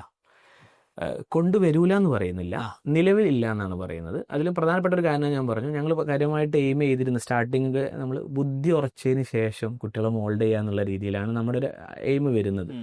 ഇപ്പം നിലവിൽ നമുക്ക് ഇപ്പം ഏറ്റവും നമുക്ക് ഒരുപാട് ആൾക്കാർ നമ്മളോട് പറയുന്നത്, നമ്മൾ കോഴിക്കോട് സിറ്റിയിലൊക്കെ ഒരു ഡേ സ്കൂളിൽ ഇപ്പം എല്ലാവർക്കും ഒന്നും എന്ത് ചെയ്യാൻ പറ്റിക്കൊള്ളുന്നില്ല, എല്ലാവരും മക്കളെ ഹോസ്റ്റലിൽ വിട്ട് പഠിപ്പിക്കാനൊന്നും പറ്റിക്കൊള്ളുന്നില്ല. പിന്നെ ചെറിയ കുട്ടികളാകുമ്പോൾ ഞാൻ ഈ പറഞ്ഞ പോലത്തെ നമ്മൾ നീഡ് അവിടെ കിടക്കുന്നുണ്ട്. അപ്പം ഞാൻ പറയുന്നു, നമുക്കതിന് പറ്റിയൊരു ഓപ്പർച്യൂണിറ്റി, നല്ലൊരു ടീമൊക്കെ വരികയാണെന്നുണ്ടെങ്കിൽ വി ആർ റെഡി. നമ്മൾ അതിനെക്കുറിച്ച് ചിന്തിക്കായികയൊന്നുമില്ല. ഇപ്പം നമ്മൾ റെസിഡൻഷ്യലിലാണ് മൂവ് ചെയ്യുന്നത് എന്ന് മാത്രമേ ഉള്ളൂ. ഞാൻ കുറെ കാലമായിട്ട് ആഗ്രഹിച്ച ഒരു സാധനമാണ് നമ്മളെ എഡ്യൂക്കേഷൻ സിസ്റ്റം. എന്താ മാറാത്തെ? ഇത്രയും ഇൻഫർമേഷൻ ഉണ്ടായിട്ടും ഇത്രയും ആൾക്കാരുണ്ടായിട്ടും nobody is taking the pain. ഈ രംഗദേവസന്ധിയിൽ ഒരു രംഗദേവസന്ധി കണ്ടിട്ടുണ്ട്. അതിന്റെ അകത്ത് പിന്നെ അവസാനത്തില് ഇവര് അടിയാവുന്നുണ്ട്, മാധവനും ആമീർ ഖാനും ഇവരൊക്കെ. അതിനകത്ത് പറയുന്നുണ്ട്, പിന്നെ നമ്മളെ സിസ്റ്റംസ് ഒക്കെ എങ്ങനെയാണ്, ഇതൊന്നും ആരും കൊണ്ടും മാറ്റാൻ പറ്റില്ല. അപ്പൊ അതിന്റെ അത് സിദ്ധാർത്ഥ് പറയുന്നുണ്ട്, അതെന്താ മാറ്റാൻ പറ്റാത്തത്? നമ്മൾ IAS ചേരണം, നമ്മൾ ഓഫീസേഴ്സ് ആവണം, നമ്മൾ കളക്ടേഴ്സ് ആവണം, നമ്മളെ പൊളിറ്റീഷ്യൻസ് വരണം, ഇങ്ങനെ സിസ്റ്റം മാറ്റാൻ പറ്റുള്ളൂ. ഇപ്പം പല ഏരിയകളിലും ഞാനത് കാണുന്നുണ്ട്, including schooling, which is fundamental. Yes, അവിടെ മാറിയാലേ ബാക്കിയൊക്കെ മാറുള്ളൂ. തീർച്ചയായിട്ടും. So I am very happy that this is finally happening. Thank you very much. ഇനിയും ഇരിക്കാം, നിങ്ങൾ അടുത്ത സ്കൂൾ തുടങ്ങി സ്കൂളിൽ ഇരിക്കാം തീർച്ചയായിട്ടും. ഇൻഷാ. വെൽക്കം. Thank you.